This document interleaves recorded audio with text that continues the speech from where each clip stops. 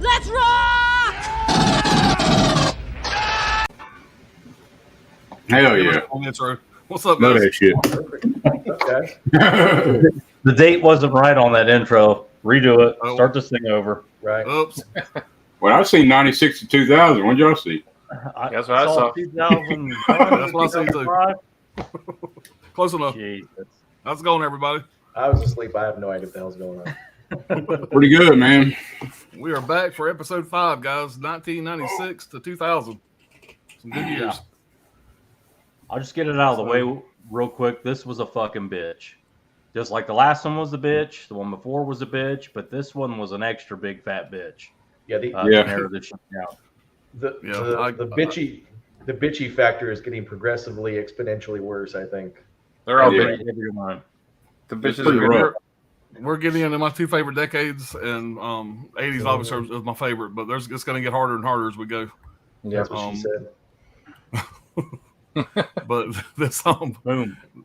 I went through a lot of movies these last couple of weeks getting ready for this. I'm pretty happy with what I landed on. I think I got the order right. So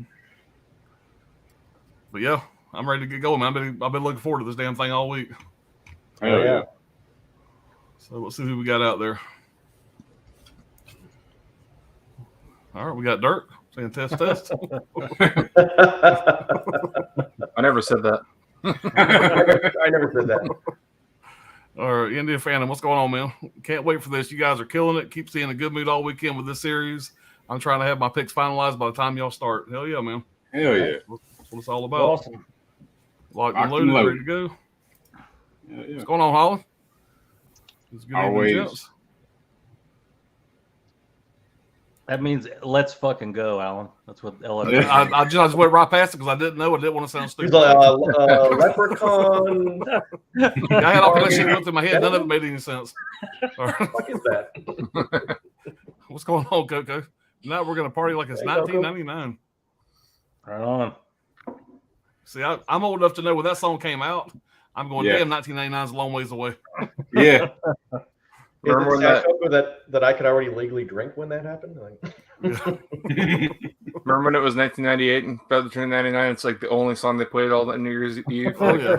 Let's get our full use out of this while we can. Shit, my laptop is still stamped cleared for Y2K. Yeah. That's an old ass laptop. You might be time to upgrade. Hey, it's got 1 RAM. Was it got Windows 95 or Windows NT on there? Windows 95. Right. Yeah. You can sell it to me when you're done with it. Apparently, I got a horrible taste in laptops. so Alan tells me. Yeah, Samsung makes great laptops. How's your gateway laptop working out for you, Brad? It's real good. It's one of those old Apple laptops where it's upside down. It's so fucking old. Narcissist Eubanks, what's going on? What's up? Let's go. Snacks and drinks. Good deal. Ken Carlson saying, hey. Joe Joker, what's going on, man? What's happening, everybody? There's Ken. What's going on, buddy? What's up, Pops? He gets to talk about Armageddon now. You don't know that for sure. Nobody knows that for sure. What? He changed his mind on it. I got a suspicion that may be mentioned tonight. Holland Hope says the last one was hard. This one was harder. The next few will be rough. Oh, yeah. Yeah. I think the rest out. Yeah. Chris says, Eve, I hope we're doing good tonight. Yep, doing good here. Yeah, man. Chris, my number one of this list is my favorite of all time, in my opinion, anyway. Okay. Let us know what that is later on. Yeah. Ken says, my favorites from 96 to 2000 is Boogie Nights, A Simple Plan, Jackie Brown, Fight Club, and Nurse Betty. Uh-oh. Okay. Nice. Ken says 1997 was a killer year. Yeah, it was. Monkey says Independence Day and Twister are my top 2 of 96. There's some good ones. Oh, yeah. And he says, going to be a rough ride. Took me a while to get it, but I think I have the list. What's going on, Craig? I hope Scream made all of your list. You'll see. Mohammed El Sini. My favorite movies from this time are American History X, Arlington Road, Very Bad Things, He Got Game, and Remember the Titans. Good ones. Yes, Yeah, no doubt. Good flicks in there, man. Yes, some of my other phases, Fargo and the others. I love Fargo. Oh, yeah. Chris says Independence Day for sure. Gizmo, what's going on, man? Jerry Maguire, Train Spotting, Boogie Nights, Saving Private Ryan, and The Green Mile. There, show is over. Gus saying, hey, everybody, what's going on, Gus? Super excited. First time being able to catch you all live. Appreciate you being here, man. Al Rocks, that's Allison. She made the Brian Goes Blue and Coco 2 plaque behind. Oh, nice. Okay. The convention. Cool. So, that's awesome. Yeah. Cool. That's awesome. She's been sending me her top 5 picks every time we do a stream through messengers here. So that's cool. Pretty cool. So she's got her picks with me. Damn, we already got the spam box here. That was fast. And you got rid of them. Yeah. I don't know. Chris, this should be a very good list here. I told them where I was going to be. They should show up. I'll say Brad's on one of those clamshell laptops from the same time period as this top 5. Right. Basically. Hey, Joel, Dad, I'm here. Appreciate being here. Youngin, son, whatever you want to call you. Chris, he says, my favorite movie of all time is Gladiator. Russell Crowe, directed by Ridley Scott, Academy Award winner, best director, came out in 2000. It's a good one. Good movie. Yeah. And he says the Oscars didn't get it right one time from 96 to 2000, in my opinion. Yeah. Many times they don't. They shit the bed on that a lot. Yeah. All right, Gizmo, I always go through Pop's update videos and do my own breakdown. Well, I appreciate it, Gizmo. Appreciate you being here, man. Oh, yeah. All right, guys. We are caught up in the chat, and it's time to get this ball rolling with our number 5 pick. And Brad, you drew the short straw. You get to go first. Yeah. I can just change it. I can change the order now. I can prove it. It was a bitch getting these like the bottom three organized. I mean, I kept moving them around, so they're interchangeable. But this is a movie from 1997. It's a David Fincher movie. It's The Game. Oh yeah. And Hell yeah. It says a Criterion release.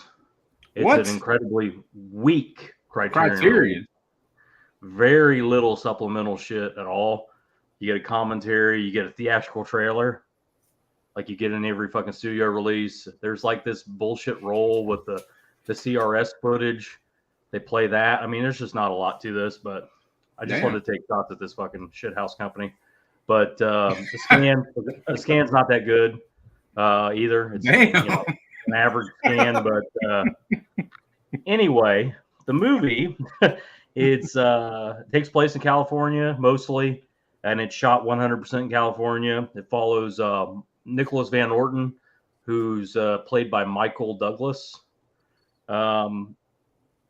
It's the week of his 48th birthday, and that's important. And this comes out very early on because that is the exact age that his father committed suicide. So he's already kind of, blasé about the whole thing to begin with. But he's an investment banker with, obvious wealth. He lives in a huge estate in San Francisco, huge, and San Francisco property that doesn't go together. I mean, it's like $100 million piece of property. So he's obviously rich. And his brother comes back into town. It's like his brother's like this perennial fuck up, always just fresh out of rehab. And he gives him a gift. It's odd seeing him. They're not close. He gives him a gift, and it's a kind of what it is it's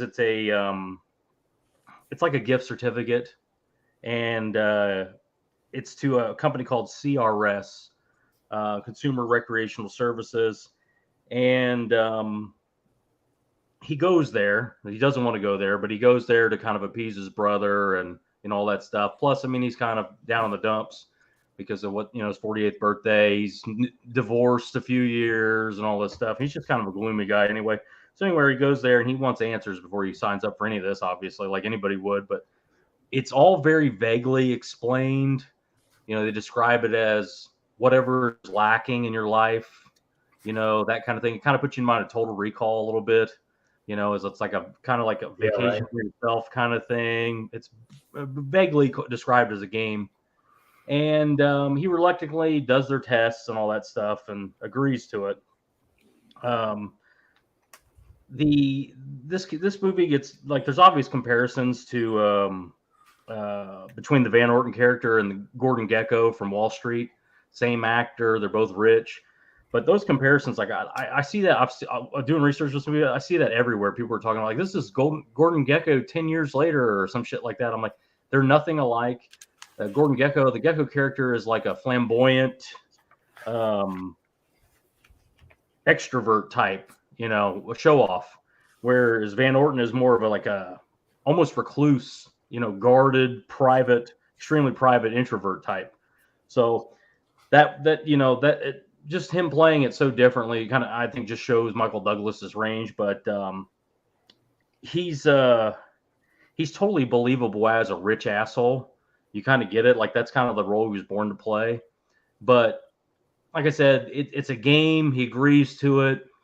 And it's a big mystery, this movie. It's a David Fincher movie, so they're all mysteries. So I can't really talk too much about the plot. But it obviously... It goes back and forth whether this is the game. Is it the game? Because he gets a call and says he was not qualified to participate in the game for health reasons or whatever reasons. They give him a battery test. So you're just trying to figure out if the game's going. It's not. It's coincidence. His brother, who just showed up out of the blue, is trying to screw him over.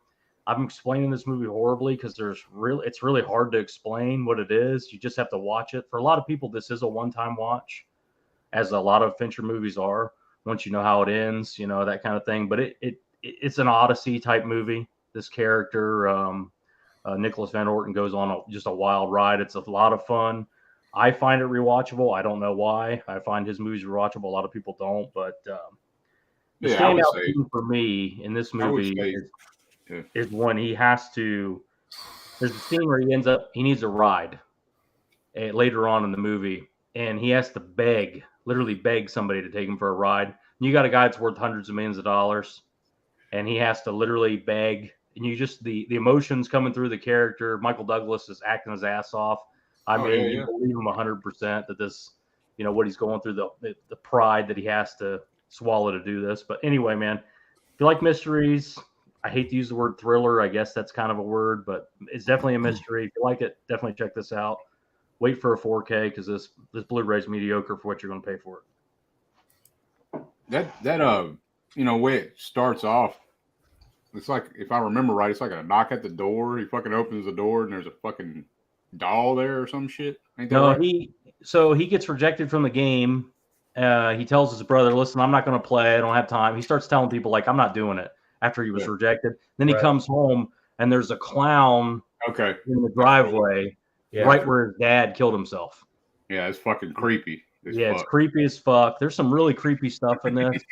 But like I said, it's so easy to spoil it. Right.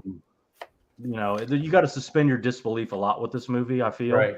But it is a lot of fun. That's seeing that at the beginning though just sucked me right in. I remember first time seeing it, I was like, "Fuck yeah, this is going to be a trip." It was definitely one of those rare movies where you're like, "I have no idea where the fuck this is going." Yeah, it's a very unique movie too. It's different. It's real hard to explain, Brad. You're right, especially without spoiling it. Yeah. Once you see it, it's considered. A lot of people consider it Fincher's worst. I mean, I would disagree with that. No, it's definitely not. Definitely not his worst. No. Yeah, but it may be his least rewatchable. I guess I agree with that because once you've seen it, you've seen it. But I've seen it several times, man. Yeah, it's been a while, but I like what he did there. Like I said, it's similar to the Gordon Gekko character, but he's totally different than Gordon Gekko. It's a totally different deal altogether. Yeah, solid pick. Yeah, man. Good way to start it off. I was just gonna say, great kickoff. All right, Brian, what you got, bud? All right. Well, this is I don't know if you guys have even heard of this movie. This stars Vincent Gallo and Christina Ricci, and it's Buffalo 66. Oh yeah. Oh, yeah, definitely. That's a great movie. Yeah. One of my favorites in the 90s for sure. Or I think 90s or 2000 or something.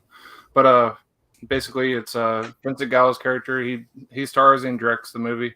Basically, he does the whole most of it himself. But he's just getting out of prison because he took the fall for his bookie on a big Buffalo Bills game. So he's getting out of prison.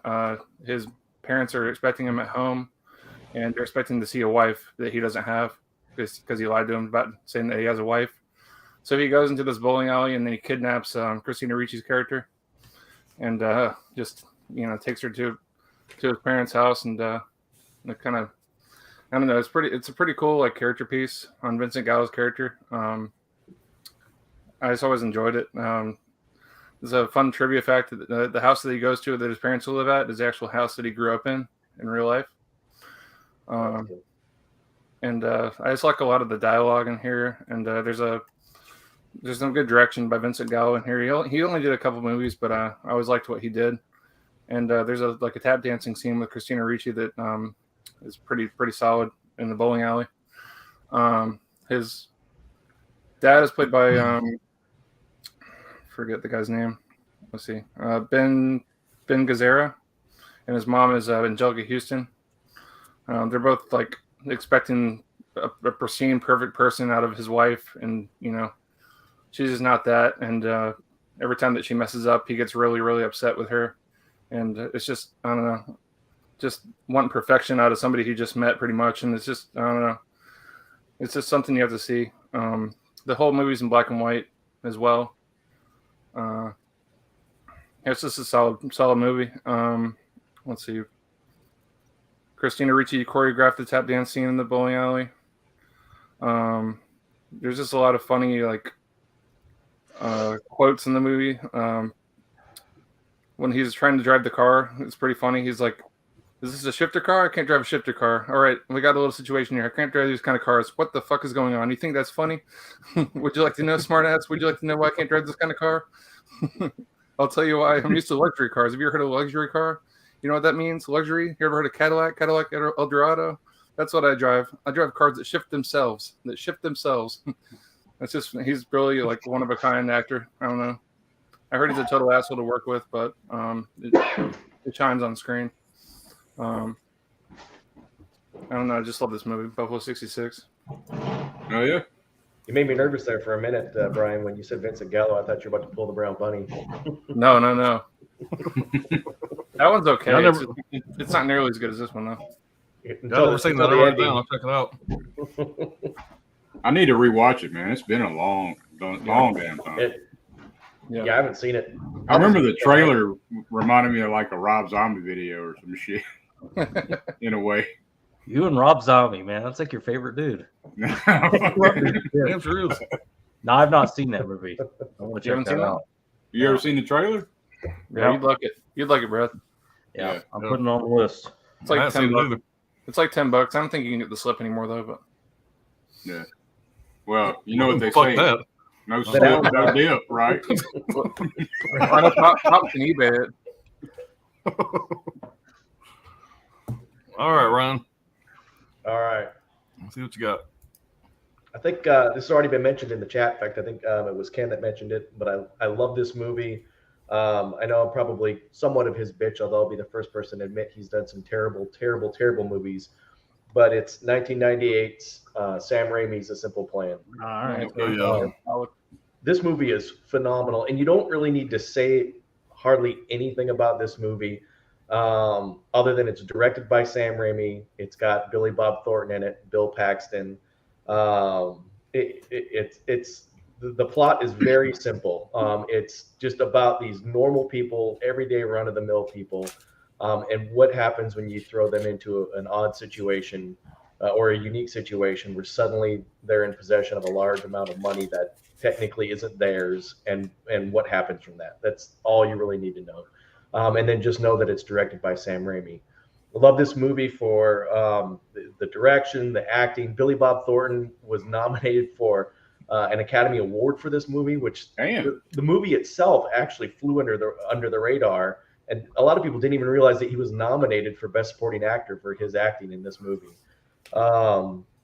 It's crazy because both Bill Paxton and then the other guy that's in this movie, his name is Brett Briscoe, both died in 2017 together. The other reason I love this movie is this movie was basically made in my backyard. I'm from as far north as you can get in Michigan on Lake Superior, where we average winter about 13 months out of the year, about 300 inches of snow a year, which is no exaggeration, actually. And when they were filming this movie, they were filming it in Minnesota originally, not far from where the Coen brothers had filmed Fargo. In fact, Sam Raimi and the Coen brothers were really good friends, and he actually went to the Coen brothers about how do you film in the wintertime. And so it's weird because Sam Raimi's got a very unique directing style, but when you watch this movie, it has a very huge Coen brothers vibe to it, which is very strange, and now it makes sense. But when they couldn't find enough snow in Minnesota, they had to go further north to film, and actually ended up not far from where I grew up. And when you watch this movie, you feel cold watching this movie. And you just get this, it's got very much that gray winter, no sunlight, Midwestern vibe. And it just, that environment and the cinematography of that movie totally plays into the plot. If you've never seen it, I highly, highly, highly recommend it. Just a great flick all around. You won't be disappointed. You could call it a mystery, you could call it a thriller, you could call it a drama. It pretty much hits all genres. It's a good flick. Check it out. Anytime you have a big bag of money, it's a crime film. Yeah. You got me. Right? You got me right there. This is very vague. It's not a spoiler. The one thing I remember about that movie, I rented from a video store back in the day, is there's a shotgun blast where somebody gets blown away with a shotgun. And it's like it's a holy shit moment. Yeah. Yep. What's crazy is this Bill Paxton plays a dude that's got a regular job. He's just working at like a mill doing regular work, and his boss is actually his father in real life. And he had no idea that his dad was going to be in the movie. His dad had separately approached Sam Raimi, not knowing what was being filmed in the past, and said, listen, I've always really I love your movies. I love your directing. I always want to be in one of your movies someday. So Sam Raimi cast his father in the movie, and Bill Paxton never even knew it. They showed up on the set at the same time, had no idea that each other one was in the movie. Damn. Yeah, it's an That's a hell of a unusual thing, man. I role forgot for Billy about that. Bob Thornton too. Like it's It was a very strange role for Billy, especially pre-Sling Blade sort of days. Yeah. Oh yeah.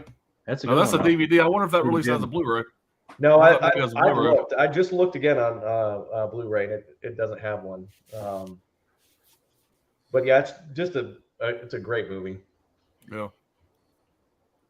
It's a good That's pick. a hell of a pick, man. Real hidden Oh, yeah. gem. I wrote that one down too. I want to rewatch that. Ain't seen that in years. Yeah, I got it wrote down. Imprint put out the gift. They should put out Simple Plan too. Because I don't know. Exactly. I think I might have seen it, but it's not that cover, like Billy Bob's wearing a hat. That looks familiar, but That's yeah, definitely an imprint style, Brian. That Oh, yeah, definitely no doubt. would be an imprint release. Now, Brad, you know how that shit works. We mention it. 2 days later, they announce it. It's actually creepy as hell. All right, Dirk, you're up. Buddy. What you got? all right, man. Well, where we're going, we don't need eyes.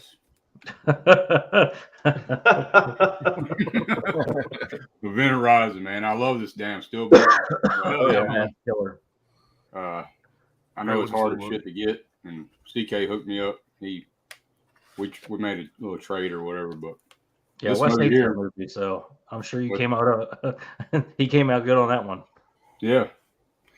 But man, it's definitely among my favorite sci-fi horror films of all time. Sam Neill kills this role. Hell yeah. It's like a mix of The Shining, Hellraiser, and Alien, I would say, because of the isolation. Only because of the isolation part. But the whole cast is good, man. It's just first time I seen it, it just stuck with me, and I constantly kept thinking about it. I was like, damn, man, this shit's like, I don't know. I've watched it a lot, you know. Yeah. In my personal opinion, if you've never seen it, the best experience would be to cut the lights off, turn your damn cell phone off, don't look at that shit, and watch that shit alone. Send your girlfriend home. Yeah. But yeah, I already mentioned one of the quotes, but the other quote that I liked is Fishburne's. He's as soon as they go in there, he's like, "This place is a tomb," you know, like just sets the whole shit, man. It's but Paul W.S. Anderson directed it. The standouts to me would be Lawrence Fishburne as Miller, Weir, definitely Sam Neill, Peters as Kathleen Quinlan, been in a ton of shit. Probably my favorite role from her would be Twilight Zone as a teacher. But you got Cooper, Richard Jones, and then Stark, Jolie Richardson. But yeah, man, if you've never seen Event Horizon, I don't know what the hell you're doing. I know CK hates the shit out of Sam Neill, but I think he's a I like badass. Sam Neill. I think he's great in that movie. Oh Yeah. yeah. But yeah, check it out, man. That's my number 5. That's good, man. I love yeah, that man. movie. I remember the first time I saw that. What year did that come out? 97. Yeah, 97. I was 12 years old, and I saw it with my grandfather in the theater. Man, that was a fucking trip. Yeah, Yeah. man. It's What's the line he says when they're trying to translate the audio that they find? He's like, I thought it's Latin. I thought they were saying save us, but what they're saying is save yourself from hell. Yeah. Save Yeah. yourself from hell. Yeah, Yeah. And the visuals are so good in that movie. I mean, with They the hold up, gravity man. drive and all that shit. Mhm. Like, I don't know anything about any of that. It's like, I believe it. Sure, that thing works. Yeah. Whatever the hell that is. the early CG, it was pretty decent in that Yeah. too. I All mean, the- it all still the- holds up pretty decent. Yeah, all the shit that they're doing, and whenever they find that camera footage is insane. Yeah. Crazy shit. But I One love of the the Lawrence Fishburne stuff. When Lawrence Fishburne is like the most real person ever in that situation. He's just like, we're getting the fuck out of here. Yeah, I'm done with this. We're gone. Now, how's But I that mean- 4K look? I got the 4K from Scream, but I haven't watched it yet. oh, it's fucking awesome, man. And it's got, it's got Dolby Atmos on it. Yeah, Was that a 4K with screen? Was that a Blu-ray? It was a Blu-ray, but it's a 4K Blu-ray, okay. scan. Okay, Looks amazing. So. Start thinking about it. Yeah, I need to grab that steelbook because I know it's not easy to find. No, it's not. And Like, I've seen Ron says, "Oh, you made the shit out of it."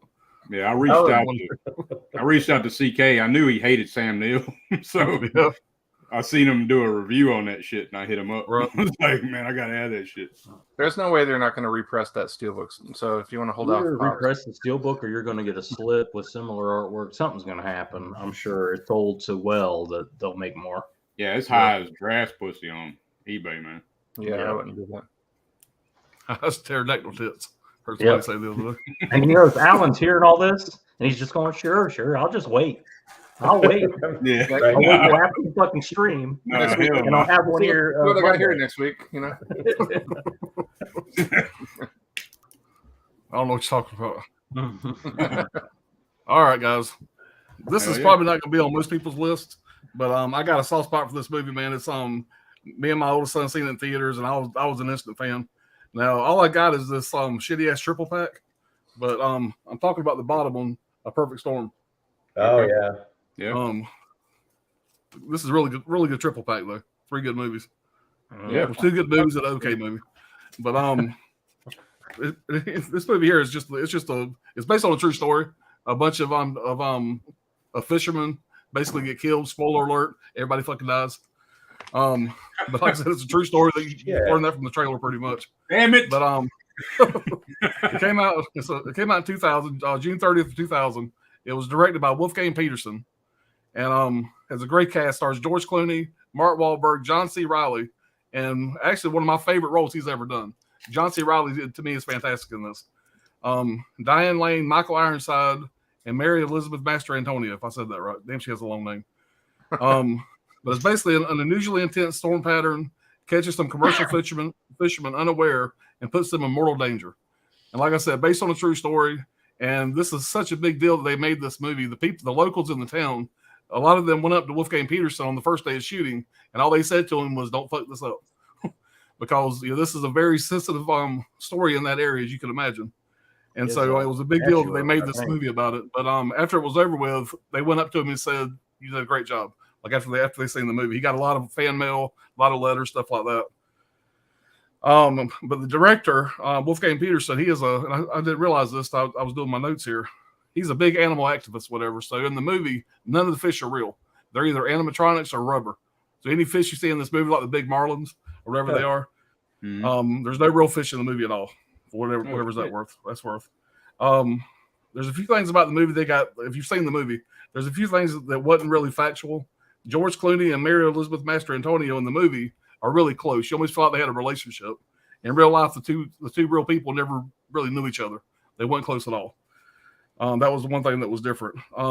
Mary Elizabeth, she starred in The Abyss, and James Cameron. Thank you, James Cameron movie. And she said after making that movie, she would never make another movie that was on water or based on water. So, but luckily, every one of her scenes were filmed on land. She didn't have to film anything out in the water, so that worked out for her. If you guys seen the movie, one of my favorite characters in the movie is Bugsy, and Bugsy is played by I wrote his name down, by John Hawkes. John Hawkes, you may know him from Dusk Till Dawn. He's the guy in the very opening scene from Dusk Till Dawn. He's the store owner that gets burned up in the popcorn. He's good in everything, man. But he's absolutely fantastic in this movie. You feel for this guy. He's kind of just a lonely, sad sack. Everybody else has got somebody waiting for him, somebody that sees him off, and he's always the one guy that's always kind of by himself. My favorite part of the movie is he basically runs into this girl named Irene in the bar, and he's desperate as hell. He's really throwing some moves on her, and she ends up having a drink with him. When she comes to see him off where he leaves, and so that was like a big deal for him. And so that was a really cool part of the movie. And my favorite part of the movie, and like I said, this is no spoilers. Everybody knows when you see this movie that everybody dies. When the boat's going down, John C. Reilly, the last thing he says, he's got a son, by the way. He's got an ex-wife and a son. Son's maybe 8 years old. And the last thing he says for the water, he goes down into the water, is this is going to be hard on my son. And then, there he goes. That's what the last thing he said was just he made the line, this is going to be hard on my son. And it's just a really heart-wrenching moment. Michael Ironside looks so much like the guy he's playing. The locals in the town came up to him thinking that it was the real guy. So they really landed the casting there. But the movie had a budget of $140 million. It made $182 million. It made its money back, but didn't really kill it. But it did make $320 million worldwide. But if you haven't seen the movie, it's really worth seeing. Everybody just acts their ass off in this movie. I thought it was cast very well. It's one of my favorites with George Clooney in it. There's just I don't know. I can watch the movie a couple times a year, never get tired of it. So it definitely had to make my top 5. Oh yeah. Oh yeah. Great pick, man. Yeah. I love that movie. Got me very interested in the business behind fishing, because that Michael Ironside explains how the money works. It's like 50% right off the top goes to me because I own the boat, and then whatever crumbs are left over after the bait and everything that you bait use, tackle, it's like you get nothing basically. And these guys, they my kind of their ass off for pennies, So, yeah, I love that kind of tough way to make a living. People to get on them fucking boats. It'd be great. Yeah. Yeah, there's a big statue. There's a big statue in Gloucester of dedicated to all the lost fishermen, but I think it's fairly new. I mean, it's not like I drove by it. It's a huge fucking statue. Right. So I imagine it was commissioned after that disaster. But I ain't gonna say the movie flew under the radar, but you don't hear a whole lot of people talk about it anymore. It's kind of fallen off of it. Yeah. And it really holds up. I watched it for the stream, and it really holds up. I haven't heard about it in a while, so you're right about that. All right, we'll catch up with the chat, guys, and we'll move on to our next round here. What's going on, Anthony? Appreciate you being here, buddy. Hi, Anthony. Hi, Anthony. Always saying hey to Anthony. Everybody saying hey. What the fuck is a Criterion, Brad? Yeah, exactly. Forget I said it. Chris says, I love David Fincher films. Monkey says, to Chris, my favorite spooky film of Ridley Scott is Hannibal. He did Hannibal? Yeah, he did Hannibal.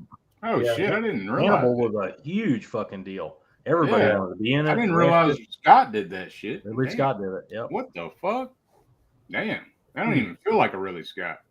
Mm-hmm. To me, it don't. I don't know. Babe Pig in the City should be number 1, the first film about Harvey Weinstein. Directed by George Miller, too. Yeah, George Miller did that. Right. That blows my fucking mind, man. That's crazy. Very nice minds, Alien. All right, Joe Joker says, I am screenshotting this now, Brad, holding up a Criterion. Holy shit. That's the best release of the game, which isn't saying shit. There's a studio release that's dog shit. There's a DVD that's dog shit. This is a slight improvement. So, and it's not a very good, as far as Criterion goes, they're overrated. They're overpriced. This is a lower tier Criterion. That's an older Criterion Blu-ray, by the way. Usually they have significantly more features. Yeah, than this one does. Is that getting a 4K?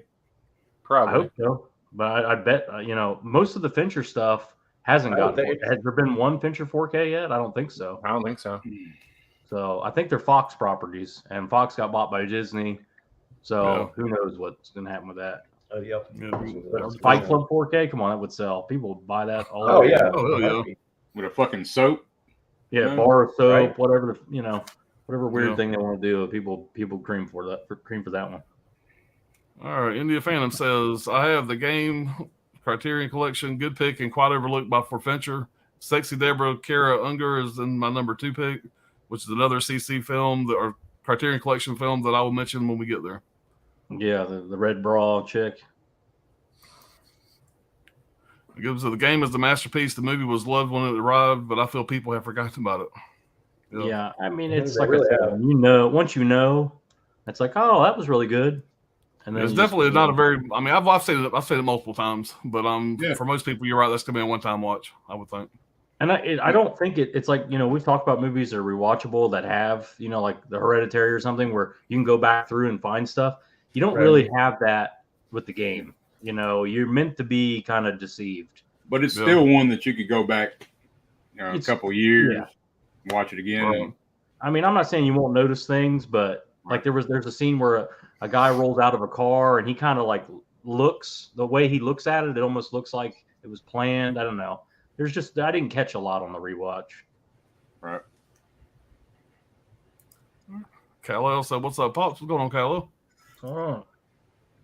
Monkey says, I could watch Ellen Louise Ripley any day or night. Great pick.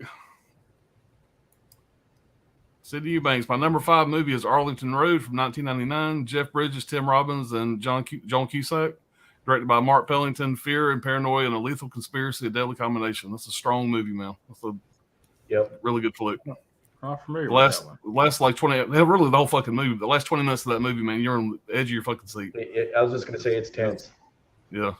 Yeah, check that out, Brad. That's good. Yeah. Yeah, bro, that's right up your fucking alley, man. You'd like that, I think. Chris C says Criterion needs to get some anime in their collection, in my opinion. I'm not a big anime fan, but I could see people wanting that. You know, Yeah. Probably do a good job with it. Sidney Eubanks says the game is pretty good. Muhammad said the 90s had the best thrillers. They had a bunch of good ones. It was the decade of the sex thriller. Yeah. Yeah. That. Yep. A lot of banging, a lot of murdering, a lot of tranny stuff, Yep. a lot of weird Psychological shit sex. Pushing the limits there. People in drag, you know, a lot of Wait crazy stuff a going minute. on. Wait, what'd you say?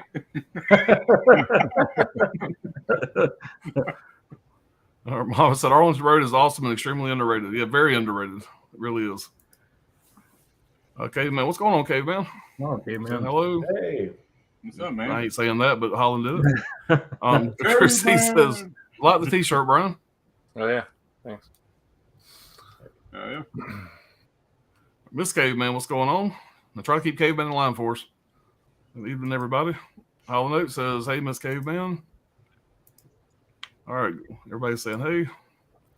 All right, Gizmo, Christina Ricci is my age. So when I was around 17 and 18 when this film was released, I remember I loved her and the white dress in it, but it is black and white. Yeah, it is. But is it black and white? Yep. Indian Phantom says, "Oh yeah, Buffalo 60." Sorry, Buffalo 66 is on my list of the runner-ups. My number 6. The movie isn't in black and white though. It's super grainy and muted though. Oh yeah. I have a pic with Gallo that looks just like the poster. Yeah, it is. I guess it is muted color. Yeah, I was thinking it was black and white. It's been a while. And it says he made Gallo twice. Oh, cool. That's cool. Smack that like button. Appreciate it, Caveman. Yeah, definitely. Sidney Eubanks says, A Simple Plan is really good. I just finished watching it. Good timing.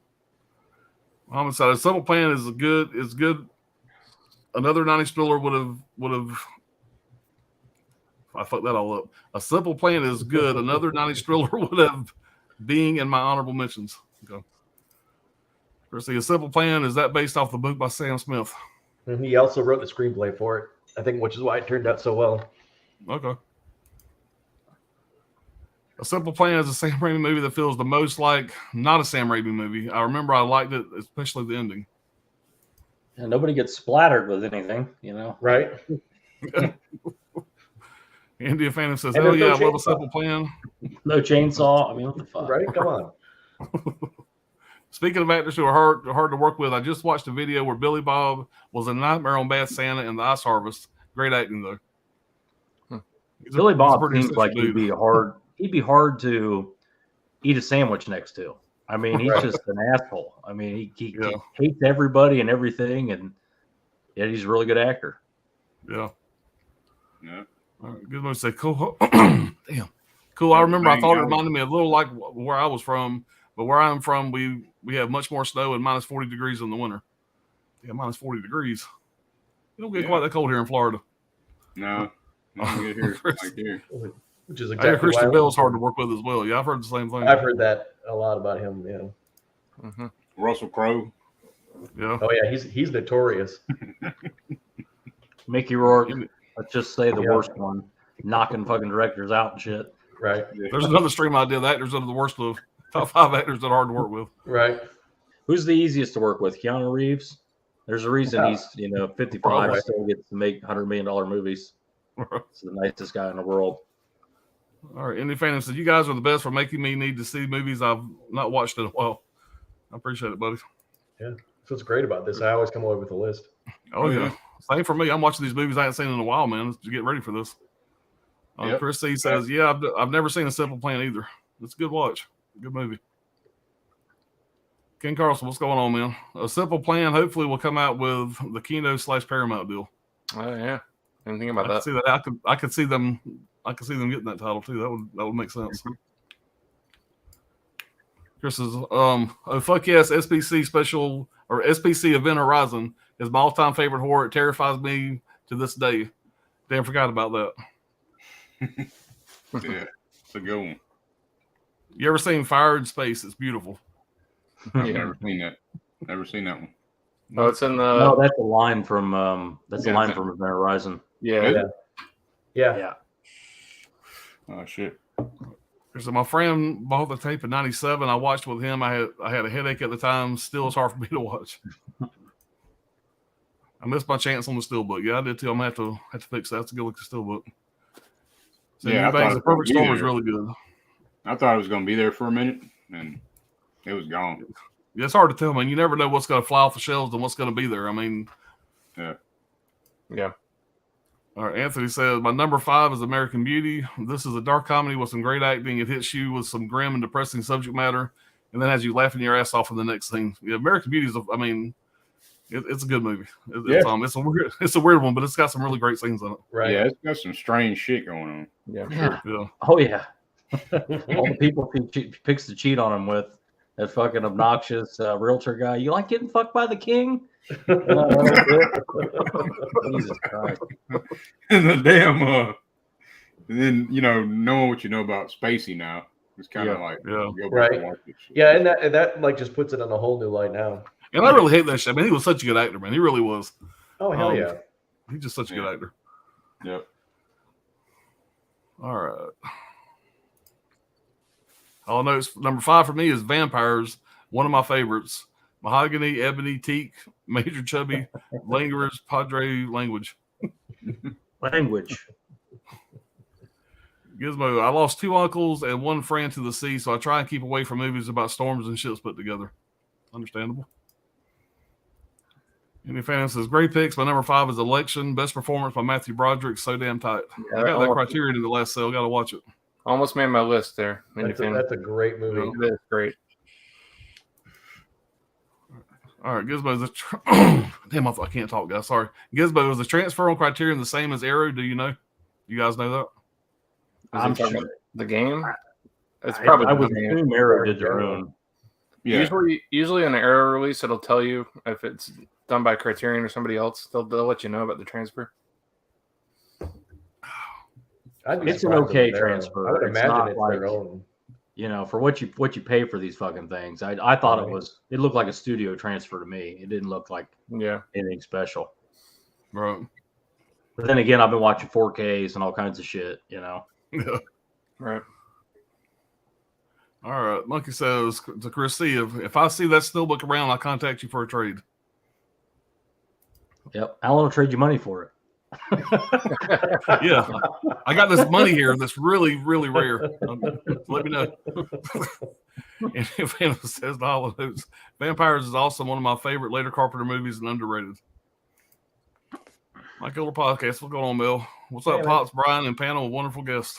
What's up? Appreciate you stopping by.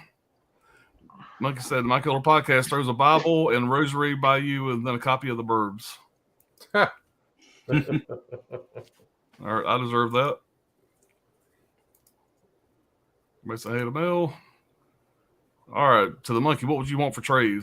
All right, guys, we are a live stream of eBay shit going on. Right, What kind of trade? Let's know what y'all work out. I'm curious. It's an auction now. It's become an auction. 4K auction house? Yeah, that's what I was going to say. We get 10%. 10% goes to the fucking house. My Killer Podcast. Holland, how you doing? Muhammad says, I got 3 fish a day from the sea. Good deal. All right. Our Holland Oak says, settling in for a 5-hour stream. Yeah. I don't know. I think we're making good time. Yeah. Hey, we're moving right along, guys. We're still in the first hour. Fix to start our second pick. Hour. Yeah, One right. pick. I was just going to say we're under 1 hour and 1 pick. We're doing good. Damn it. Hey, Mel, by the way, no slip, no dip. Dang, I should have made some popcorn. Yeah, we'll be here for a while. You got time. Right. All right, guys. We're going to move on to our number 2 pick. All right, Brad. Or number 4 pick, I guess. Brad, what you got, buddy? Well, so the movie made in 2000. Movie I've been watching for 23 years, I guess. But it's directed by written and directed by Christopher McQuarrie. He's done a lot of stuff, numerous Tom Cruise movies, but it's Way of the Gun. Oh yeah. This is an old Blu-ray. It's all fucked up. Hey man, you got a slip on that. Yeah, no slip. I don't even know if slips were a thing back then, but it's an old piece of shit Blu-ray. It doesn't have a whole lot of supplementals, but this movie, it takes place in Utah. It's shot 100% in Utah. Well, it takes place mostly in Utah. But it's Benicio del Toro, Ryan Philippi, and James Caan as Sarno as the standout. But it's a crime movie. It's got the typical matter-of-fact crime dialogue to it. Yeah, okay. So Benicio del Toro plays Longbaugh, and Ryan Phillippe plays Parker. They that's like their crime names they go by. But I'm going to read the opening monologue from. There's an early scene that they put in it. The first scene in the movie is like them standing outside a nightclub, getting their shit kicked in by like this redheaded ginger, like with an afro, and Sarah Silverman, and like a gang of people that never made sense to me. I don't know what the point of that is, but like I guess it's a story. This guy's only directed, I think, a few movies. It's a story from the director's past, something that really happened, and for some reason you want to put that in. They could have just fucking washed that out. But after that stupid scene, that makes no sense.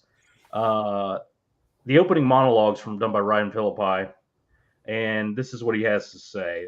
He says, "There's a natural order, the way things are meant to be. It says that the good guys always win, that you die when it's your time or you have it coming. That the ending is always happy, if only for someone else. Now, at some point, it became clear to us that our path had been chosen and we had nothing to offer the world, our options narrowing down to petty crime or minimum wage. So we stepped out off the beaten path and went looking for a fortune that we knew was looking for us. Once off the path, you do what you have to do so you can eat and keep moving. You don't blow your ghost of a chance with nickel and dime. No possessions, no comforts. Need is the ultimate monkey. A pint of blood can fetch you a few bucks. A shot of cum, $3,000. I always thought that was interesting the way he said that. Wow. You keep your life simple. You can literally self-sustain. So you get from the get-go. These are bandits. They're traveling across the country. They're trying to, just trying to make their way, doing like petty scores. I don't know where you're selling cum for $3,000, but no shit. I need to know immediately. Thoroughbred Asking for a friend. But the movie follows this Longbaugh and Parker, who are low-level lifelong bandits, and they stumble across a once in a lifetime type score involving a pregnant woman who's a surrogate for a rich couple that can't be bothered to carry their own baby, so they just pay somebody. They overhear a phone conversation at the sperm bank saying that this woman is getting paid $1 million in cash to be a surrogate. And she has to put in like 1.5 years with these people, and she has regrets and all this stuff. So they overhear that while they're there, and they're just kind of scummy guys. That's the best way to put it. They're not particularly bright, even though it's like Pretty Boy Central with Philippi and Del Toro. They kind of scum them up pretty good.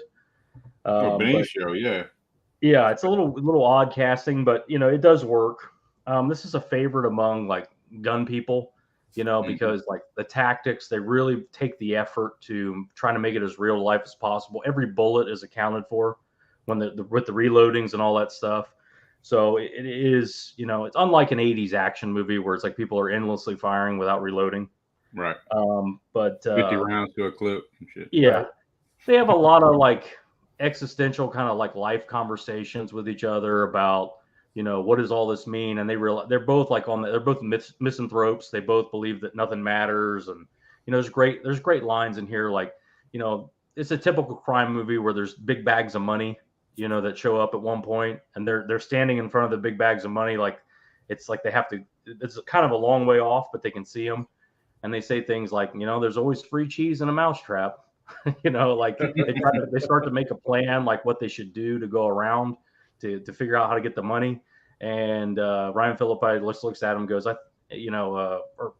Benicio del Toro says, what's the plan? Benicio del Toro says, what do you think? And Ryan Phillippe says, I think a plan is just a list of things that don't happen. And then they just go for it. They just start, running and shooting. And there's really good gunfights in this. It is a blast, but it's like I said, life is kind of meaningless to these people. They don't care who gets killed along the way. It's not as dark as I guess I'm making it sound, but like as you look back, like there's a scene where they get away and there's literally like just innocent bystanders just shot, land on the ground, and So, but the standout character in this movie, and my favorite part, is the Sarno character played by James Caan. Yeah. And he's the bag man for the family after the kidnapping takes place. So he's got to handle the money and try and fix the situation, as he would put it in the movie, adjudicate the situation. For me, it's kind of a spiritual sequel to Michael Mann's Thief. James Caan plays an eerily similar character.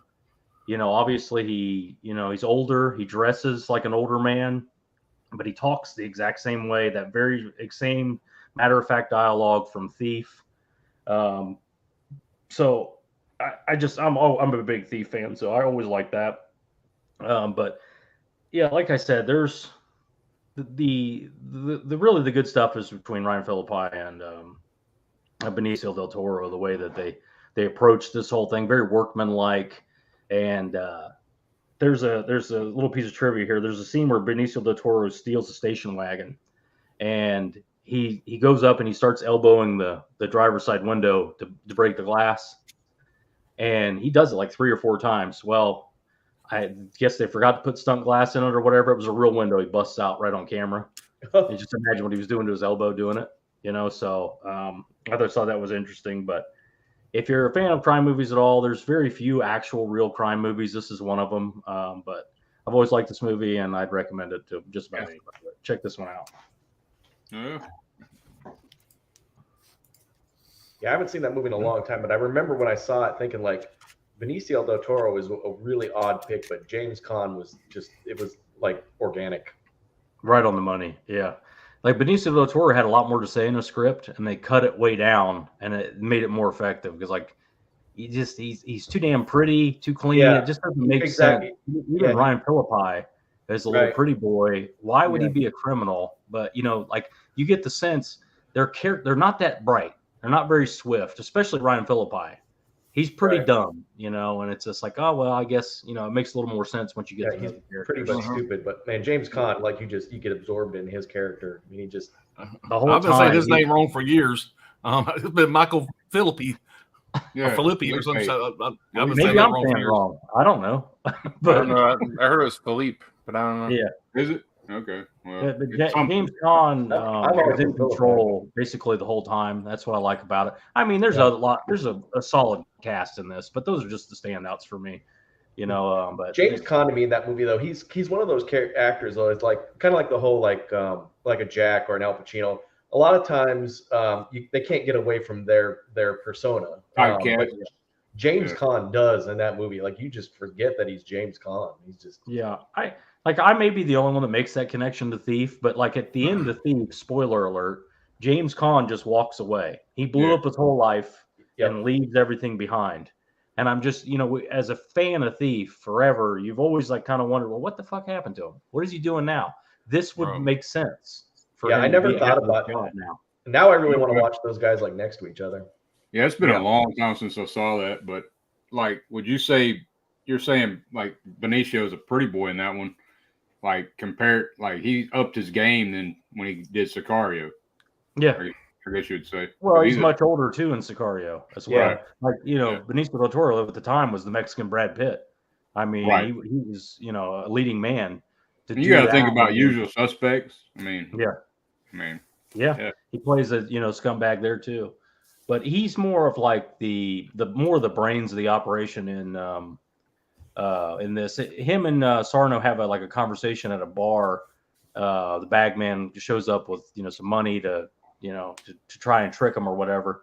And he's Sarno asks him, "Who are you? The brains of the operation, or is he the other guy?" And he goes, "I don't think this is a brains type operation. We've never done this before, and just know that we'll do whatever we have to get that money." Right. So I might check it. It's been a long damn time. yeah, Never there's down, some. never seen It's it. not a perfect movie. Like the score to me is like weird. The really weird. The score they chose is like they make it like it's almost like a Frank Darabont movie. Like you think it's like they thought it was something more than it is when it's just this grubby little crime movie. Yeah. They thought it was like this big impactful thing, and it just wasn't. It just I like it for the crime elements. I remember like watching that and not knowing if I liked it the first time, and I always remember going back to it though. I always went back to it and liked it more and more. It's Yeah, getting, I bought it on DVD. it's gonna be on the Neo Noir Volume 2 set. Yep. I wanted to mention. Oh, that. is it? Oh, I didn't know that. Alan, you've got it. It's I'll coming. write that down then. Yeah, it's coming. Yeah, it's already bought. Just waiting on it. It's pre-ordered. I'll wait for it to come in then. Yeah. All right, Brian, what you got, buddy? I got this movie from 1999. It's my favorite Matthew Lillard film. It's SLC Punk. This one is just, I think it skipped Blu-ray. It's getting a 4K soon from that Sony Pictures Classics box set. Yeah. Hopefully it gets a standalone because I don't really want to buy that big old set. But this movie takes place in 85. It's about the punk scene in 85. And Matthew Lillard's character is Steve-O, and he doesn't want to conform to anything. He doesn't. His dad wants him to go to Harvard Law School. His dad, played by Christopher McDonald's, a great character in here too. His best friend is the guy with the mohawk over here. His name's Heroin Bob. So they're just trying to take that in the system and just being punks, beating up rednecks and shit in Utah. They have to it's a bunch of funny scenes all put together here. There's like a real funny part when they have to go when they're all dressed. I mean, people think of punks and anybody dressed weird, even like the style we see at Hot Topic these days or in the 90s or whatever. They weren't used to that back in the 80s or whatever. So they have to cross the border to get beer because they don't have any like real beer in Utah. Their shit's like low alcohol content, not worth drinking or whatever. So they drive across the border or whatever, and they freak these people out at the liquor store just by him having blue hair and him having a mohawk and shit. It's a pretty funny scene. It's just really I don't know. It's just a big movie about growing up and just what you have to do, and you have to grow up and be part of the system, whether you like it or not, basically, unless you want to be just a homeless nobody.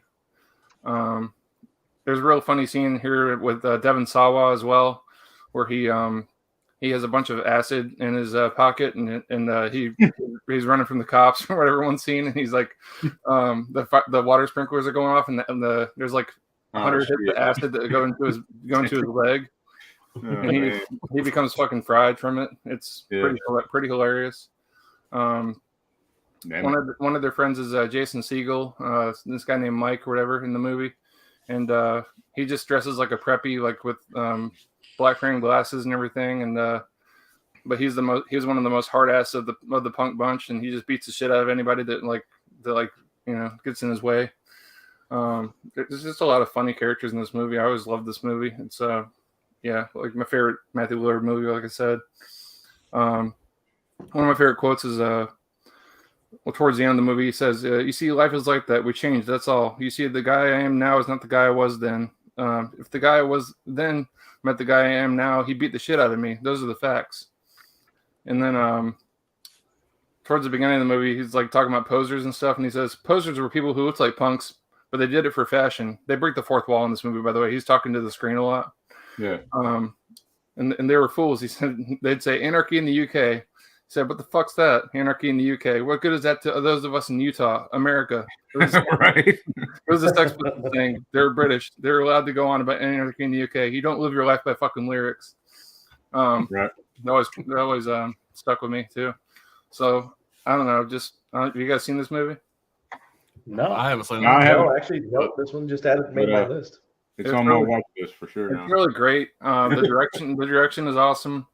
There's one part where they're trying to sink a stolen car. They steal a car in one scene, but the Great Salt Lake is buoyant, so the car floats in the fucking lake. When they're trying to sink it down in Salt Lake City, but it's just floating on top of the fucking Salt Lake. Really great movie, guys. I don't know, you guys better check this out. I remember that Yeah. shit, man. All the punks and shit. Yeah. When all that shit was going on. I seen that was in that box set. I'm not gonna get that box set, but I've heard about that movie. I just wrote it down. I'm gonna check it out. Yeah, Never seen watch it streaming or something. Yeah, as you Yeah. described it, then I remember hearing about it when it came out, but I never got around to seeing it. But now I definitely want to see it. So Yeah, Matthew Lillard. I reached out to Dirk's uncle recently, so I watched it through Dirk's totally uncle. He's a fine, pretty good guy. That's Yeah, the he'll kill it, man. best Matthew Lillard performance you'd ever see. that's why I Better love this, man. Scooby-Doo. I always get new movies. Hell yeah. Yeah, I got 3 right down so far. Yeah, I wrote it down. You got me with the anarchy shit. Yeah, Right? I'm in. I'm sold. it started out the movie just beating the shit out of rednecks. It's funny as shit. I don't know No, if I really like that sold. part, but we'll see. All right, Ryan, what you got there, buddy? All right. I always say I'm not going to do this just because I've said it before. I'm not a big, top 5 movies for me are usually not movies that are going to have $200 million budgets, just because I feel like if you've got that kind of money, then you better give me a top 5 movie. But this movie, it's one of my top 5 favorite movies, and that's Gladiator. Yeah. Cool, yeah. There's a lot of reasons. This movie just sold me on it. This is the part where I nerd out a little bit. I've got way too many fucking degrees, more than any person probably should have. But one of the things I studied in my undergraduate world was a lot of anthropology, the classics, and history. I took 6 years in college alone of Latin, and when that happens, in fact, I still have my Wheelock's Latin to this day. So obviously, Roman society, Roman culture has always been a big interest of mine. I've read tons of books. There's a real famous Roman historian. His name is Stephen Saylor. He writes fiction novels, and he tries to really stay true to what Roman society was like.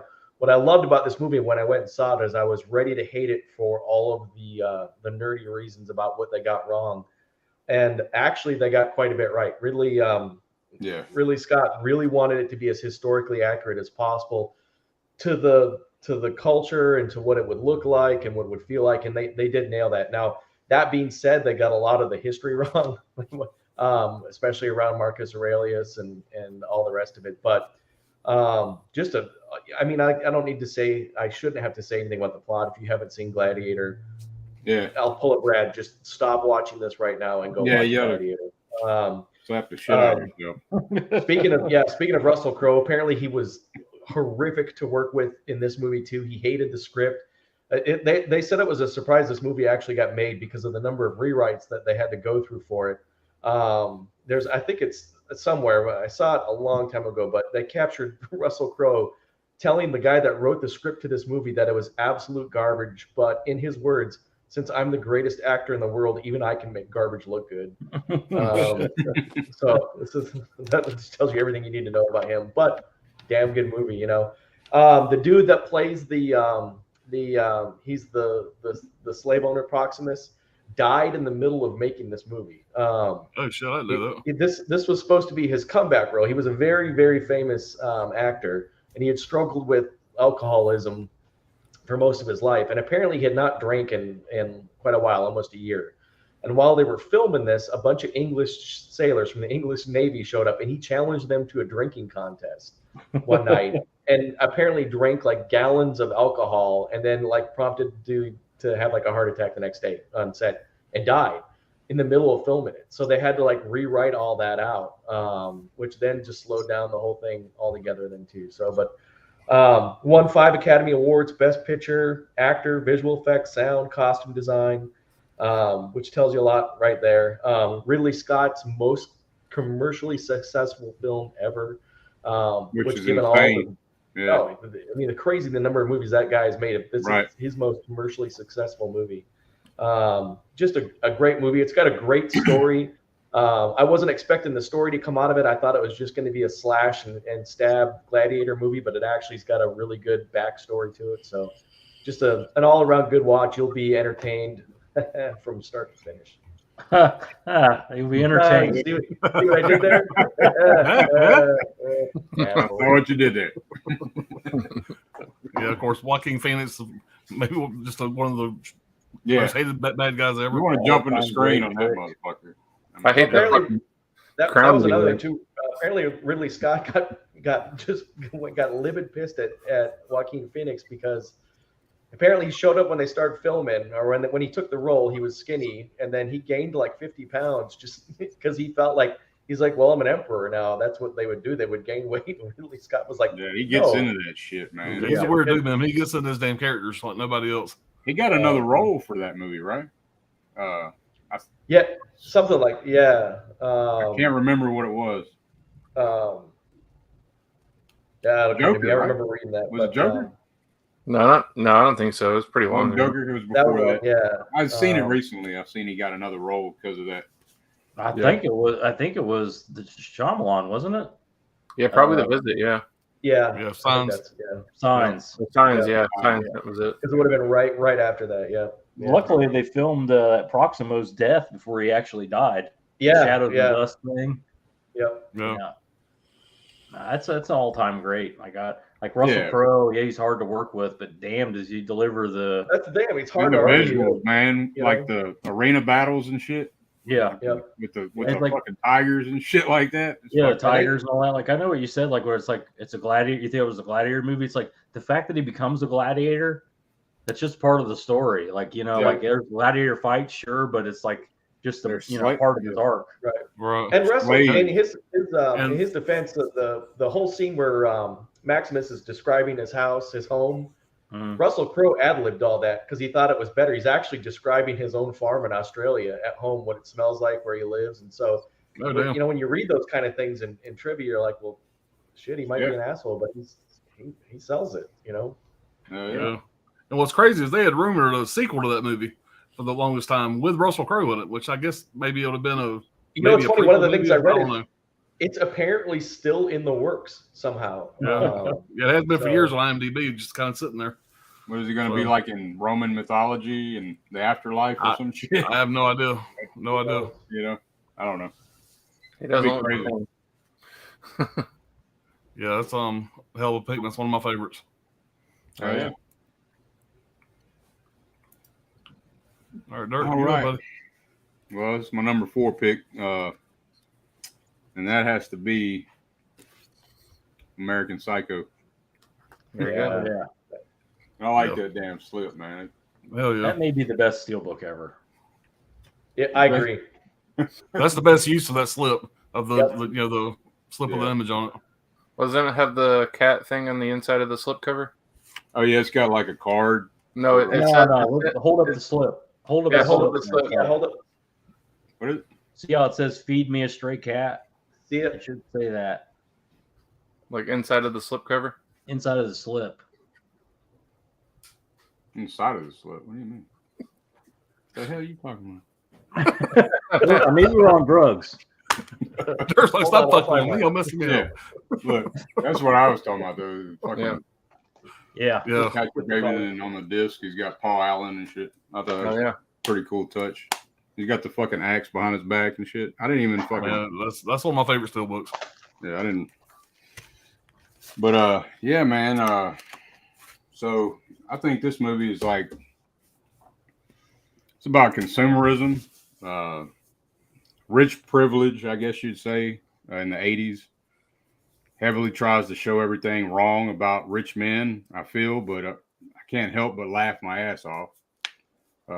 What they're trying to say, But as a man watching it, it never works. What they're trying to put out there. I don't know how y'all interpret it, but women are treated horrible. Bateman is a complete narcissist that has no emotions and only cares about his image, but he hides his psycho and eventually doesn't have to. Some of the best quotes would be I have to return some videotapes. Multiple He says times. that shit every time. Like somebody's telling him something he don't want to hear, or they're asking him a question he don't want to answer.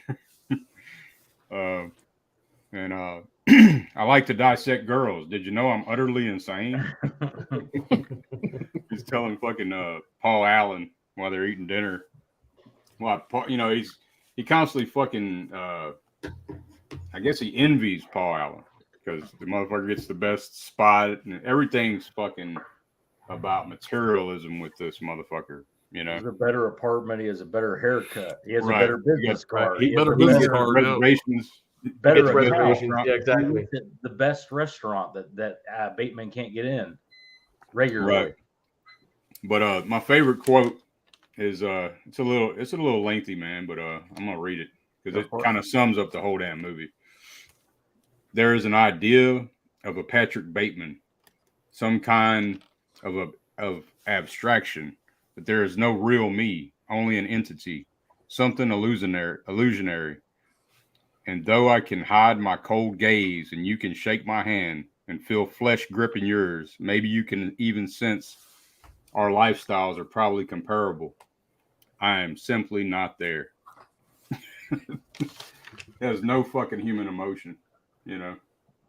But it's got Christian Bale as Patrick Bateman, Chloe Sevigny as Jean, the secretary. Yeah. Reese Witherspoon is Evelyn, his fiance that's fucking around with one of his friends, and he's fucking one of her friends. I mean, it's I think it's a big, strong, like blow at capitalism. That's why I was saying, like, I see what they were trying to do, but I don't know, it just didn't work. It's anti-yuppie. Yeah, but yeah, Paul Allen's Jared Leto, and that shit's hilarious too, man. Those scenes, like when he's talking about, do you like Huey Lewis in the news? Yeah, that's my favorite fucking part. Yeah. Well, Jancy does in the raincoat. Yeah. He comes in there with that fucking axe, but hiding it and shit while he's dancing. He's fucking so crazy. Hey, Paul. Yeah, right to his fucking face. What is he screaming at him about the fucking restaurant and shit? Try getting a reservation at Dorsia now, you fucking stupid bastard. Yeah, damn, you got the shit memorized. I mean, I don't know. But yeah, man, if you haven't seen this shit, check it out, man. It's highly rewatchable in my opinion. When I first seen this shit when it came out, I remember renting it at the video store on VHS, and I was in Georgia. I was living in Georgia at the time, and I was like, "What in the fuck just happened? This motherfucker is just running around, just going batshit crazy, fucking killing people, telling everybody that he's what he is, and everybody just keeps fucking ignoring him, what he's saying. Because he's such a fucking loser. He's such a Yeah. dork. He's Like, a he's fucking like- dork. he's like a He Whitney has Houston no nothing of his own, Everything's a fucking image. Don't stare at it. Eat it. Yeah. Yeah. Yeah. Not quite blonde, are you? They More of a sit dirty there blonde. More of a Banging dirty it, blonde. fucking flexing and looking at himself, winking and shit. Your name is Karen. I love it, man. It's a great movie. But Hell yeah, man. One of my Great all-time movie. favorite scenes in a movie ever is in that movie, and it has zero dialogue, and it lasts 1 second, but it's so well acted. And it's when that chick is trying to get away from him. She lands in the bathroom, and Kristen Bale comes flying in and just picks up her leg and starts trying to bite into it. Take a bite out of it. He did that so well. It was so He's running. authentic. It's just like his dinner was getting away from him or something. right, Yeah. fucking butt ass naked, running with Right. them fucking Right, white with shoes James on. Bond. Fucking- Yeah. I like Yeah. there's a scene where this model, he's talking to this model outside, and the model they're getting ready to go home together. The model goes, "You think I'm dumb, don't you? Yeah, You think all it's a great models are scene. dumb?" And he goes, "I really don't." And she goes, "That's okay, I don't mind." And then she says, "There's something sweet about you." And then it like in short order, her head is in his freezer. Right. Like, you couldn't have picked the worst. Like, there's something sweet about you. Oh, okay. He's walking around with that nail gun. Yeah, a lot of confusion about that nail gun. You know, I've heard people say, like, oh, that nail gun's not even plugged in. It wouldn't even work. Right. You know, it wouldn't work. He's fantasizing about raping and killing her exactly, and doing all that. He's imagining it. Right. He's not going to just kill her. That's not his MO. He wants to rape and torture her first before he kills her. He likes to play with his shit a little bit. Yeah. Yeah. I mean, that movie's all right. Whatever. Yeah. Mediocre shit. Whatever, Dirk. Okay pick. You know, it's all right. Willem Dafoe's pretty good in that movie too. Yeah, that really is. Willem Dafoe, actually, for a minor role, it's fantastic in it. And every fuck, I changed my pick. I'm putting American Psycho in all my picks now. He's totally. Every time just totally feeding into him during that interview, like, "Oh, I'm not interrupting you, am I? Are you sure you don't want the water? He wants the water. You want the water?" Yeah. And then he throws the coaster down in front of him. Yeah. Well, every time Willem Dafoe meets with Patrick Bateman just looks insanely guilty. Like he's trying to like solve his dinner and stuff. And he's just like, it's like you couldn't be more guilty. And he keeps coming to interview. You know, he's on to you. But you know, it's what it is. That's a great pick. His alibi. He always got an alibi and shit. Mm-hmm. All right, we're gonna jump to my number 4 real quick. I had a hard time placing this one in my list where I wanted to put it at, but this is where it ended up at. This is going to be the Tom Hanks, Steven Spielberg masterpiece, Saving Private Ryan. Hell yeah. This is not only in my top 5. To me, it's one of the greatest war movies ever made. That opening scene, storming the beach. It's unbelievable. It sounds so good with the surround sound. It's just a great shot scene. When they first drop the hammer down and they just mow that first group of guys down. From that minute on, I'm invested. It's like holy shit. But the movie stars Tom Hanks, Matt Damon, Tom Sizemore, and you get a young Ben Diesel in this. And it's about following the Normandy landings. A group of U.S. soldiers go behind enemy lines to retrieve a paratrooper whose brothers have been killed in action. Basically, Matt Damon's character, he had 3 brothers that got killed, and they decided to send a team in to go find him to try to at least bring the one son back home to the mom or to the family. But basically, Steven Spielberg casted Matt Damon in this because he wanted an unknown actor that had like an all-American look. What he did not know is that Good Will Hunting was going to come out and get released right before this, and it was going to make him like a overnight success, a big star. So by the time this movie come out, Matt Damon was well known, and that was just kind of how it worked out. That opening scene I was talking about cost $11 million to shoot, and they had over 1,000 extras. They had a lot of local veterans from the area that had missing limbs, missing arms, stuff like that to kind of help lower the cost a little bit. You get Tom Sizemore. Right. Tom Sizemore is one of my favorite actors. I think he's a great actor, but he was battling a really bad drug addiction during this movie. And basically every day before filming, Steven Spielberg made him agree to take a drug test. And he said, if you test positive one time, you're done. We're going to recast your scenes with some other actor. So he did manage to stay sober the entire movie, but he did go on to have a lifelong battle with drugs and alcohol. So I thought that was kind of interesting.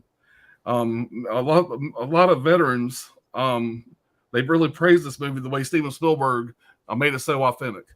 So he got a lot of praise from the veterans about it, the guys that were actually there. In 2006, Tom Hanks was inducted into the Army Ranger Hall of Fame as an honorary member, which that's a pretty big honor. And this is also really crazy. It shows you how authentic it was.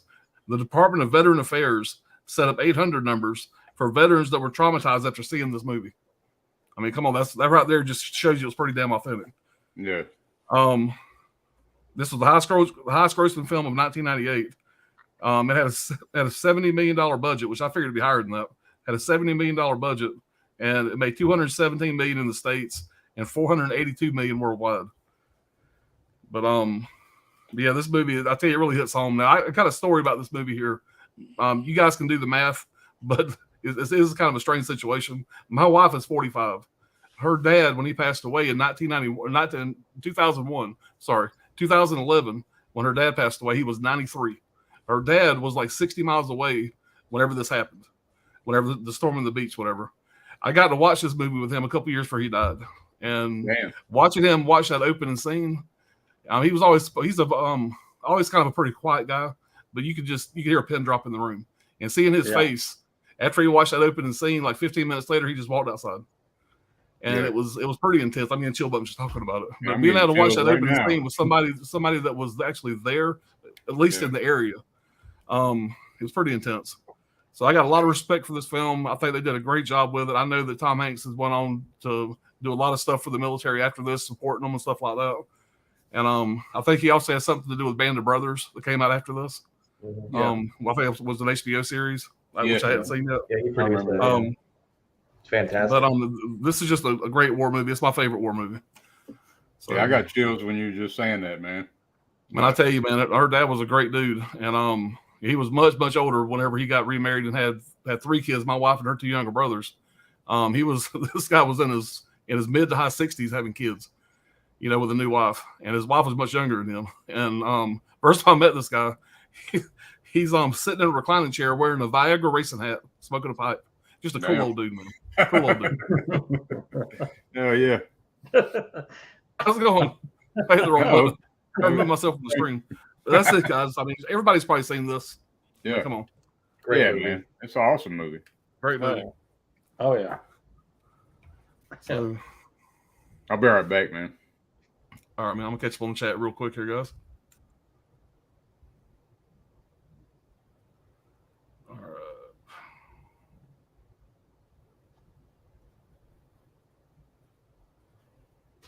I think this is where we were. It's close enough. Notice that your mail came in. All right, here we go. All right, this is where we left off.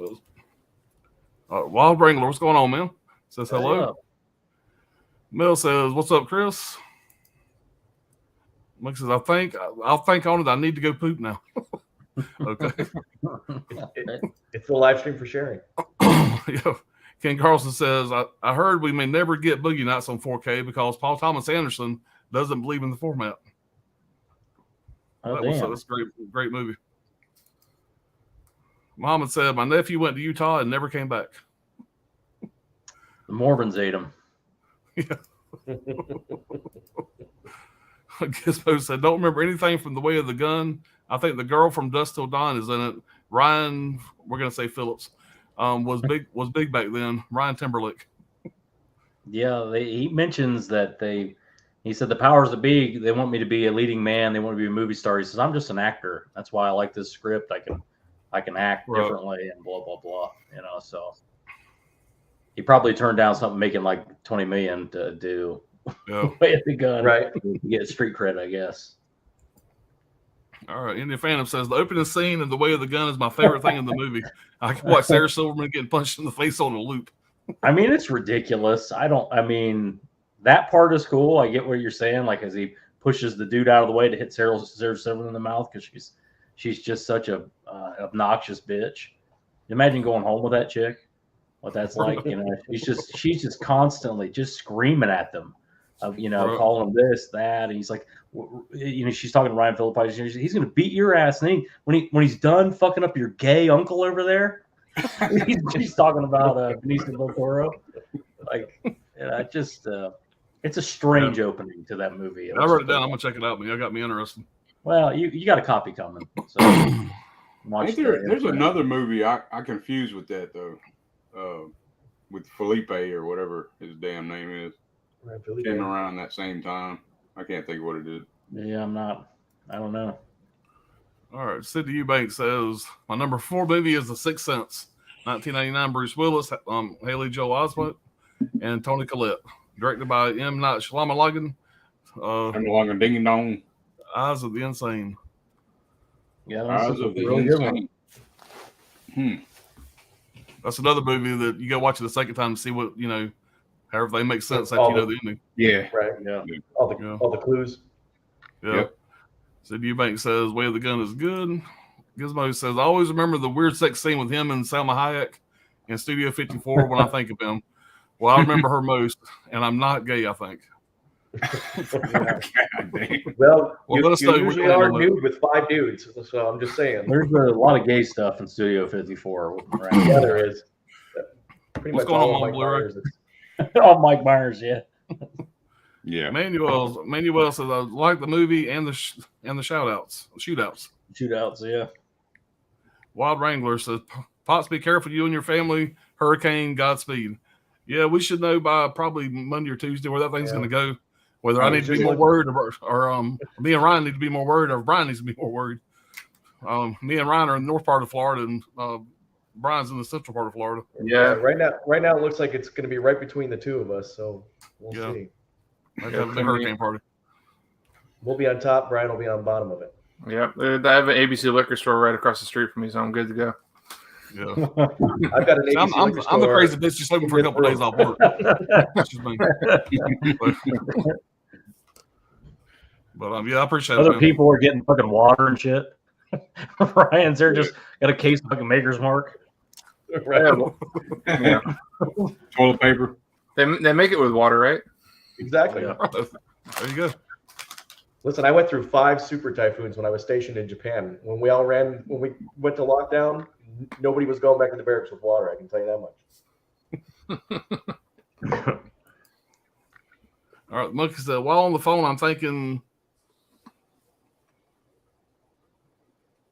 Well, that's a stroke. Those next 5 minutes. was a shot on video not sharing that wardrobe.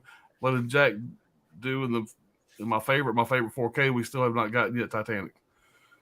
All right. Yep. Get your cholesterol checked. It's coming out beginning of next year. It's coming out. All right, 97. Yes, I need prunes. Okay. All right. Mel saying hey to Mama Blu-ray. Hey back. Benicio del Toro is Puerto Rican, not Mexican. Laugh out loud. Yeah. Get shit together now. Hey to Mel. I haven't watched Savages yet. I know Benicio was in that too. Hey, Mama Blu-ray. Benicio is Spanish from Spain. Hey to Gus. He plays a Puerto Rican in Usual Suspects. He plays different roles in different movies. Plays a Mexican most. Plays a Mexican. He plays Mexican in Sicario and shit. Yeah. And in Fear and Loathing. Yeah, I think he plays Colombian in Sicario. All right, so he was born in Puerto Rico. He acquired Spanish citizenship in 2011. He's of Spanish descent. Let's just say that. Yeah. He's too tall. He don't look like a Puerto Rican. He looks like a Mexican, or looks like maybe half white, half Mexican or something. He's very tall. Yeah.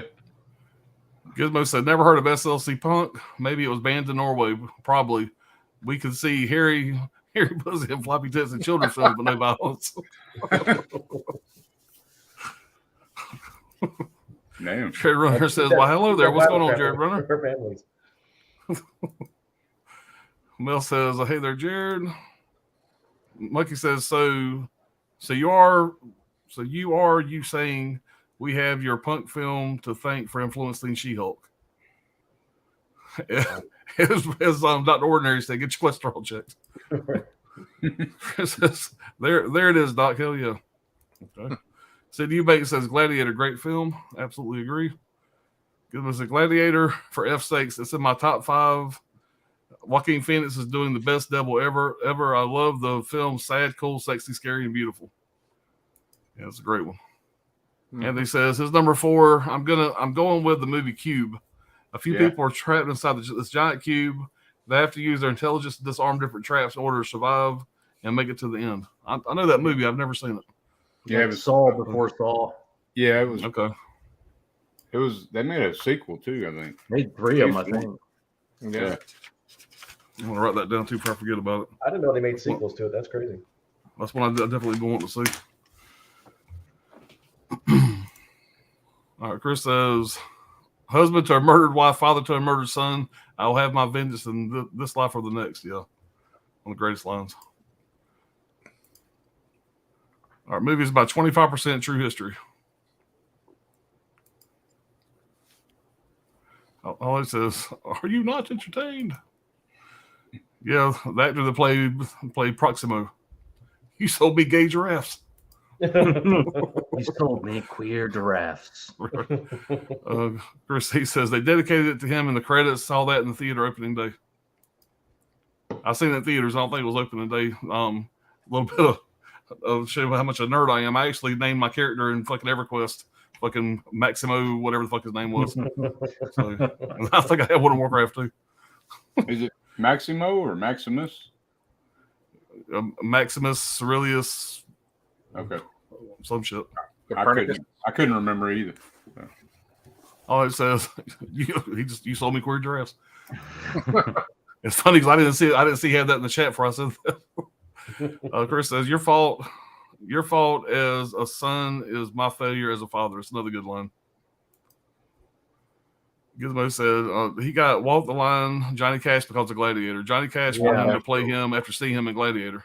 Yeah, that's right. That's a great fucking movie, by the way. Yeah, that's an excellent really is. movie. Yeah. All I know is Gladiator in space. Will be the sequel, I guess. I said to Eubanks says American Psycho, great movie. Number 4 for me, Hollow Note says I have to return some videotapes. American Psycho, same as dirt. Chris says, wow, I forgot about American Psycho. Came out around this time. Yeah. I'm just gonna say it was real damn close to being on my list. It was one that I dropped a tear when I fucking cut it off the list. I love the fucking movie, man. I love that movie. Here. Spoiler alert. Yeah, well, you know. Chris he says, I'm sorry, I can probably quote almost everything in Gladiator. I just love that movie so much. Yep. All right, Chris says, it says, fun fact, Gladiator came out the same day as American Psycho in theaters. Oh, shit. Interesting. Okay. Double feature. Yeah. Guaranteed Gladiator stole the show. Yeah. Stole the seats. Yeah, because that American Psycho became a classical videotape, home video. Mm-hmm. Videotape. I had to return that videotape. Yeah. Most of American Psycho is on my top 5 of best female directed movies ever. 1 is Near Dark, 2 is Lost in Translation, 3 Revenge, 4 Raw, and 5 is American Psycho. Yeah, I forgot to mention her name, Mary Herron. Yeah, that's a good. Did they do a sequel to that with a woman being the main star? Yeah, the chick from I was about to say Days Confused, but that 70s show. Yeah, I never saw it. There's 2 unofficial sequels. That's one of them. I didn't care for it. I have it on Blu-ray. It's pretty bad, but I think it's so bad it's good, kind of funny. Okay. It's very William Shatner's on it. Yeah, William Shatner. William Shatner's. Well, shit, now I got to write it down. Right? I can't remember. Don't buy it.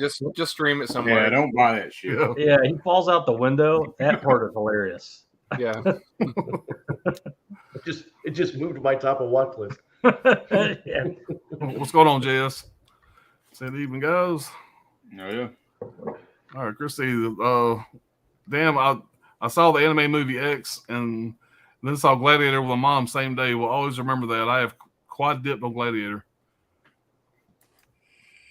And your fam says, love that line about returning videotapes. The late movie rental was also a comic subplot in The Big Hit. The Big Hit. Yeah. Which is a fun flick from this period, too. Mm-hmm. Great movie. All right, I have the book American Psycho by Mr. Ellis. That book was banned. I forgot to mention that, too. Yeah, that book was like fucking banned when it came out. It was fucking. Oh, damn. It was worse than what they could do in the movie. Yep. I imagine he's biting clips and shit, you know. There's a lot of graphic shit in that book. Damn, I'm gonna read it now. Chris says, you gents are making my list. Thank you. Said Eubanks says Saving Private Ryan, unbelievable movie. Yep, I agree. Yeah. Gizmo says Saving Private Ryan is my 3rd best war movie ever. Shit, you need to just forget about the list. I sent Fubar. Yeah. All right. Did you see Tom Hanks in the new Pinocchio? If yes, what did you think? No, I have not seen that. Not yet, but I'm gonna check it out. Yeah. I'll see what you think with Tom Hanks in it. The Monkey I have not. Isn't Netflix doing a version of the movie too? Yeah, I don't know. All right, my stepdad is a vet with stuff like Platoon and others is hard. Yeah, I remember seeing Platoon in theaters and seeing dudes crying that you could tell they were veterans. Yeah, that's another hardcore movie. I had a moment like that with my Uncle John. You know, he was in Vietnam and he don't ever talk about it, but we was watching when I was a kid, Hamburger Hill. And he went outside. Yeah, that we got overshadowed, I think, by Full Metal Jacket and stuff like that. But Hamburger Hill's that's a solid fluke. Mm-hmm. All right. I read that it would cost $900 billion in real life to save Matt Ryan in all of his movies. Matt Damon in all of his movies. It also take $900 billion to save Matt Ryan. Yeah, it probably would. Did I really say Matt Ryan? Where's my head? I'm hard to think about Matt Ryan anymore. Pops, you're 10 beers deep, okay? Yeah. Pops is already. Here's a little side note, guys. I have drank a lot of fucking beer tonight before the stream. I sobered up, got my shit together, but that's why I'm not quite 100%. And listen, this is one of the first times that I get to say I had nothing to do with it this time. No, this was somebody else this time. I don't feed him beer. Yeah, it's straight fucking liquor at your house. Yeah. Skip over that shit. Just skip the pussy shit, right? I said, good for him being in his 60s and still being able to storm Normandy. Yeah, right. He was a little bit younger then, but yeah, I guess you're saying my mother-in-law was Normandy, maybe. Or Snot. What's up, Snot? Damn it. Oh my God, Brian! Hi, I miss you. That's somebody I work with's daughter. Okay. Panera. Monkey says, I'd go with the Netflix version as Tom Hanks was the maybe only good thing about it. That child being scared to death while changing into donkey was horrifying. It still haunts me. All right, Sterry get his hands in horror, maybe. I no longer have Netflix, so remakes do not interest me. All right, Chrissy, a grown man taking a whole wagon of boys and girls to Pleasure Island has not aged well. Damn. All right, India Phantom says, my number 4 is the Big Lebowski. Didn't love it the first time, but have grown to adore it. Can rewatch anytime. I can't think of a better performance by Jeff Bridges and John Goodman. They've had many. Yeah. Yeah, Big Lebowski, that's a fun-ass movie. Yeah. You're out of your element, Donnie. This caveman. My mom's in St. Pete. Well, wish her the best of luck. The Eagles. I hate the Am I the only one here? All no says, quote, we'll be on top, Brian will be on bottom. Ryan Pauls. What in the hell Well, I mean, is going on around here?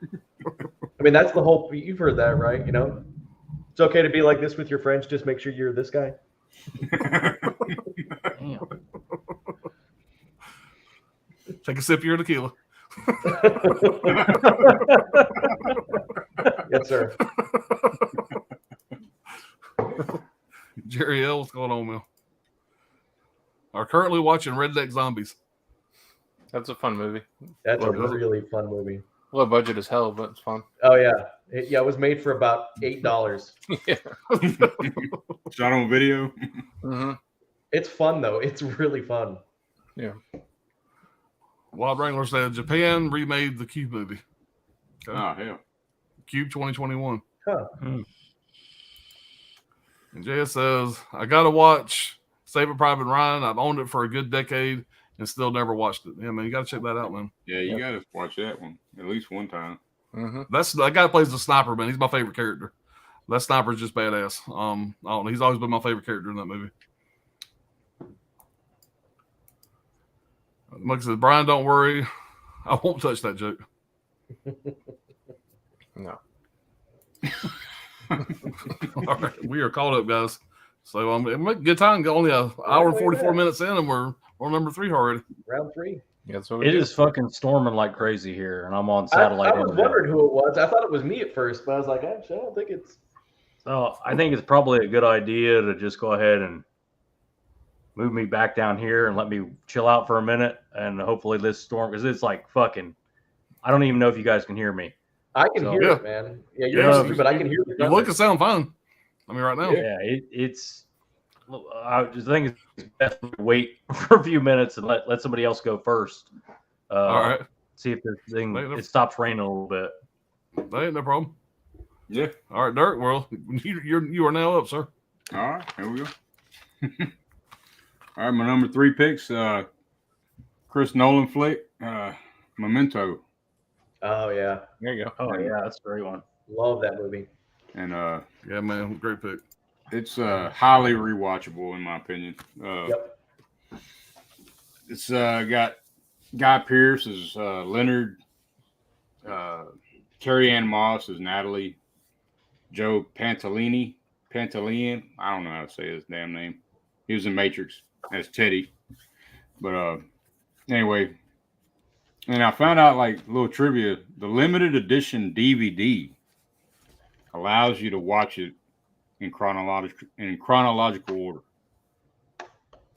So when you watch this movie, it's all scattered. Like, it's kind of like the same way Pulp Fiction is done.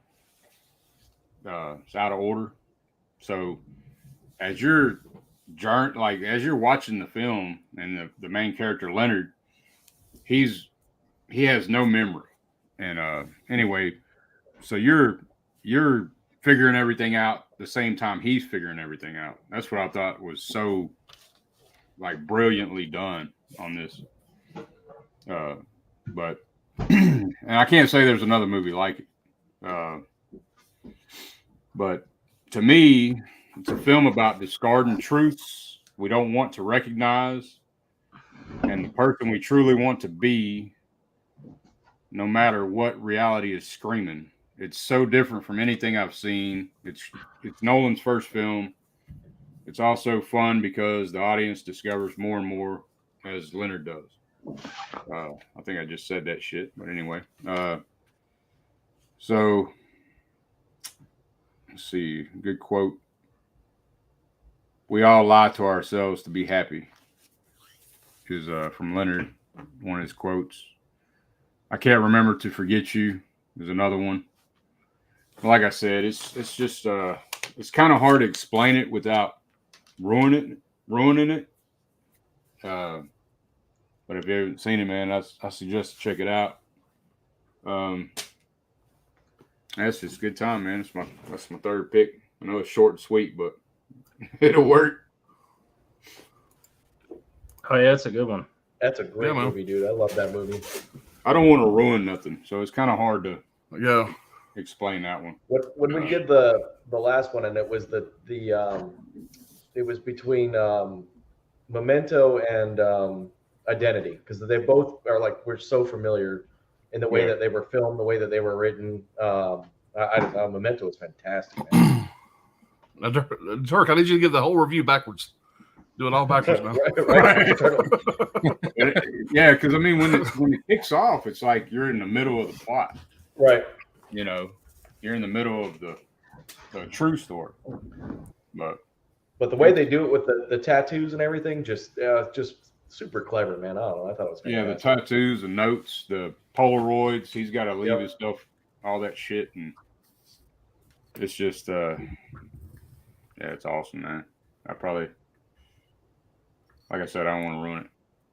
Yeah, it's hard to talk about without running too much. It is. It's a hard movie to explain, even if you want to ruin it. Right. Yeah, it really is. Yeah. It's a very unique movie. A dude that has anterograde amnesia, and it's reflected in the script. Yeah. I tried to sum it up the best I could, like, on my interpretation, you know. You probably did better than I could have done. Hell yeah. All right, Brian, you're up, buddy. All right, so number 3 for me. This one is from Shit, I don't know what year it's from. I don't know. I think 97. But I had to pick this one. Favorite director. From Dusk Till Dawn, baby. Oh yeah. So Damn right. yeah. So this one follows the Gecko brothers, who are on basically a crime killing spree. They're heading for the border of Mexico. The movie starts off with them at a liquor store. You don't know that they're at the liquor store until they get tipped off, and I guess the liquor store owner, played by I forget his name, John. I forget his name. You said the other movie. John Hawkes. That's it. There you go. But yeah, he owns a liquor store or whatever, and they think that he's like tipping off to the cop that they're there, and Yeah. so they destroy that fucking liquor store and everything in it, every part of it. Then they just kind of venture to a hotel where they meet up with this family, and they take them hostage to help them get across the border to Mexico, to get to a rendezvous point where they're supposed to be meeting up with one of their buddies and getting a big payoff there. So they end up going to a place called the Titty Twister, which is a stripper bar, Mexican stripper bar, and all hell breaks loose whenever everybody turns into vampires, and it just goes ape shit the second half of the movie. It's a totally it's like multiple genres in this film. Like, I like how it just starts off as one film, like just an action thriller crime movie, and then it just goes into full horror the second half. Cheech Marin plays 3 different characters in this film, which is pretty cool. Mm-hmm. One trivia fact that I saw is that at the end, whenever he's finally meeting up with the final Cheech or whatever in the movie at the end, the t-shirt that he's wearing says Oscar Marin or whatever, and that's Cheech's father in real life. So that was kind of a cool little trivia. Oh, that's cool. Not on this Blu-ray, but on the DVD, there is a special makeup effect in one of the stripper vampires had her stomach open up into a large mouth, and it shows a bar attendant's head going into the mouth and bites it off. The effect was so graphic that Quentin Tarantino didn't even want to see it, and it can be accessed on the deleted scenes on the DVD. They had to put the blood green to get it past the censors in the MPAA back in the day. Yeah. For the vampires. The body count in this film is 122 bodies. It's just nuts. That one scene whenever, Salma Hayek sees blood and then starts turning into a vampire and bites Richie. It just goes insane from there. Harvey Keitel in here is great. Juliette Lewis is great. The kid who plays the Asian brother, he does a great job. I don't know his name, but Fred Williamson, Tom Savini. You got everybody in here. Greg Nicotero shows himself in the too. Tarantino was supposed to direct this movie, but he chose not to because he wanted to focus more on the screenwriting of the movie, and he wanted to focus more on his portrayal as Richie. John Travolta was supposed to be cast for the role of George Clooney's character, but he turned it down and thought that Pulp Fiction was a much better fit for him, which ended up working out in his favor and revitalizing his career. Yeah, some awesome effects by Robert Kurtzman, who does a lot of effects for Walking Dead and stuff. Just pretty much started off with Robert Rodriguez into like getting his foot in the door for the most part. Besides, I think he did the Desperado movies, El Mariachi and Desperado before this, but this one really like popped him out there. Yeah, love this movie. Dusk Till Dawn. I don't know, just whenever they're just going nuts and like he's got I love when he has the little, I don't know, the giant stake thing on like the I don't know. Yeah, the chain, It's like a jackhammer. Yeah. Like a jackhammer thing. Yeah. Jackhammer. Yeah, he's just plowing through it. That's insane. Harvey Keitel. He's like, I don't give a fuck. I don't care how fucking crazy people are. Crazy They- people Yeah. don't blow up whenever sunlight hits them. Yeah. What were they, psychos? He says, they look like psychos. He says, they were fucking vampires. George Clooney's great in this movie. He's probably my favorite movie that he's in. That's the first time I really recognized him. Like I know he was on a show or whatever, but Yeah, other than ER, he hadn't really done anything. It was kind of his movie breakout role. Roseanne and ER, and then Yeah. Like when he says, "If you try to run, I got 6 little friends, and they can all run faster than you can." oh yeah, love that line. Yeah. Oh, this is it. Did they look like psychos? Is that what they look like? They were vampires. Psychos not explode when sunlight hits them. I don't give a fuck how crazy they are. yeah. Cheech Marin playing like 4 roles. Right. Yeah, whenever he's like, "Attention, pussy shoppers." Right. Yeah. Cheech Marin Yeah, barking out in front of the I think you said the whole speech, bro. White Yeah. I'm not gonna say the whole speech. Chicken pussy. Naga hide pussy. Slappy pussy. Like when he's like, "So what's the deal with you? You just do a couple fags?" He's like, Yeah. "He's my son." He's like, He's "How'd like, that happen?" like patting his son's back like everything's okay. Right. Yeah. He's like, "How'd that happen? You don't look Japanese." He's like, "Neither does he. He looks Chinese." He's like, "Oh, well, excuse me, all the hell."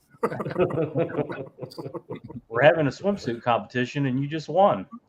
When fucking Richie's crazy, he's like fucking raping women behind George Clooney's back Yeah. and stuff. And Extra. he's all pervy. fucked in the head, and George Clooney's trying to Trying settle to him hold it down. together, right? Yeah, I'll do he's that like, for you, you know. he like stabilizes his crazier brother. I think he's the crazier of the two, definitely. So No, he tells Juliette Lewis, he says, "I'll do that for you," you know. yeah, Right. yeah, When she thinks he's talking to him, yeah. yeah. Richie, put your bid in. He's not as badass. He got to put his bid in because he grinds his teeth. He's like, "I grind my teeth." But yeah, great movie. Hell yeah. Awesome pick. Oh yeah. Yeah. Hey, Brad, you jumped around again. What's going on? Yeah, I got knocked out of the stream, and this is just where it automatically put me. Oh, well, you can move yourself back around, right? Yeah. Let me.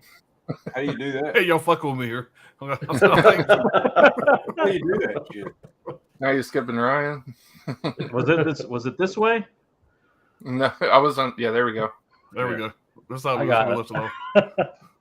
Alan's just getting cringing, just going, fix it real quick. And I'm the one that's been Mine, thinking, I got a twitch going right there.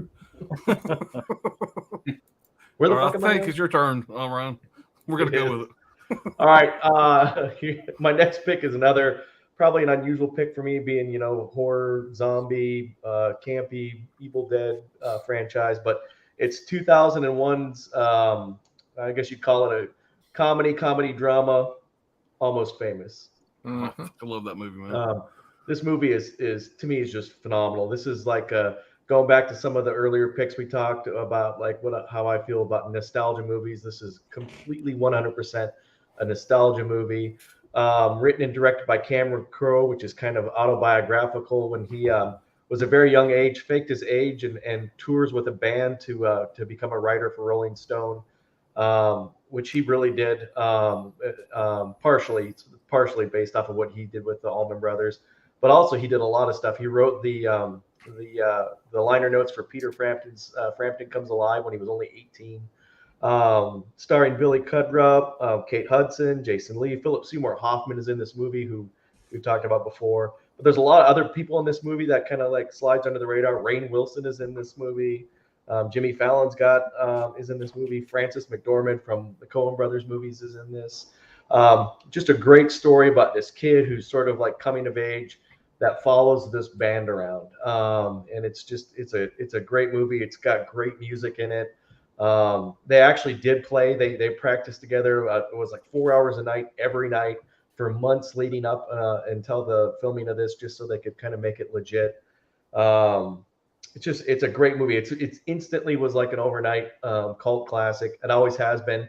But what's crazy is it's still considered a box office failure, which just blows my mind, because this movie is really well known. Just a great movie. There's not much to say about it other than I don't like the term feel good movie, but it's just a nostalgia movie. It's a great movie. There's a scene, if you've seen it, everybody knows, but there's one scene where they're on a bus and they all start singing Tiny Dancer, which is just, it's a fantastic. If you grew up in the 80s and 90s, and you like that kind of music, it's just, you'll love this movie. Oh, yeah. Yeah, it's another one I haven't seen. I still haven't seen it. Yeah, I need to watch That's a it. fucking great movie, man. It really is. Keeps popping up, though. Yeah. People keep talking about it a lot. Yeah, that's a classic, man. I love that movie. Yeah. The That's best funny part that, is whenever the mom calls him on the phone, or he talks to the mom on the phone, the lead singer of the band, and she just bitches him out. He's like, "Yes, ma'am. Yes, ma'am." Yeah, Frances McDormand. Yeah, Yeah. She's good in that movie. Yeah, and apparently in that bus scene when so Patrick Fugit, he plays the main character, he's the kid. His voice really was breaking as they were filming the movie, because he was just coming into adolescence. And when they're singing that scene, apparently his voice was so terrible they basically all but weaned his voice out of the entire scene because he sounded so awful. Cameron Crowe just couldn't stand to hear him singing. So when they're singing Tiny Dancer, you're really not hearing any of him at all. I know Zach Wilde's in that, I think. What's that? Zach Wilde's in that movie, I think. I think so. I think it's a small part. Yeah. Yeah. There's a lot of people that have real small parts in this movie. Even Philip Seymour Hoffman's role isn't all that huge, but he's Philip Seymour Hoffman. And apparently, one of the trivia things I read is he could only film for 4 days. And the whole 4 days he filmed, he had like the flu with like 103 degree, and he just nailed it. Yeah, you got Jimmy Fallon's in that movie too. Yeah, Jimmy Fallon. Damn sure is, ain't he? Yep. Was it the Jason flu, Lee, or was it? I mean, was it the flu, or was it true? something Now that we else? know, yeah. Well, maybe it was the flu, but he knew how to medicate. We'll just say that. Yeah. All right, Yeah, I'd Brad, check you're that up out. now. Yeah, it's a great one. Well, my number 3.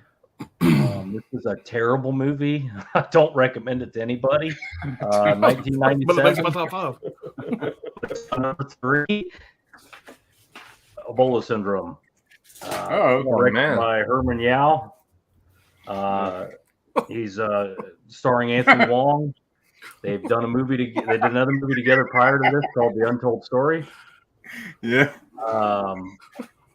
This movie follows Kai, played by Anthony Wong, and he's a short order cook who's on the lam in South Africa, working at a restaurant after committing brutal murders back in Hong Kong.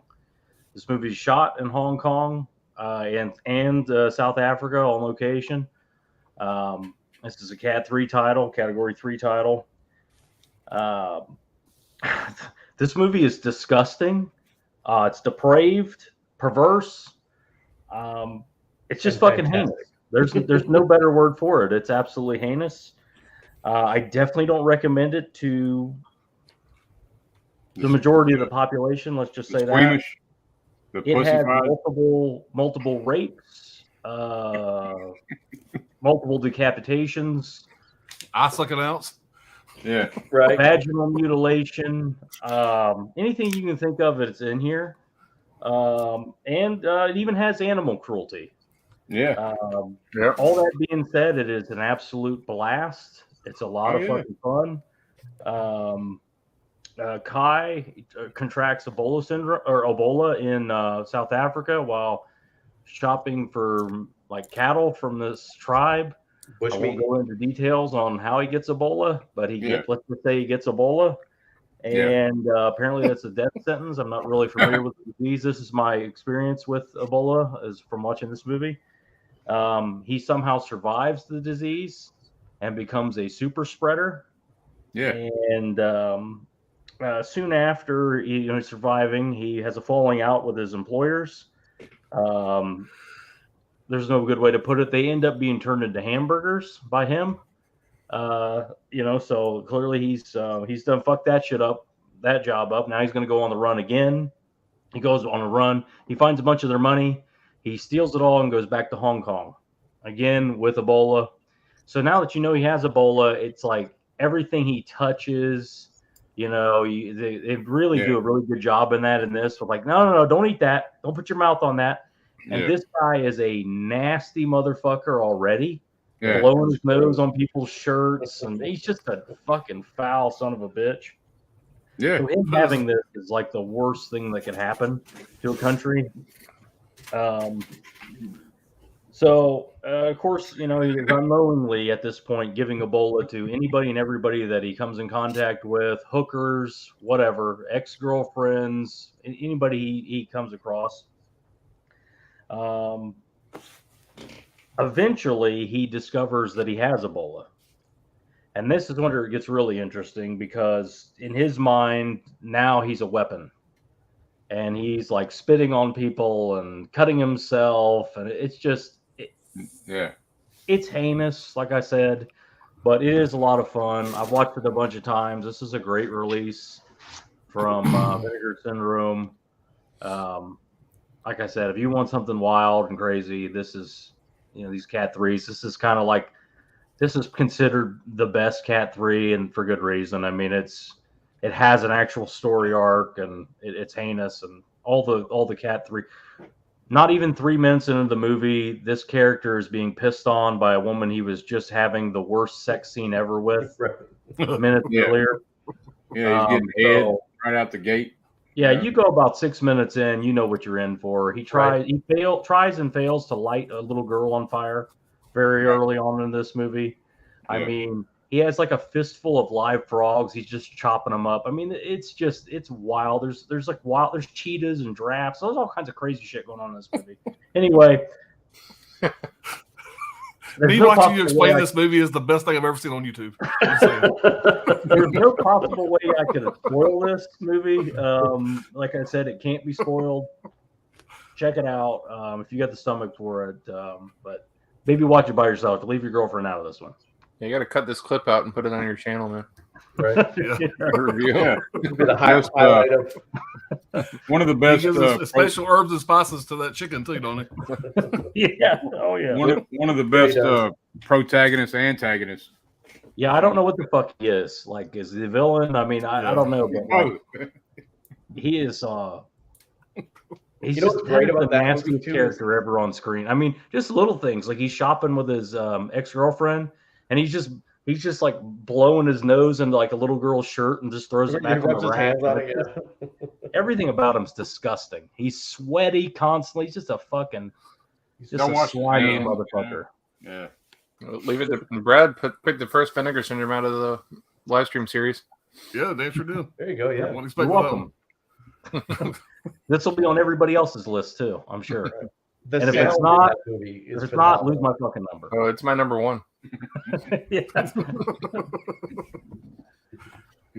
I gotta say it's a hell of a pick. I love that movie. I watched it 3 times. Oh yeah. I've had it 5 months, whatever it's been. I watched it at least 3 times. So if you're a sick, twisted bitch, watch it. If not, be warned. You'll be one afterwards. Yeah. What's he call those hamburgers? He kept going on about them. Anyway, I just thought it was funny. Well, there was a special name for those hamburgers. Little sliders, whatever. Remember? And he South Africa sliders or Johannesburg. He has sliders. Yeah, they're like hamburgers. He's like, no, and they're just. We have a doctor here. How realistic is Ebola syndrome? Have you seen it, Ryan? I have. Yeah. I've seen it a couple times. Throwing blood on people and stuff, spitting on people. I mean, how easy would it be to contract that? With Ebola, it's one of the more virulent. So it's a highly transmissible disease. It's probably one of the most transmissible viruses out there. Oh, great. I've seen pictures and it looked pretty rough. The problem with Ebola is that humans tend to be what we call a terminal host, meaning it's so virulent is that it usually kills its host before it really has a chance to spread a lot. That's why you don't see it going apeshit and killing tons of people. Is that it kills its host so quickly. Usually they can't transmit it. Potential. It's one of the ones that it's watched very closely because if it was ever became a pandemic, it really would be. It would be Ebola syndrome. So when he survives and lives through it, would that really be a thing where he would be that contagious? I'd have to super look spreader? at the data on Ebola, but as far as I don't want to get too deep into the weird shit, but there are some people, we don't know why, but they have a genetic anomaly that makes them immune to certain diseases. And we know this going all the way back to the Black Plague. There's some people that survived the Black Plague, which was actually bacterial, but they survived it. We don't know why. Those people now have a natural immunity to HIV, their descendants. Damn. And so that is a very real thing. And they're studied heavily because we can't figure out why those people are immune to HIV and nobody else is. I don't know how true that is with Ebola, because there's different kinds of viruses. There's DNA viruses and RNA viruses. But I'd have to look it up. But I guess theoretically, yeah, you could be somebody that if you don't have those genetic receptors to allow that virus to infect your cells, you could still have the virus in you and you're going to spread it, but it can't actually cause any damage to you. Yeah. So It's one of those. when he rips the guy's head off with the doors, Right. how is that? Well, for the Ebola side of it, part of it, I remember the very first time I watched that movie, I was like thinking about how thick a cranium skull is. I was like, I don't think I could kill a guy with a card table just by smashing his head. Jumping up and down on a card table over and over again. On a card table. Yeah, why not? He was stabbed. Can you really suck out somebody's eyeball? Yeah. No, you need at least Sucking out the eyeball. Yeah. That's not the first time I've seen an eyeball sucking scene though. From Beyond. Yeah. All right, well, guys, we've got our first duplicate. No, it's not Ebola syndrome. Yeah, Brian stole my thunder, but I do have the multi-pack. So Nice. That's going to be from Dust Till Dawn. Yeah, just an absolute huge fan of this fucking movie. There was nothing better back in the day. I mean, a lot of people didn't know this movie back in the day when it first came out. There was nothing better than having a buddy over, somebody over, and throwing this in, watching the movie, had no idea it was a vampire movie. And that twist at the end was always fun to get their reaction. Yep. So Yeah. I was able to do that a couple times. It was a lot of fun. You go an hour before there's vampires. Oh, yeah. Exactly, It's two different movies.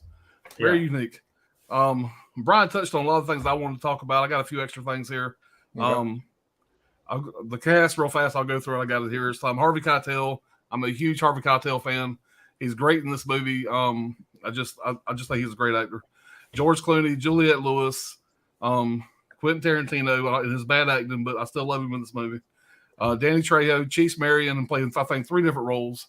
He plays the border guard, the guy pimping outside the bar, and then what's the other one? His friend George. The guy at the end. Yeah, the guy at the end. Yeah. Now, if I read this correctly when I took my notes here, I think this was the first screenplay that Quentin Tarantino was paid for, where he actually made money from doing the screenplay. I have to go back and do a little more research on that. True Romance? Well, I'm not sure if he was paid for that. Okay. I'm not sure. I don't know. There was because somebody else gave him the script to kind of rewrite on that one. So I don't know. Right. Yeah. Yeah. But this was written by Robert Kurtzman and Quentin Tarantino. Mm-hmm. Now, one thing here I wanted to point out was the Ezekiel speech from Pulp Fiction was originally written for Harvey Keitel's character in this movie. But so thought that was kind of neat. Huh. The actor, the guy that played the Chinese kid, he was introduced. This was his first movie, and he wore a shirt in the movie that says Precinct 13, and that was a nod to John Carpenter for, of course, Assault on Precinct 13. Both Rodriguez and Quentin Tarantino are big fans of John Carpenter. Selma Hayek, that great scene, the dance scene at the end. She has that big ass white python around her neck. She has a mortal fear of snakes, and she actually had to go through 2 months of therapy to try to get over her phobia to be able to do that scene. So she's definitely afraid of snakes. And like Brian said, the green blood was used to get past the censors. What else do I got here? You use that same trick in Kill Bill. Goes black and white during that one scene with the Crazy 88. That's so true. You get the NBA. Yep. Brian touched on a lot of things I wanted to say here. One other thing, the name of Selma Hayek's character at the end, they called her Santonio Pandemonium. They got that name when Quentin Tarantino, as everybody knows, used to work in the video store. That was a movie that was on the shelf most of the time when he worked at that video store. And so he took the name from that movie and gave it to that character. Oh, that was pretty cool. Yeah. Yeah, it's a Paul Naschy movie, Satanico Pandemonium. Okay, Yep. okay. It didn't do very well in the box office. It had a $19 million budget. It made $25 million. This was weird. It says $25 million in the U.S. and it says $25 million worldwide. So I don't know if that's two different. I don't know how that works. Damn. I'm sure it made some money overseas. So I don't know how to read that, but maybe it wasn't released overseas. yeah. It also has I Tom don't know. Savini and Fred Williamson in it. You know, I mean, Tom Savini's great in this. He plays Sex Machine. You know, he has the penis gun that pops out. Yeah. The famous saying is one of our openings here. Just absolutely love this movie. The twist in it, the way it goes from being one type of movie to another type of movie, it's very unique. It's a very quotable movie. I mean, fucking George Clooney is just cool as shit in this movie from the opening scene. You know, everybody be cool, you be cool, all that shit. Just I love all his lines in this movie. Ramblers, let's get rambling. He's just a cool dude in this movie. I love it. Yep. And like I said, everything else I got on here, Brian's already touched on. I'm just a huge fan of this fucking movie. It easily could have been higher than where it is right now. It actually was, but we'll talk about that later. Like how he's got that tattoo from his neck all the way down to his arm. Yeah. Yeah, there's a story behind that. He got that idea from something. I don't remember what it was. I read it somewhere. Yeah, yeah. A lot of douchebags going into tattoo parlors after that going, I want this. Yeah. Right. And another thing, everybody knows Tarantino's got a crazy ass foot fetish, and he goes full tilt with his foot fetish in this, and gets to suck on Selma Hayek's toes, which I can't blame him for that. But I mean, he goes just completely fuck it. I'm a fucking foot fetish. I don't give a fuck. I'm gonna show it. You know, he goes Stick it all the way in my wall. mouth. Yeah. Right. But it's such a fucking cool scene. You know, I don't know, just the whole scene they're around the table whenever he's trying to get Jacob Harvey Keitel to take a shot. You know, then the kids take a shot. It's just I don't know. It's just a cool scene that leads up to the craziness that's fixing to happen. Yeah, good and Tarantino dialogue there with the like, are you such a fucking loser? You can't see you've won. You know that whole thing. Yeah, right. Yeah. And fucking Quentin Tarantino by far makes the ugliest fucking vampire I've ever seen. He's come on, man. It was like when we heard that the casting was like, they're like, well, what about George Clooney? Quentin Tarantino said we could be brothers, him and I, and everybody's just like, what? The fuck? That doesn't make sense. You don't even look like a human being. What are you talking about? But I do like when his skull, like when Quentin Tarantino gets killed, his skull, they made the skull with the big ass chin that sticks out. Yeah. Like, that was really cool. And the set pieces are great. Like that's a whole set. Titty Twister, that's a set. They had to build the whole thing. I thought that was awesome. And there's little nods to, of course, like you know how Quentin Tarantino does it. There's little nods like when they're at the hotel and they got the hostage. He goes out to get some food. He comes back. He's got big Kahuna burgers. You know, shit like that. I love Tarantino like universe. Yeah, it's just great. Did you notice that they say they're going to El Rey? Yeah. Anybody know the story behind El Rey? El Rey. It's a fictional city in Mexico where criminals go to retire, and when their money runs out, they're cannibalized. Yeah. To make room for new criminals that have money. Shit. They mentioned that in Planet Terror too. It's like a fabled city, you know. It's not. It's obviously not fictional, but that's the. I like that fucking werewolf dog thing that Tom Savini turns into. It's insane. He turns into a rat. Like it's like a big rat. Yeah, it looks like the thing from Princess Bride. What do they call those? The RUSs or whatever.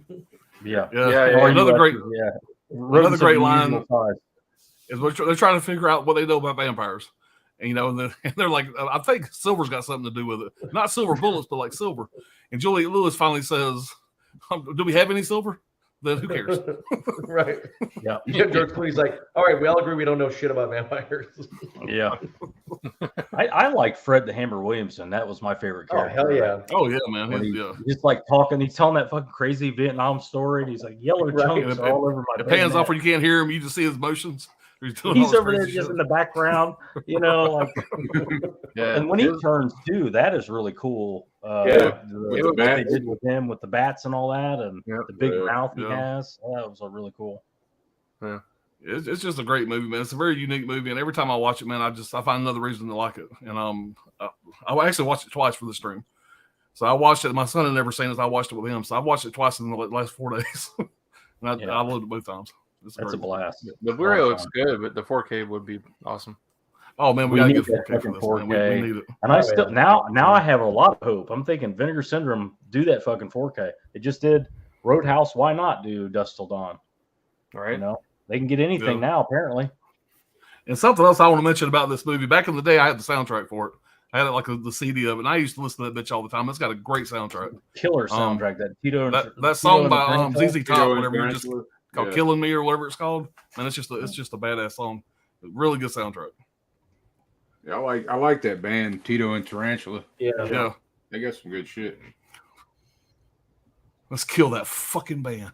Kill the fucking band, and they got like they made instruments out of people. They're out of Yeah. corpses. Yeah. What's up with that? What was up with that shit?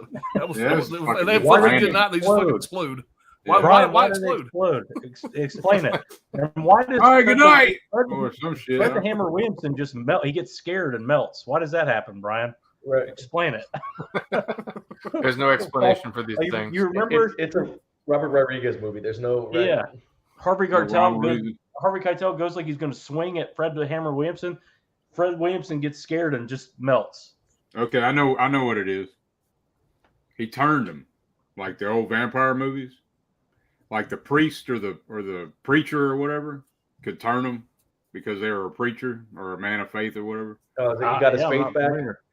Like in the old vampire movies, they would do that, the turning. Yeah. Type Like shit. when Cheech's eyes like fucking explode and all the pus gets all over Julia. Yeah. It's pretty rough. I don't remember the exact numbers. Don't quote me on this, but there was something like 3,000 different special effects for the vampires at the end. If you really look at it, almost every vampire looks different. You know, it's very unique, especially when they come back out for that final battle, whatever. And you see all the vampires, all the bats that came in. Just every different vampire looks different. Yeah. So Yeah, it's pretty you cool. know Savini and Nicotero helped out. Yeah. They were Oh, of there, course, yeah. you know. When Yeah. Savini wasn't doing backflips and stuff, because that's all he does. He's jumping over pool Yeah. tables and doing With his whip. backflips and shit. Got Like, the we whip get it, dude. going. You're 6 feet and you can still jump around. Calm down, okay? That's a little. Right. I was watching that. I'm just going, why is he doing all these tumbles and shit? Like he's a Circus gymnast. movie. Also, I forgot to note that the entire family and like everybody that walks in the bar, it was supposed to be survived the whole movie in the original script, but they changed it to just having 2 survivors. Yeah, Okay. that's cool. I didn't know that. That's cool. They got the Chinese kid up. They're splitting him like he's a spare rib. Yeah.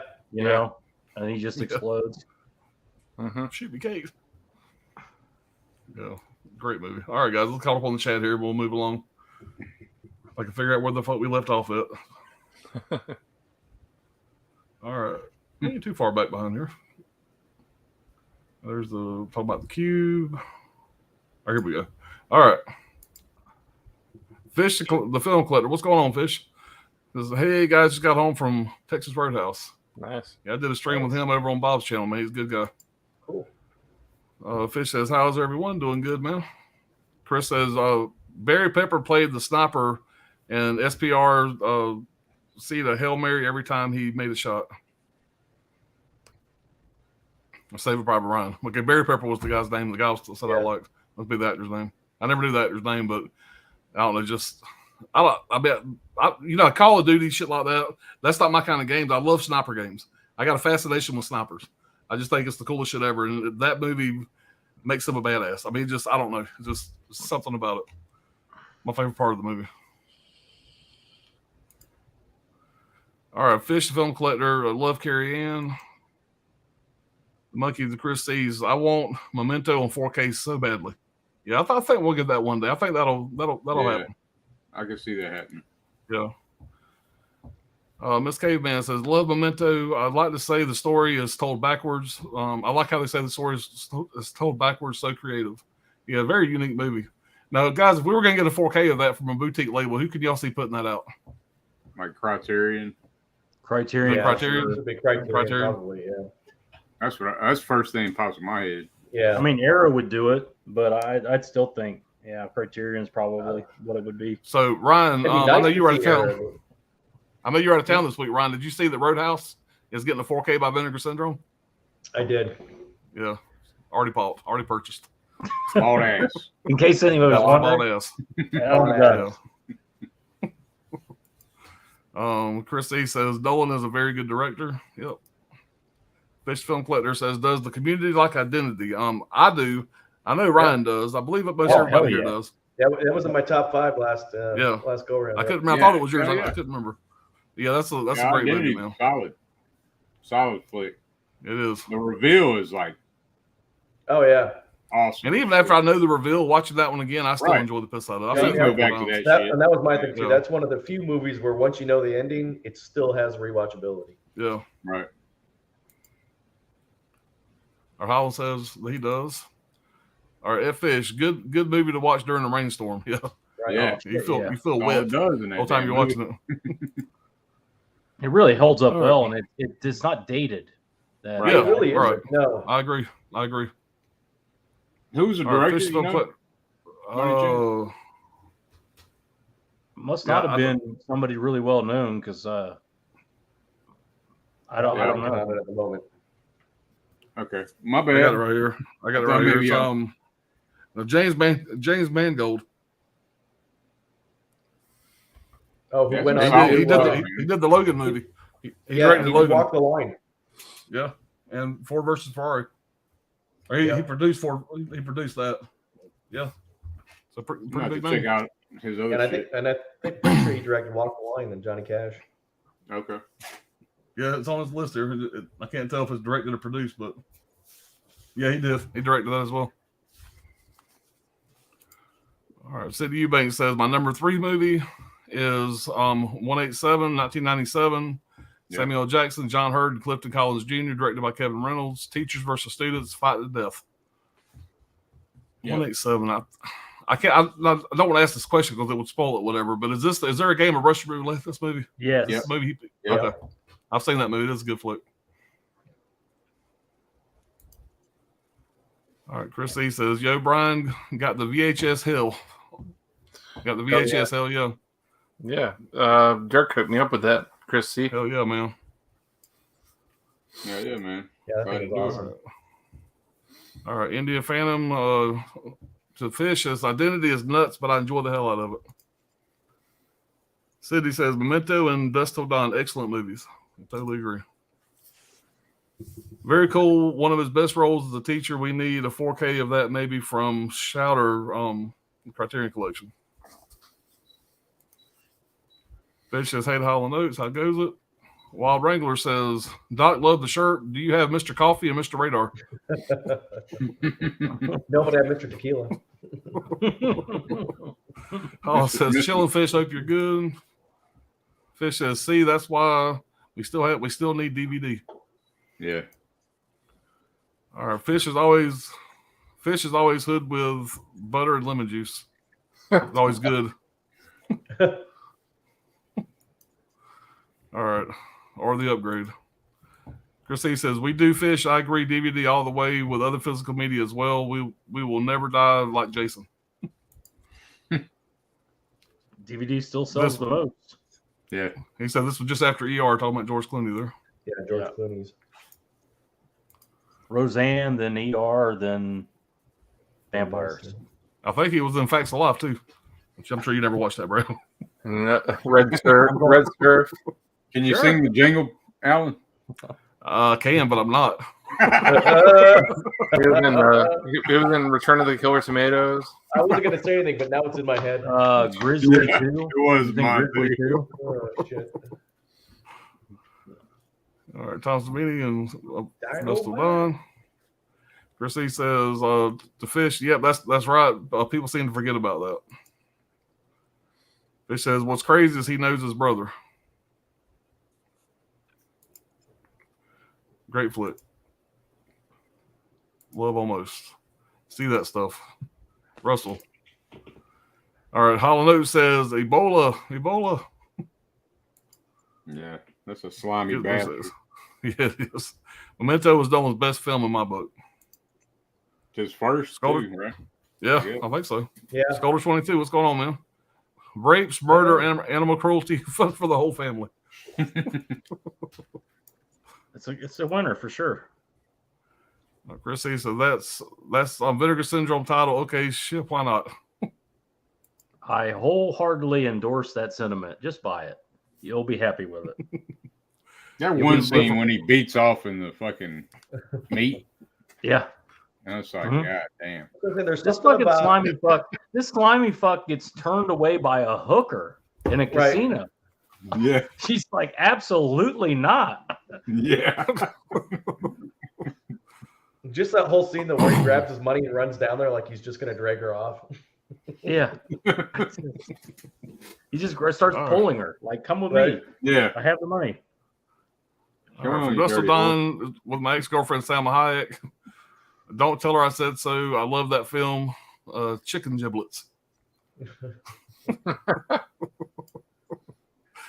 Who said Almost Famous is perfect. Okay, my best list is not worth anything any longer. I love every single scene of that film. Yeah, that's a great one. I'll note it says I watched Ebola only once, but I'd be willing to watch it again. Yeah. I've watched it Man. twice. Gizmo, I was defending Ebola syndrome on the VS site. Everyone was hating on it. I loved it. What's not to like? Crazy freak show of a film, yo. Okay, well now it's like I feel like I don't like it as much now. Gizmo's like, yeah, it's great, it's killer, awesome. The stunts. Brad says it's his. You're not allowed to like it. No, I mean Gizmo, he's out there. Let's just put it that way. The movies he makes and all that shit. The stunts in that nude probably as we speak. Ebola is he's cutting somebody's insane, dick man. off right now for a movie. All right, Chris says extreme horror. Me cut you off. That's all right. Go ahead, Dirk. I was just saying the stunts in Ebola. Them so much was on fire for a minute, man. I was tripping out on that shit. Right. I was like, what the hell? In China, they shot it in China, so it's just like I don't know how good the fire department is there either. I mean, it just makes me wonder where they're cutting and then I'm pretty sure that lighting, you know. I don't think that was an actor. I'm pretty sure that was a dissenter they set on fire and just made him walk across the name. Yeah. I mean, I think I'm gonna be set on fire and get pissed on though. Stuntman, we don't need stuntmen. Yeah. I mean, she was probably really pissing on him. I'm herming out, just going, Jared, yeah, we need realism. Let's go. You know, and the Untold Story, it's heinous too. They've done 2 movies together. I don't know. And what's crazy is I watched the special features on that Ebola release, and the guy they interview, whatever, he's so not like his character, which kind of makes me appreciate the character even more because he's like, type. you know, he's very insecure, wasn't comfortable with nudity, or all that kind of stuff, whatever. You know, like a big name actor over there. Over there, yeah, he was a big, big star for these type of movies, it was, But I think he made a shitload of movies though. Yeah, they not all like this, but they weren't all Cat 3s. He's done other stuff. Yeah. All right, Chris C says it's extreme horror, kind of like the sadness. I really like the sadness, which I would highly recommend. Being around watching sadness over here, that's a good one. The sadness is like Sesame Street compared to Ebola syndrome. Yeah, it is, but whole new meaning for the Cookie Monster. Anthony's Horror and More says number 3 is The Frighteners. I love Michael J. Fox as a paranormal con man. Jeffrey Combs steals the show as a paranoid FBI agent. Jake Busey plays an extremely twisted, death-like figure. Badass movie. Yep, it's one of my all-time favorite movies. Love that movie. Yep. All right, Gizmo says Anthony Chow Sang Wong is so freaking dirty and messed up in that film. It's disgusting. There's no better word for it. I'll notice number 3 for me is Snatch. Go out and watch my review of that, please. I don't know what to say about the film. If you haven't seen it yet, I recommend it. I think 112 people watched that review. It's like one of my first videos. But that being said, the goddamn production company came in and said they're going to monetize it because, copyright shit. And I've got like 112 people to watch that bitch. Who gives a shit? But they had to come in fucking a year later and say that. What a bunch of pricks. They want their 4 cents. Yeah, Gizmo says From Dusk Till Dawn is a perfect film to release on 4K. Gritty, dirty, feels like a grindhouse film from the 70s, but shot on 35 with Animorph. Yeah, it's a good looking 4K too, I guess. I've never seen anything but the 4K, but it looks good. India Phantom says my number 3 is the best Christmas movie that nobody talks about much anymore. It's Doug Liman's Go from 1999. Yeah, it's awesome. It's Pulp Fiction-like with interconnecting stories and timelines. Heard good things about it though. Timothy Olyphant is awesome in that as the drug dealer with the heart of gold. Goddamn, I gotta write that down now. Yeah, I gotta write that down. There's a Blu-ray. Fucking Brian's got it, son of a Yeah, I have it. I'm waiting for But Brian to tell you're Pop probably- that he has it already. You're gonna get the DVD because the Blu-ray is hard to get. Yep. Fish says Big Apple cigarettes. Yep. Yep. Big Apple Reds or whatever it was. Right. Mm-hmm. I love Tarantino. I haven't seen Jackie Brown. It's that bad. No. Ah, go see it, man. No, No. Jackie Brown's good, man. Yeah, I like That's, Jackie that's a Brown. good one. It gets shit on though a lot. I notice a lot of Yeah, people. people shit on That's that one. one. I don't know why. That's one of because Sam Jackson's best roles. Mhm. He's very good at that. And you know, Sam Jackson came up with that whole the outfit, the wardrobe, everything. Yeah, that was the all fact him. that Yeah, the character carries a purse and all that, and all of his little quirks. That's all Sam Jackson. all his little anachronisms are Damn, AK-47. Pam Greer's great in it. Robert De Niro's great in it. Yeah, De Niro's really good. Pam in that. Grier. Robert Forster is awesome. Robert Forster's really good in it. Man, I don't think Robert De Niro is good in it at all. I Pam think Grier's he's the fucking shit. I nailing like it De in. Niro in it. I thought he was. I didn't think he gave a shit about it. I think they only had him for a couple days. That's just my opinion. But I thought Just big I thought name type everybody else shit. blew him off Right. the screen. Give him his millions so that he can just get in and Yeah, get and out. he's trying to fake smoke weed or whatever. Just like I'm going, this fucking old man does not smoke weed. What is happening here? Like, it was just weird. I just thought he was an odd choice. I mean, you're going to take if you can get Robert De Niro, you're going to take him. Don't get me Oh wrong. yeah, hell yeah. Right. Oh yeah, that's a yeah. All right, what did Caveman say here? Do we need to call TH? I think you get cut off. Yeah. Fish says, oh yeah, Criterion for Memento. I'd be all for it. Caveman says, seen any of these? My Blue Heaven. Mm-mm. Yeah, Yeah, Seen My Blue Heaven, yeah. yeah, I've Yeah, seen it. that's all Steve Martin, right? Yeah. Rick Thanks, Rick Steve. Moranis. Yeah. It's like a comedy about a mobster, Mhm. right? Yeah, and says, smash that like button. I appreciate it, buddy. Yeah, man. He says, yes, facts of life, pops. All You about gotta take the you. good, gotta take the bad. That's all I'm gonna say. Really? Says, not sure how many category 3s Anthony Wong has, but has been in, but I've seen at least 4, I think.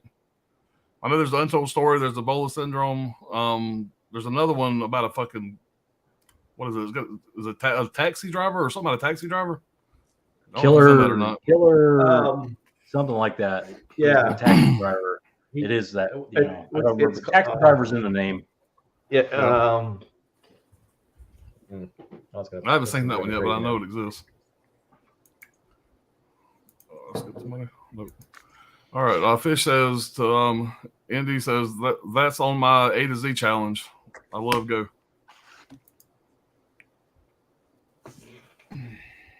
RY. Translate. All right, JS says, I was super happy to see Michael Keaton and Jackie Brown. He was going through a downturn at the time for whatever reason. Yeah. Yep. Taxi Hunter. Yeah. Taxi Hunter. I fell in love with Michael Keaton back in fucking Mr. Mom. I used to watch Mr. Mom as a kid all the fucking time, man. He was great in that. And of course, obviously Batman, Yeah. but Mr. Mom was my first introduction, I think, to him. Yep. Hollow Note says With the Taxi kite. Hunter. Oh, that would have been after Mr. Mom. Mhm. But that was him and what's that guy's name? The guy that played in fucking Vision Quest. I know Matthew what you're Modine. talking about. Yeah, Modine, yeah. Modine. Yeah, I seen that in theaters. Long. I don't think I've seen it since theaters though. Chris C says I did smash that like button. I love this stuff, pops, and all your awesome gents. Yeah, guys, this is a group effort. This definitely ain't just me. This is something we all got together. But I appreciate it. man. Oh yeah. Thank you. JS says mix them up, and there you have the facts of life. Oh, go past get that this. shit in my Go head. past this. I'm gonna be on this fucking stream going to bed All tonight. Going, about you. What are we gonna do next? Sing the theme song to Good Times? You might. no, we're not. Yeah, they keep bringing it up. It keeps going through my head, man. It's like, Yes, it's all in my head now. back. So we're gonna move on. What was this? Our number 2. Thank Shit. God. All right, Dirt. Looking forward to see All what right, you man. got there, buddy. All right, man. I don't know if y'all seen this one or not, but Ebola syndrome. It's called Gyro al Inferno. Whoa. All I need to know is how you're holding that. I need to know what's underneath those fingers. That's all I need to know right there. It's already on my list. No, I'm just messing, man. This is a U-turn, man. Yeah, hell yeah. It's a Spanish release, though. Oh, yeah, that's a great movie, man.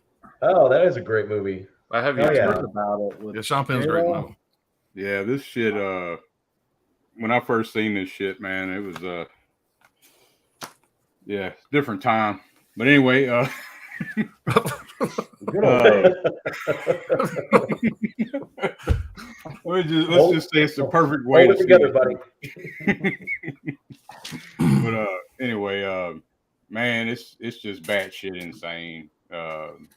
Oliver Stone came out with it in '97. It's got Sean Penn as Bobby, Jennifer Lopez as Grace. Billy Bob Thornton is Daryl, the mechanic, which him and the blind man, John Voight, those are probably my two favorite characters out of the whole damn movie. You got Powers Booth as Virgil, the sheriff. He's the sheriff. You got Joaquin Phoenix as Toby N. Tucker, TNT. Yeah, he's got the etched out hair and shit. Yeah. And Nick Nolte's Jake McKenna. And then, you know, I just threw her in there. She's not What a fucking cast. Claire Danes as Jenny or whatever. But yeah, it's pretty it's tripped out, man. This guy, he's like down on his luck. He owes a lot of money to some I guess they're Russian guys. So he's coming into his what do you call it? Radiator hose bust in this small town in Arizona. And the first guy he meets is Billy Bob Thornton. And he's just a smart ass to him, you know. He's like, that's why you live here and I'm passing through. That's what one of the lines he tells him, and he just keeps giving. He's just a fucking asshole to everybody, man. He's like, that's the way I see it. He's just he presses his luck too much, you know. But but one of the best quotes is from the blind man, John Voight. He's like he says he's half Indian. He's like, your lies are old, but you tell them pretty good, you know. And he says, everything is everything, and everything is nothing too. So that's the type of shit. It's right. It's Oliver Stone film. So I was gonna say that's classic Oliver Stone. Right. And he says, things ain't always what they seem. You got to ask yourself, is it worth it? Because the day comes, the Earth Maker is going to come down and look right in your fucking heart. And then you better know what it is you're doing. Are you a human being or just some hungry ghost out there? Just some crazy shit. Like the blind man can't see. I mean, of course, he can't see, but he sees what's going on. Like he knows fucking everything that's going on. But the motherfucker don't have no time to listen to him. Every time he's trying to tell him some shit. It's just crazy, man.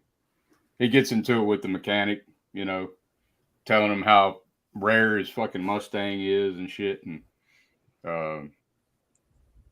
he's just like real stuck up type motherfucker. But the mechanic's just a small, simple-minded motherfucker. And he's like repeating the line to him. He's like, well, that's why I live here. And you're just passing through. Shit like that. But anyway, he gets into it with him, and he's like, every time he gets pissed off and he's mad, frustrated, man, he's like, there you go, sweet talking me again, you know, while he's cussing him out. But another good line is when he's with Joaquin Phoenix in the damn diner. He's like, you trying to make time with my girl or whatever the fuck with Claire Danes? Then he don't want shit to do with this girl. But she's over there fucking with him. And he says, I don't think you know who I am. The name's Toby N. Tucker. People around here call me TNT. You know why?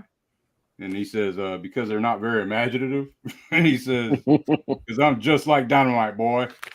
When I go off, people get hurt. And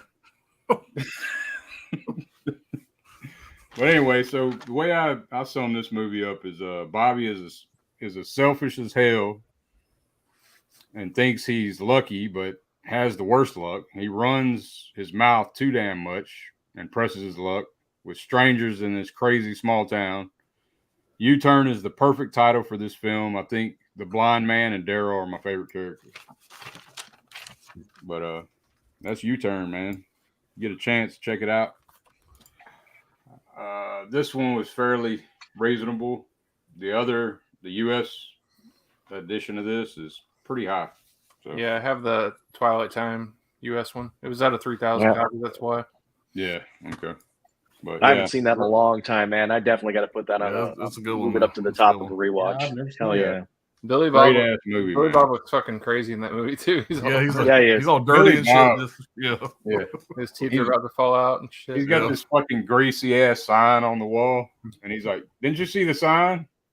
Like, the way they shoot some of the shots, whatever, is real kind of like trippy.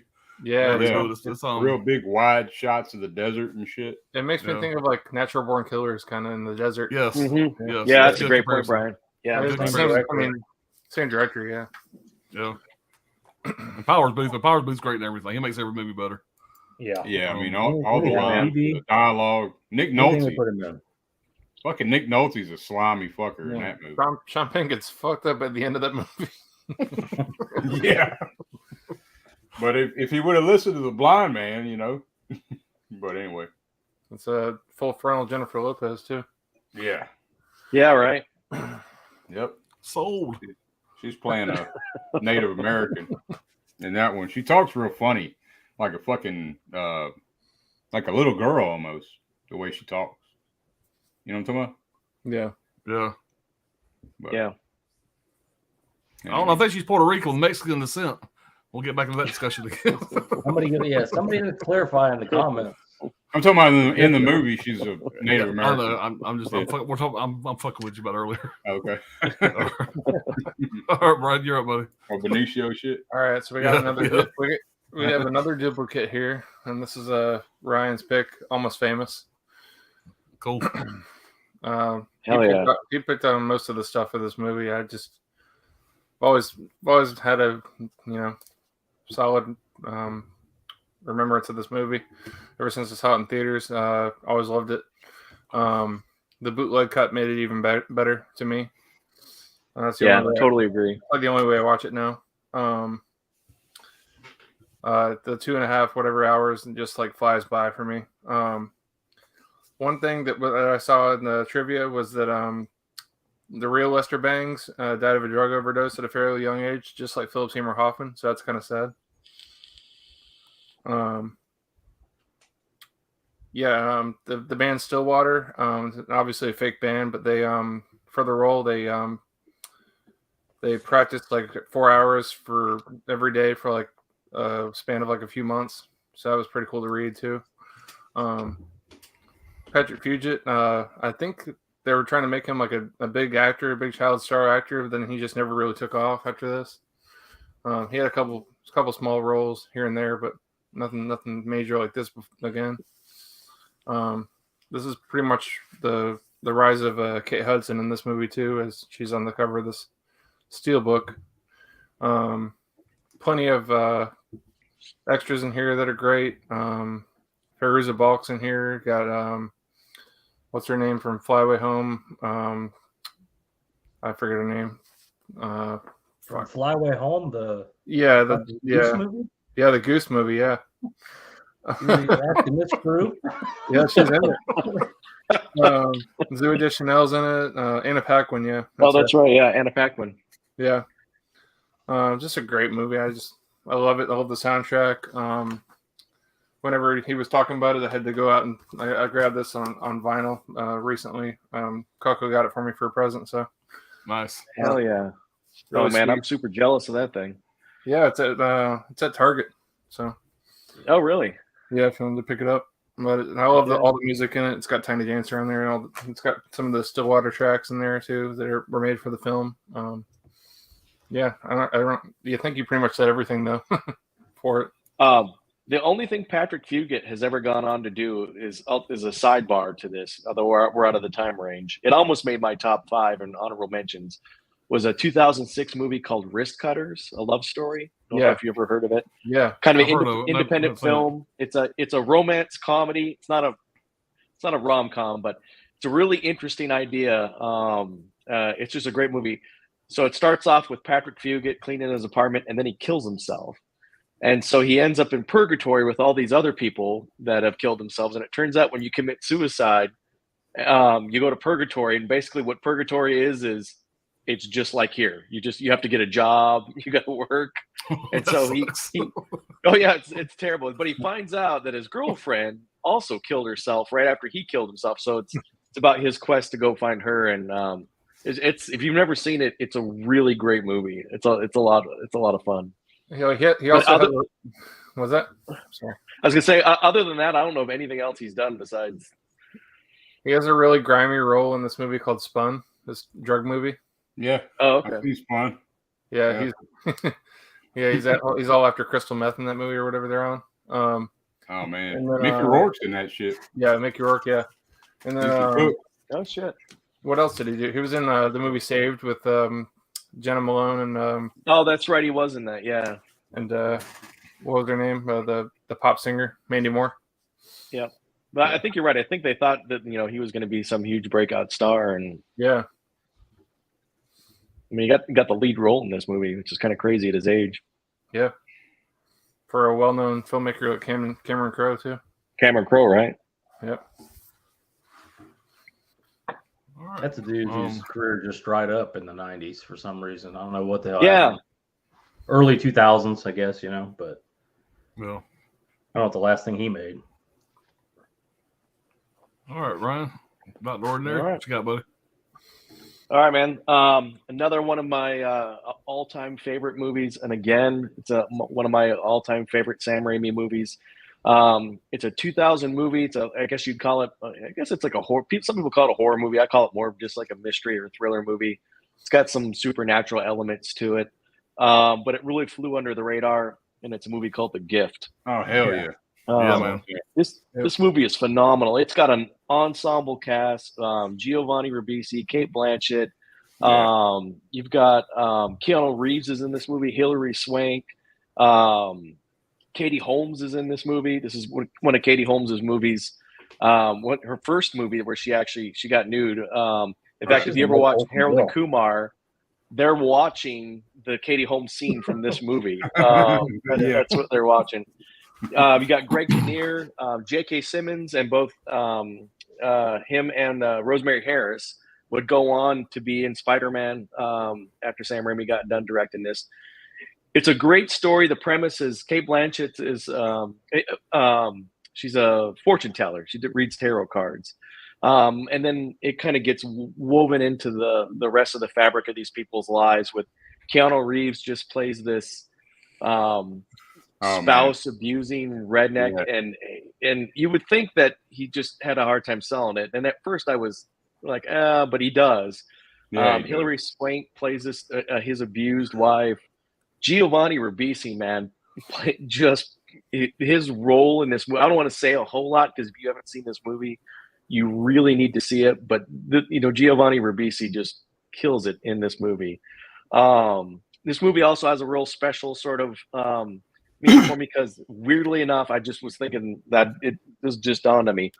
Also filmed in my backyard. I happened to move from Michigan to South Georgia when I was in my late teens. And then actually, this was much later when I was up going to college. This movie was filmed in the middle of nowhere, Georgia, in South Carolina, outside of Savannah, in a county called Effingham, in this little backwater town. In fact, they changed almost nothing for the set because it was so perfect. Normally, they'll change the names of businesses or the phone numbers, but as they're showing these scenes in this town, they left everything just because it's so authentic. A a good friend of mine. He was somebody that I used to fly with. He was also a master diver and owned a diving company. He got hired. There's a water scene in this movie, and anytime they have it, they have to have a certain number of divers per actor. So he and the guys that worked in his diving company got hired to do the scene. So it was really cool living through him. I didn't get to go to the set or anything, of him talking about Sam Raimi, and he's one of those guys that just didn't know movies. He's like, yeah, I met this guy. He's got a weird name. It's like Canoe. I don't know who he is. Anyway, he was really cool. And so there's a scene where Katie Holmes is being lifted out of a pond, and all I'll say is that my friend's hand was right on her ass, holding her up as he was diving underneath. But it's a great movie. It's a great story. It's got a lot of great twists. It's got a fantastic ending to it. And like I said, a lot of people, for whatever reason, this movie completely got missed. But if you want to watch just a fun watch, and it's another one that's got great rewatchability, even once you know what happens. FYI, the car she's driving is the same Delta 88 Oldsmobile that shows up in every single Sam Raimi movie, including Evil Dead. So he incorporates a lot of things in there. This one is very much Sam Raimi-ish, unlike A Simple Plan. The big thing that blew my mind about this movie, and I knew this when I went and saw it the first time, it's written by Billy Bob Thornton. Really? Which is just mine. Billy Bob Thornton and Tom Epson, who went on to write Sling Blade. So it explains why this movie is so good in terms of its dialogue, the storyline, and it just very few people know about this movie. I'll tell them about this movie, and they go, "Oh yeah, I've never heard of that." So great movie. Check it out, definitely. Oh yeah. Yeah, Ryan, you actually introduced me to that. We watched it over here. You couldn't believe I'd never seen it. I was an instant fan. I actually got the Blu-ray from Imprint back there.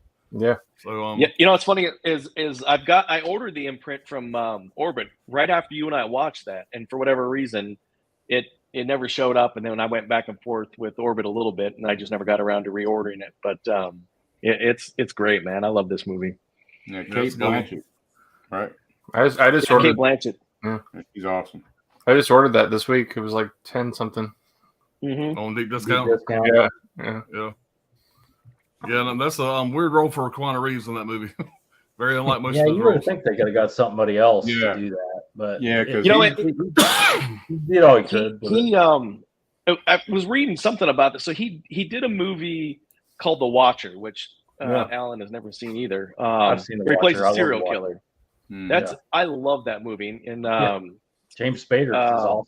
James Spader is in it. Yeah, he's fantastic, man. Apparently, he wanted out of that movie, and he mainly wanted to do this movie where he was going to be the bad guy, but he was contractually bound to The Watcher. But when you talk to him, I guess he feels like this was his far better role as a bad guy in movies than he was in The Watcher, which I thought he was great in The Watcher. But they could have. Billy Bob Thornton could have played that role. I thought he did good though, as that scumbag. He did all good. He sold it pretty good. Yeah, and that's pretty odd for him to play that role. So that's right. He did a good job in the role. I mean, I thought still early in his career too. Be playing that kind of. Hell of a pick, man. Good movie. Hell yeah. Hell yeah. Brad, what you got, man? I'm assuming another Vinegar Syndrome title. Yeah, something light and fun. Yeah. My kind of thing. Is it as light and hearted as The Room? Yeah, maybe a little less sinister than The Room. So dude, we've already been talking about before. American Psycho. Okay. It's a great Christmas movie. Yeah, it is. It really is. You see that? There it is. Feed me. Okay. Feed me a stray cat. That's what we're trying to get you to go with this. I don't sit there and dissect them that close, but you don't look for deep into anything. Not at all.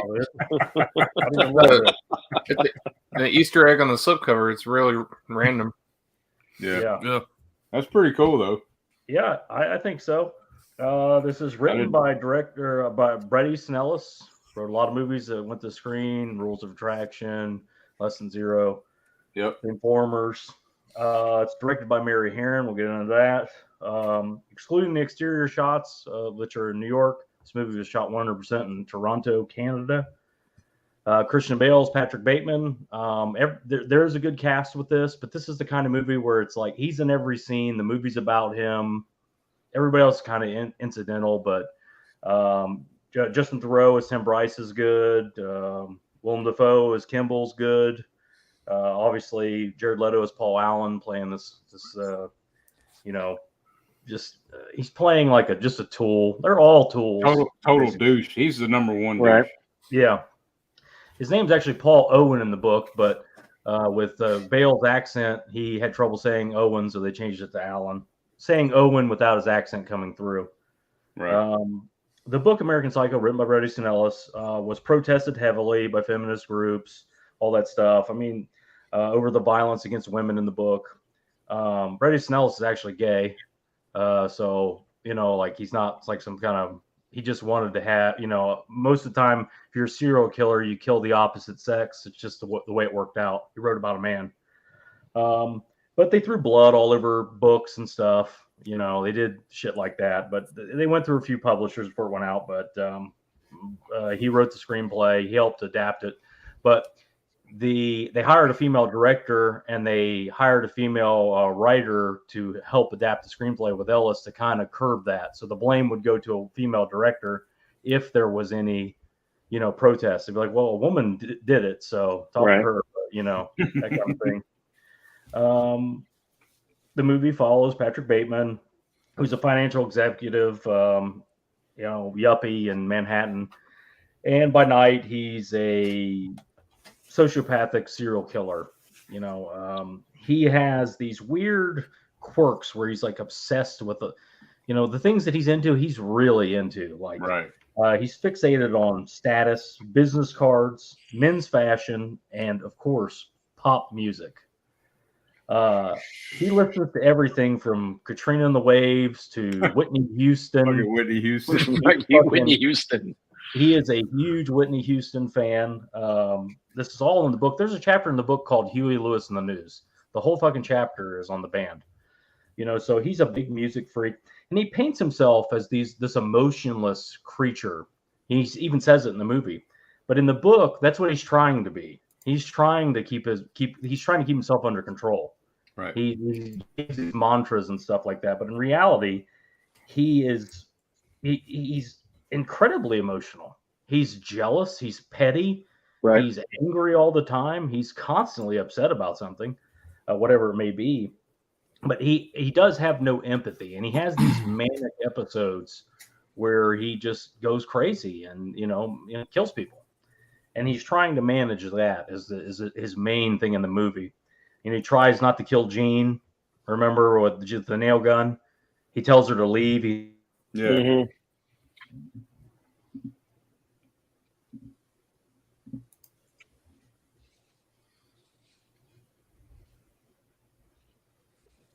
Oh, I'm back. He says something horrible is happening inside of me, and I don't know why. My nightly bloodlust has overflown into my days. I feel lethal, on the verge of frenzy. I think my mask of sanity is about to slip. So that's what it is. He's mainly trying to keep himself together. This movie is violent. It's insane.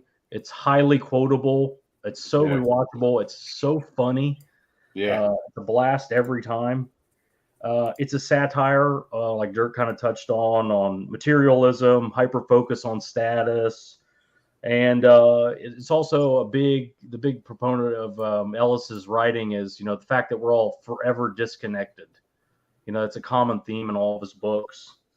What did I have in here? It's basically anti-yuppie. That's a good way to put it. The yuppie generation where they only care about what kind of car they had and that kind of thing.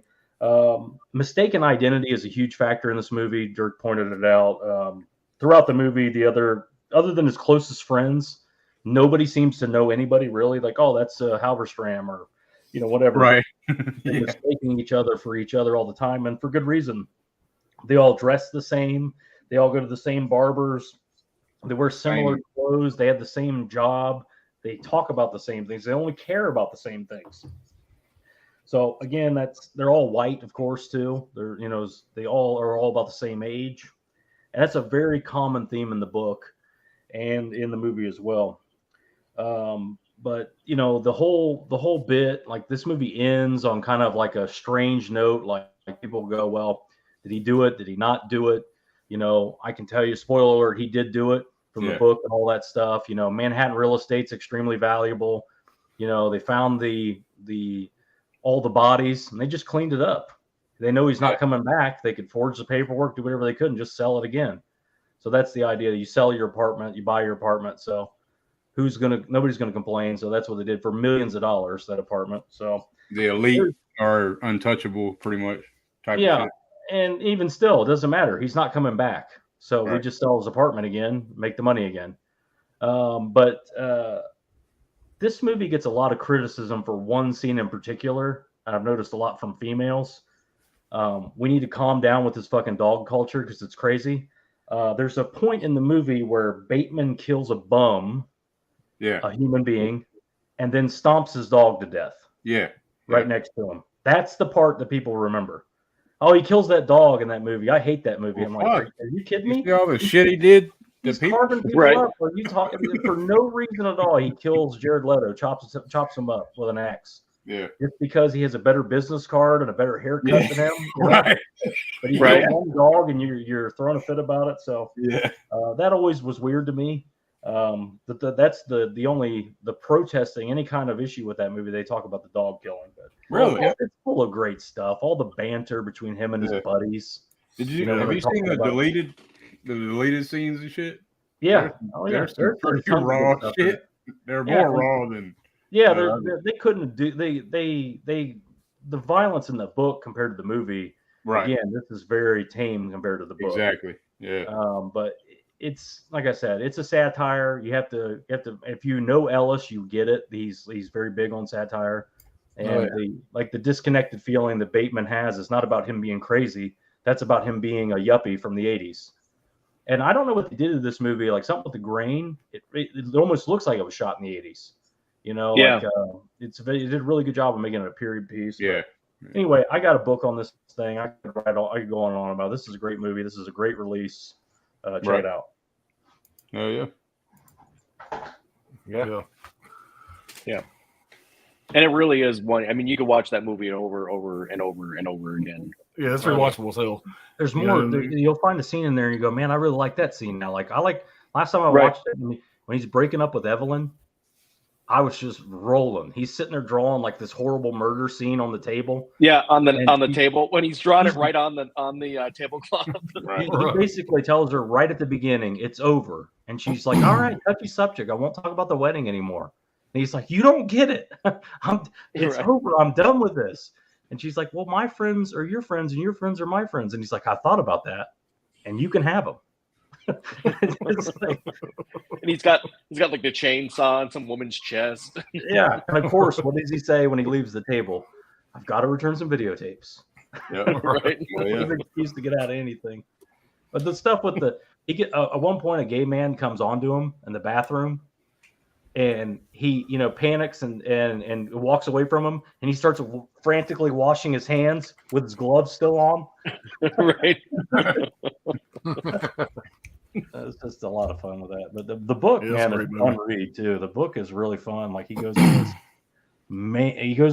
full manic right in the middle of the day in Times Square, and he just starts. It's a lot of fun, man. Yeah, I need to check out the book, man. I never read the book. That shit with the damn stray cat though, and the old lady's bitching at him. He just shoots her fucking ass. Right. Yeah, that whole bit where he's running and he goes through the round the he door, goes through into the lobby. And he goes back and shoots the guy he realized he missed. And then he goes to the next building over, and you think he's about to do it again, just pull and shoot. He's like, you realize he went to the wrong fucking building.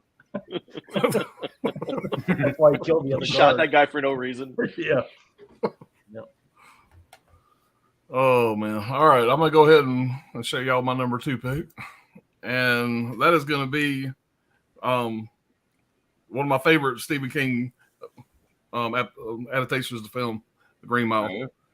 Really love this Steelbook too, by the way. Hell yeah! But this was directed by Frank Darabont.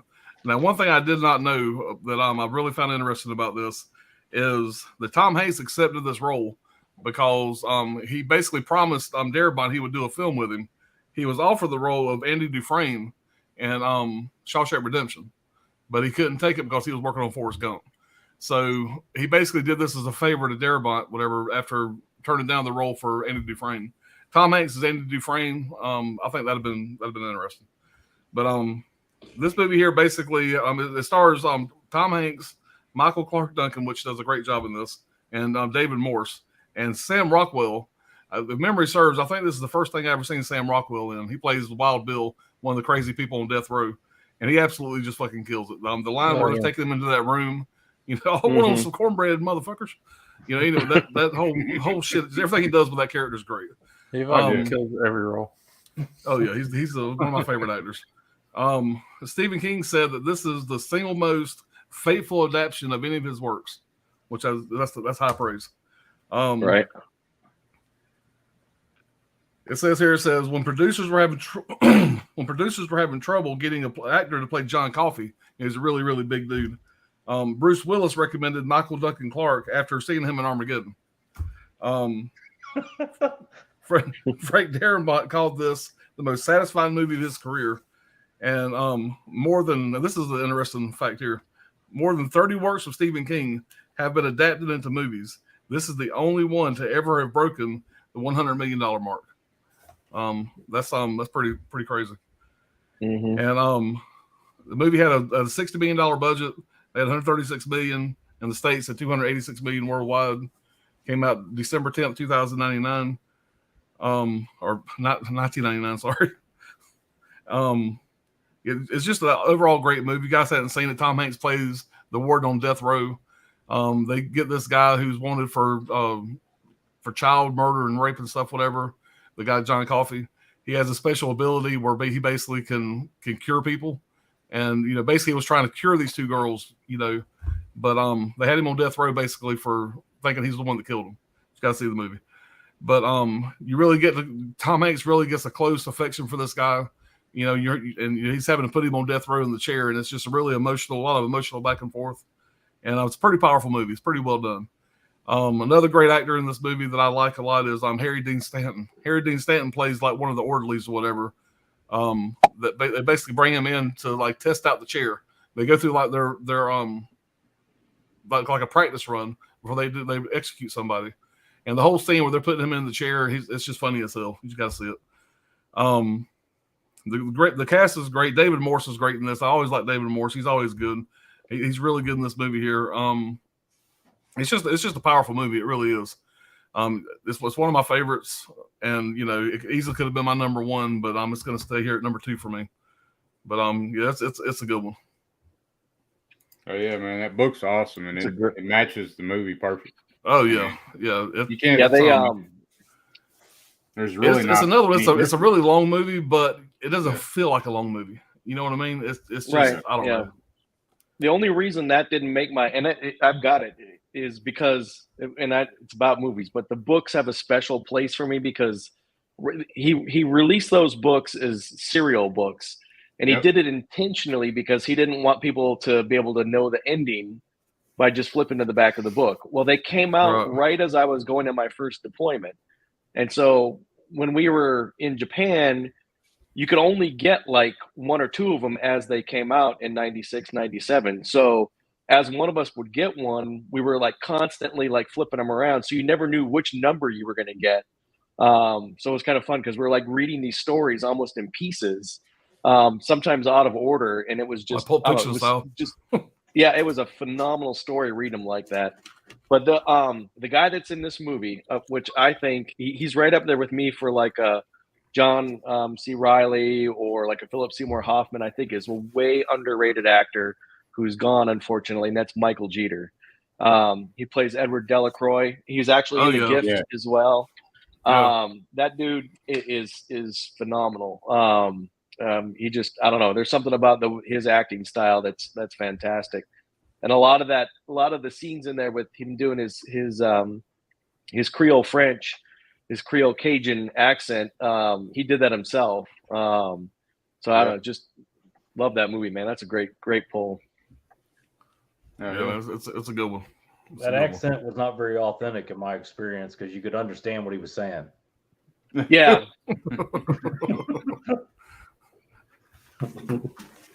Dirk understood it with no problem at all. But Sam Rockwell in that movie, man, played. Oh, man. He was just that. Yeah. That He scene comes where in like he's loads catatonic, whatever, slobbering, and he just, Right. it's Yeah. Woo!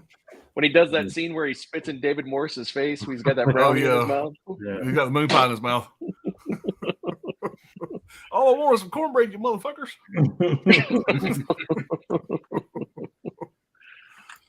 Oh shit! All right, guys, we'll get caught up on the chat here real quick. We ain't too far behind here.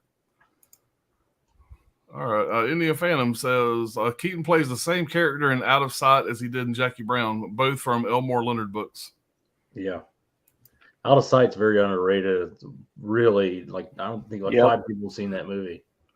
I'm not sure if I've seen it or not. I know the movie. He had that Tony? one. He had a few around that time. What am I thinking of? Clooney's in I'm there, not thinking of Out of Sight. I'm thinking of something else. Lopez? Clooney, Jennifer Lopez, Ving Rhames. That's the one that Kino just put it out in 4K, didn't it? Yeah. Out of Sight. I'm Yeah, thinking I've of something seen it. else. Yeah, I saw that in a little ass middle of nowhere movie theater when there was like literally 3 of us in there, and I remember loving that movie. And then nobody knew about it. I remember when it came out. I remember J-Lo with the damn shotgun. Distinctly remember that scene. Yeah. That's one thing I remember about it. But... All right. Ooh. All right. Fish says good times. Christy says you all see the principal with James Belushi. Yeah, the principal's great. James Belushi and Lou Gossett Jr. Yep. It's a good one. What's going on, Bob? Yeah, sorry I'm late. Hey, Was working all night.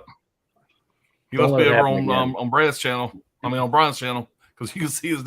For he can't take for whatever reason one. on my stream he can't text on mine, but I guess he must be on Brian's. Indian Fan says U-Turn is freaking great. That would make my top 10. Has a great commentary from Oliver Stone. I like that. That'd be a fun commentary to listen to. Another awesome Billy Bob Thornton role. Bill Paxton also played the lead, but Penn had to step in. Damn. Almost played the lead. Interesting. The Spanish release don't have any features at all. That's the only bad thing. But Gizmo said U-Turn is freaking amazing. Joaquin Phoenix TNT is just so fun in the film. Lopez just needs to be more nude. Billy is playing Ebola syndrome in that film.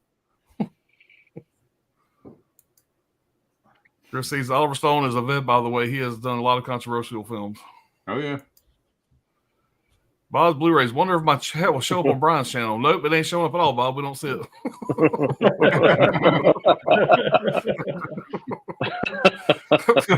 I appreciate being here, Bob. By the way, me and actually this coming Monday, I'm going to be on his Steelbook challenge that he's going to have on his channel. I think Brian's going to be on the slipcover challenge the following Monday. Hopefully I got that right. You guys be sure to check that out tomorrow or Monday night. Oh yeah. Yeah, Monday night I think it's going to be at 8:30. Bob, correct me if I'm wrong. Chris says if anything of Stone's films, I would recommend Nixon with Anthony Hopkins playing the part. Very cool and interesting, and Alexander as well. We need a 4K of those, by the way. Yeah, I like Nixon the Doors. is very underrated. Yeah, I know the movie. I've never seen it. I don't know why, because I love Anthony Hopkins. But Yeah. y'all know it. So hey to Robert. Stone All got right. a lot of shit. A lot of good movies. Bob says, how's it going, Holland? What's up, Pops? Brian, Ryan, Brad, and Dirk. I'll catch the replay later. Sorry I missed the beginning. Not a problem, man. What's going on, man? I know how that goes. It's a problem. Don't let it be here next time. Yeah, that's your one out. Indian Phantom says, number 2 for me is David Cronenberg's Crash. It was such a twisted, erotic flick. Not for everyone. The Yeah. guitar-heavy score by Howard Shore Not is a for favorite. Set in Toronto with the same DP as Empire Strikes Back. Dirk loves David Cronenberg. And hates I like that the first half of that movie, but the second half can go fuck off somewhere. That's how you really feel, Dirk. Damn. It says, see the gift. I missed that. Gizmo said the gift is so good, so weird, a good thriller. That's Yeah, great. I'm a fan of it. India says, need to see The Gift again. Mostly remember for the Katie boobies. Totally forgot it going to on my rewatch list. Sure. That's what most people remember it for. She's such a whore in that movie. Chrissy, I think it was a great movie because I stopped watching once those things came out, so I couldn't tell you. Shit, I did not know he did Crash. I'm trying to collect those great director films, De Palma, etc. Bob says, hey, the fishy. Holland says, number 2 for me is Fargo. Yeah, we'll talk more about that in a minute. Never been to Minnesota, but I love all the dialogue and mannerisms. Love the 2 seasons I saw the show as well. Yeah, I love Fargo, man. So you got to get that true coat. They do talk it's confirmed. My ex-wife used to love it when she would put Fargo on or make me call my mother because that was my accent, and I have fought for decades to suppress it right down into nothing, but it comes right out. Yeah. Oh yeah. Geez, we're going up to Shopko over there next week there, don't you know? Because we got the discount tires coming in. Nope. And you asked I made that one by the time I turned 10, that was my life goal was to get rid of that accent. Yeah, they act like they don't talk like that either, which is funny. Like they just go, the heck do you mean? We don't talk like that, don't you know? Oh, Jesus, guys. Cool. Yeah, but the heaviest part of that is whenever she's interviewing the 2 hookers, and that's really just kind of drawn out through that. It's like, you know, it's badass. Let's just say I watched it recently. Chris says the Bob, what's up, my brother? I got Massacre at Central High. Have not watched it yet, and others. You guys go out and check that video out. Me and Brian did a deep dive into Massacre at Central High on Bob's channel Wednesday night this past week. Yeah. That Blu-ray, man, looks better than some 4K. Yeah. I think. I mean, yeah, that's the only time I've ever seen the movie, but I mean, it was solid, man. It looked good. Yeah. Everything they put out, man, solid though. I know a lot of that shit looks better than the 4K. Blu-rays Blu-ray does. Insanely good for the most part. All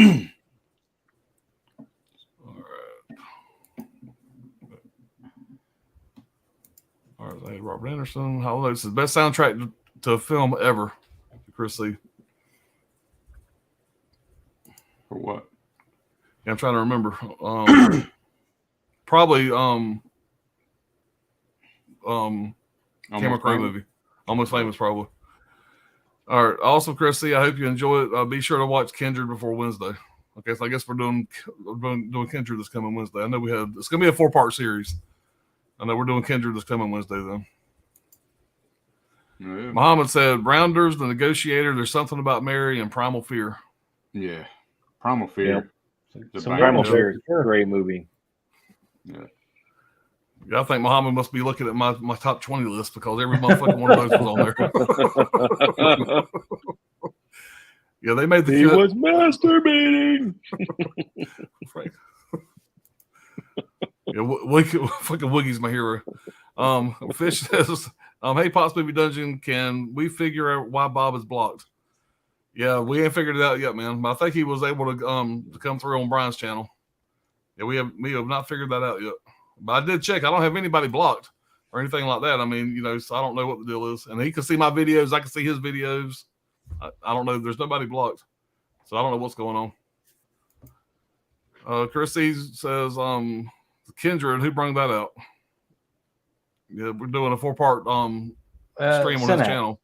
Synapse, right? We're doing a 4-part Synapse series. We're going to do Kindred. We just did Massacre at Central High. We're going to do, help me out here, Brad, Tombs of the Blind Dead or some shit like that. And Manchester Moore. Books. Yeah. Should have got Dirk on there. Yeah. Dirk loves those. Yeah, we told him that. Me and Brian told him that during the stream. I think you mentioned in the chat, Brad. I don't think I was in there. We should just do the stream. We'll just cut Bob out. We'll just pretend it was our idea. Yeah, Bob will have you on our channel when we're going to do this with Dirk. No, Bob, right. Do something about Sorry, Bob. Bob says it's in that film. Yes, sorry, Bob. Did anyone pull Sleepers? That movie is a hidden gem. Excellent. Yeah, No, that's nobody's pulled it. Yeah. Well, you know, nope, that's a heavy. we ain't done yet. Good, great movie though. That's a heavy ass movie though. Like, all right, Hondo says Bob has a potty mouth. Yeah, filthy fucker. Chris says Robert Anderson. Okay, I heard Micah's team. Mock. The Wrath or really just that he dies that movie rather than in the other. Laugh out loud. I have that one on Vestron. Oh, I think I just had a fucking stroke. Either you or Chris, one of the two. I don't. Yeah. Let me get my secret Dakota ring out. All right. Right. Indian What is fan that? says Matt? early J.K. Simmons role. Yeah, I don't know. Hmm. I was thinking maybe it was an abbreviation for something, but Right. I'm a dumbass. Yeah. But Yeah. early J.K. Simmons role in The Gift too. Yeah. Yep. Bob says that's I do. Hall Notes that I do. All right. At Hall Notes, tune in Tuesday. You'll find out just how big of a potty mouth I have. Chrissy, I couldn't get the pics of my deliveries from Amazon and Arrow on IG, but I got History of Violence and Giallo Essentials Yellow Edition. Mostly from you awesome people on here. Love you, peeps. Appreciate it, Chris. Oh, yeah. All right. Fish says, I was about to say, and she beat me to it. Kindred. It's called The Kindred, yeah. Yeah. Yep. All right. Jeff says, people overrate American Psycho is good, not great. Yeah. I agree. Like the fuck out of it. I agree totally. Chris says, Robert Anderson, got you. Laugh out loud. I'll probably get it from them. I trust you. I didn't watch it yet, but it's a gorgeous steelbook, not cheap. Yeah, they're about $50 for them. Yeah, they're proud of the fucking steelbooks, man. But they don't put many out, but what they put out is good. And everyone I got. All right. Want something to offend you? Watch Maniac. That's worse. Which one? Yeah. Gizmo says, I cancel category 3 now for talking shit about the dog. Rest IP doggy. RIP doggy. You will have animal rights service at your door tonight. Yeah. So not a coincidence. I've never owned a pet my whole life. That explains a lot. Also, don't eat the burgers at his house. People are fucking crazy, man. I went to San Francisco. I was coming down the coast. I ended up in San Francisco. Dude, like they're bums. Like it living everywhere, the whole fucking place. Yeah. You don't see no stray animals. You know, I was talking to some lady at the Starbucks. She said, "Yeah, if there's a stray cat out here anywhere, there'll be trucks all over the place picking it up." But what about these bums? What about these people here that are on the street? Wow, we don't care about them. But that animal can't be out on the street. Yeah. Like people are just crazy now. It's like pet mania. Oh yeah. Yeah. Before we went to Colorado, end of last year, I was hearing all these people tell me about the Colorado Denver's got a big problem with people shitting in the streets. And I've heard so many people talk about it. I was expecting just to see people squatting all over the fucking place. Piles of shit everywhere. Alan bought a fucking Where's that there, boy? Alan's got rain fucking boots. rubber clothes on. Right? Waiters. But Put your shit fingers on for real. I did see somebody piss on the Wendy's. Somebody did piss on the Wendy's. We were sitting across the street, but I didn't see nobody anybody shit in the shit. street. I didn't see anybody Wendy's shit had it coming, anywhere, but let's I'm be not honest. trying to make eye contact with the bums either. They're asking for money, but I didn't see anybody shitting. But I was just going, "This is a fucking dump."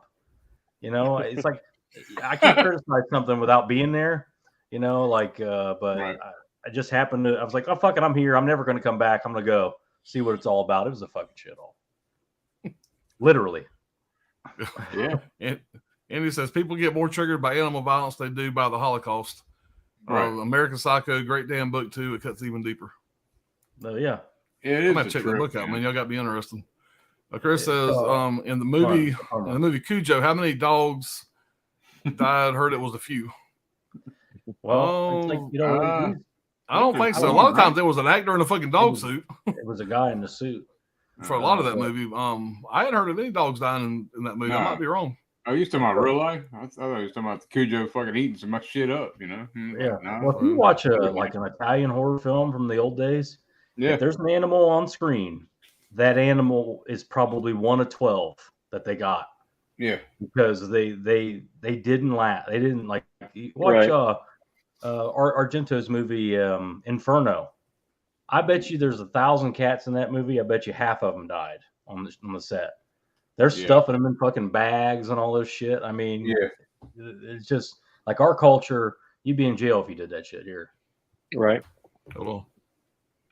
Here's PETA for you. Yeah. Yeah. Damn you. People will shut a movie off if a dog dies, but they're fine with 300 people being blown up. Yeah, that's pretty much the world we live in. Indie Phantom says, even a baby or kid getting killed, like in Pet Cemetery, doesn't get the reaction that dog does. And that's like the cutest little kid ever. Just a happy-go-lucky little kid. He wasn't like an evil kid yet. You know, it's just a really good, normal kid. Kid gets blasted by a semi, but I don't know. I was rooting for a semi. That little shit had it coming. Dogs and cats in it die, you know, be abused. Don't let me find out that there was a cat abused. Fuck a cat. All those Bob says bugs that semi was hitting. Yeah. I told Brad the story last night. I'm sure I've told Ryan. Me and my first wife had a cat. I don't like cats. I'm a dog guy. But I've heard this. Yeah. We had this fucking cat, and the cat hated my ass. I'd walk in the house, and as soon as I walk in the house, this something's running to the fucking table and just fucking hiss. And the animal that makes a hiss like that is straight from hell. That's just my opinion. But this cat would shit in the litter box. This cat was shit in two places. Was shit in the litter box and was shit dead in the middle of my pillow. And by the third time this cat shit my pillow, it was an outside cat. I was done with him. So anyway, subscriber count is going to 0 right now. You put that animal outside, you monster. If it's cold, no, I love animals. I love dogs, but me and cats don't like me. I don't like them. We have an understanding. He lives in Florida. Ironically, there was a homeless guy shitting outside Alan's house too. So that's just the cat was perfect. Bob says also pull pops. I love the Green Mile. Appreciate it, Bob. JS says as long as we keep on giving, we can take anything that comes our way. Rain or shine, all the time. We got. Is this motherfucker making me see the facts of life? Yeah. We got each other. Yeah, because right in the middle of that, I almost fucking started singing. So goddamn, it got me going. Chris C says the Green Mile, very cool pick, Pops. Appreciate it, buddy. The Green Mile is a good movie, probably my favorite Tom Hanks movie. Man, Tom Hanks has some bangers through these years, man. He really did. Bob says, "Oh, this baby was just murdered." They will. Gizmo says, I make love to my VHS copy of The Green Mile every Christmas. It's not only love, it gets dirty, and the mouse in the film is so cute. What the hell? No mouse. Says, no life were harmed in the making of the movie. But Bob says, listen, this I have a soft spot for VHS tapes, and I'm calling the VHS Tape Alliance. Yeah. How does that work? Damn. All right, but this dog just I died. probably don't want to know. And my world was ending. I have the movie canceled. My fucking earbud's dying again. Fuck. Play that one there real quick. Damn it. Yeah. There was a. You know, hear me? Yeah. I can hear you. But I saw Evil Dead, the remake, with several people. And a dog gets killed in that movie. In a movie, not a real dog, but the dog dies. Yeah. And I was watching it again. It was me and a girl I was in at the time, and two other couples were there. So we're getting ready to watch the movie, and the girl's typing on her phone over there. One of the other girls, and she goes, "I can't. Let's not watch this movie. I can't watch this. A dog dies in it." She typed. There's like a program or an app or something you can put it in the movie and see what to get offended by. It'll tell you what. Yeah. And I said, it went real well. Let's just leave it at that. I was like, the dog dies? Is that your problem with this? But needless to say, the party broke up pretty quick after that. I can imagine. Ironically, Brad, I used to do the same thing on my Tinder. I would just put things you're going to be triggered by. You mean your grinder? Yeah. Chris says Stephen King movies are money. I love most all of them. Yeah. Okay, man. So The Gift He's is gotta be available the director. Showtime this month. Okay, that's good advice. The Gift's available on Showtime, guys. If y'all want to check it out and before you buy it. Yeah. Is there a director that's had more movies adapted for screenplays than Stephen King? Oh, I doubt it. I Probably doubt not. it, man. I doubt it. Yeah. I can't think. I mean, yeah, I doubt it. Anything you've sketched on a napkin, we'll make a movie out of. If it's just an idea, Right? Yeah. I mean, shit, Cujo, he don't even remember making that shit or writing that shit. He don't was all remember right. much, man. He's got a What giant came fucking out his hole in mind brain. writing that shit. Yeah. All right, Chris says, happy late birthday to him, by the way. Same as my late father, the 23rd. All right, a new Jasper says, Michael Clark Duncan died at the age of 54 of heart problems. Had to have been juicing looking at his size. Yeah, I don't know. I don't know. I loved him in that movie, though. India Fan says, I have only seen The Green Mile once. Need to remedy that. The original novel was published in short installments over a few months. Right. An episode of Amazing Stories with Patrick Swayze is similar. Yeah, I read that book like that too, man. And those, Yeah. but I read it all the same. I got it in the set, and all 6 books were in that set. Yeah, I remember it was either right before the movie came out or right after. They re-released those individual installments, whatever. And I remember getting those like a few at a time. And then after that, they came out with that whole set you're talking about, if I remember correctly. Chris C says, just finished his first unpublished book, Carrie. His first published book, Carrie, a bit different from the movie. Chris C says, he played the Kingpin in the Daredevil movie. He acts was good as that part. Yeah, well cast. Yeah. Number 2 is Office Space, a very relatable movie to most people, highly rewatchable and fucking hilarious. I think we've all worked with people like Lumberg, Milton, Samar, and Michael Bolton. I fucking love that movie. Oh yeah. Another That very, movie's fantastic. yeah, very quotable movie. Michael Bolton with the rap music playing in the car. Yeah. Oh man, that guy. He was funny as hell in Mad TV back in the day too. David Herman. Yeah, he was. Yeah. All right. This is welcome to the party, Bob. Anthony, let's go. Y'all smash that like button. Appreciate it. The new Jasper, Fargo is a great movie. Yeah, Fargo's the shit. Oh, yeah. What's going on, Cody? Hope y'all having a good night. Just wanted to stop by and show some love. I appreciate you stopping by. Yeah. All notes saying hey to Cody. Hey to Cody. Wild Wrangler says, will y'all buy Christmas Vacation on 4K? It's already pre-ordered. Oh yeah. Right. I'm say Favorite done. Christmas movie. Favorite Christmas movie. Gizmo says, have you seen... Okay. Brian, can you help us out here? Bob says, The hell Bob was says, that? Dirt 100% Synapse film transfers are the best. Mask will look like a 4K. And guys, it was nice knowing y'all. This has been a fun stream. This will probably be the last one y'all see me on. Hall Note says, MACH Massacre at Central High. There you go. I knew it was something I was overlooking. Appreciate it, Hall.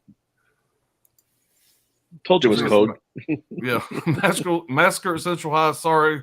The Wrath, the person dies and the other does not. The Wraith. Wraith. The Wraith. Yeah. Wraith, Wrath, you know. Tommy Starr just woke up. We're talking about the Wraith. Yeah. Yeah. Fucking Charlie Yes, Sheen. All right, Gizmo, I'm going to try this one out, guys. Gizmo says a group of black male aliens traveled Earth to rid the planet of oppressive female Earthlings directed by a woman, probably why it didn't get canceled.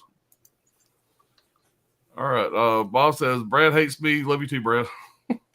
Get your shit together, Bob. Jesus. Bob says, Pops, MACH was an abbreviation for Massacre. Okay.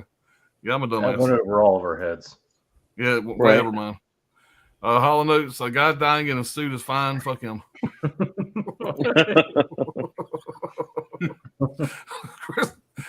That's pretty much the gist of it.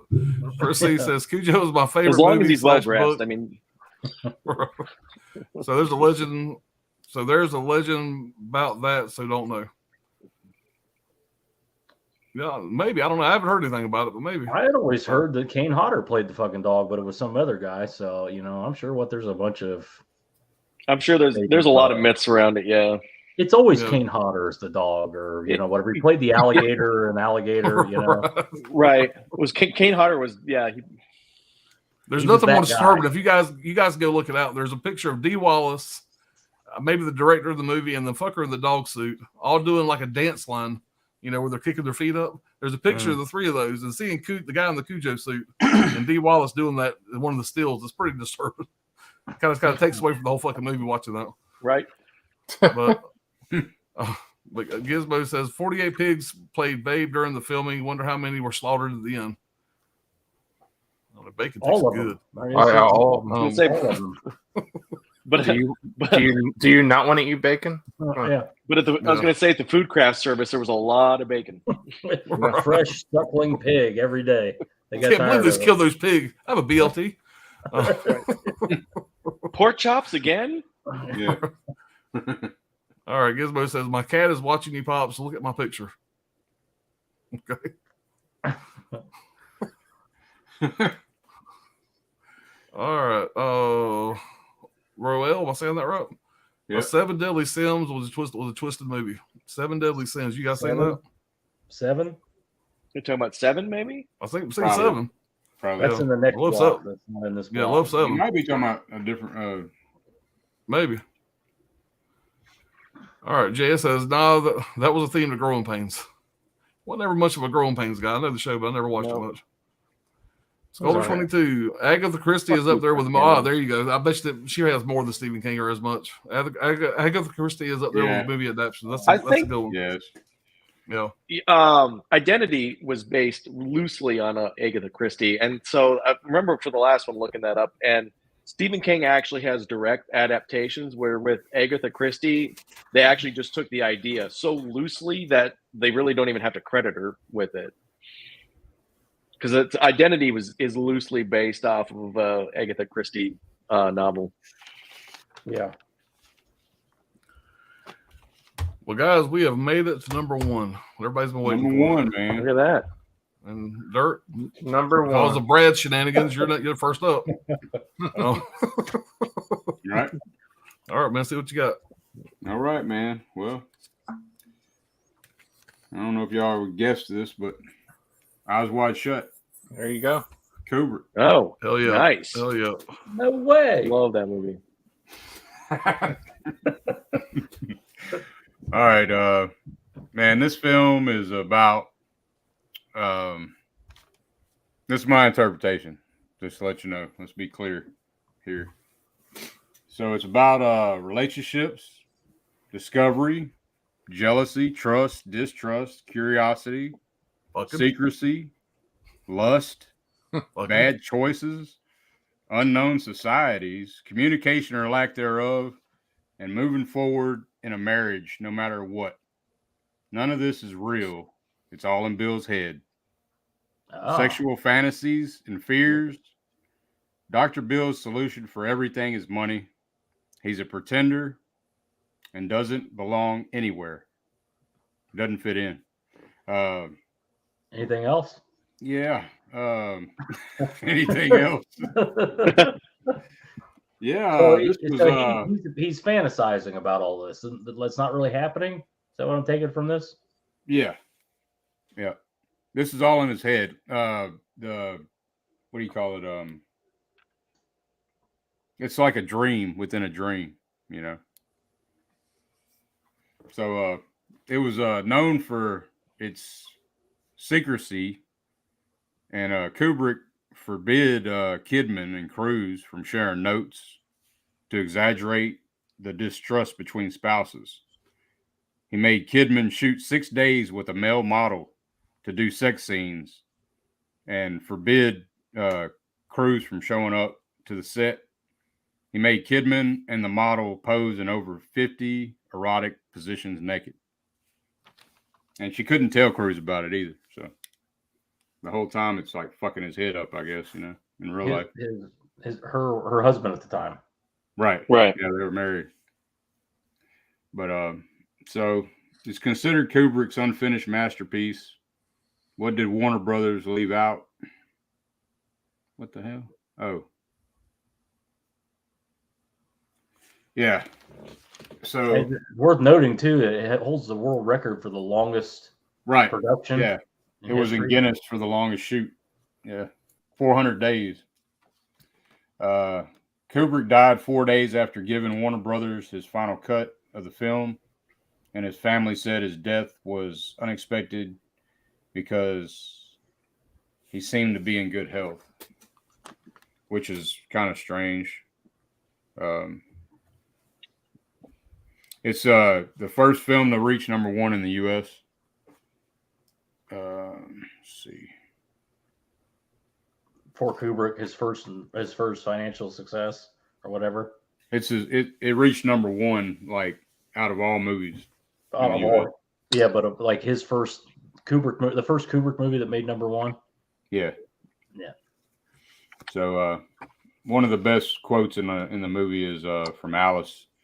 She says, "I do love you, and you know there is something very important we need to do as soon as possible." And Bill says, "What's that?" And she says, "Fuck." And What did she say again? She said, "Fuck." They need to fuck. So that's the last line of the movie. Right, the last line in a Kubrick film. In any Kubrick, I mean, no more Kubrick films. Last line, last word. But Dr. Bill, I thought that was kind of weird too. Like interesting, like Dr. Bill, Dollar Bill. I don't know. There's so many fucking things in Eyes Wide Shut. Every time I've watched it, you pick up on it. We were halfway through the first page of Dirk's notes. There's probably, was there 12 pages there? Oh yeah. We're gonna read through the entire screenplay. Let's go. Yeah, right. Do a table read right here. Scene 1, establishing shot. Right. No dream is ever just a dream. So there's that too. So you get what I'm saying? It's very ambiguous. Like it's not really happening. It's all in Bill's head, or is it? See, that's the fucking question mark at the end of the movie. That's why the motherfucker holds up, So I feel like this film is a parallel to Alice in Wonderland, but an adult version. Right. And this Alice is much hotter. Sure. Yeah. Kubrick wanted to do this film in 1970, but his wife talked him out of it. She was afraid it would ruin their marriage.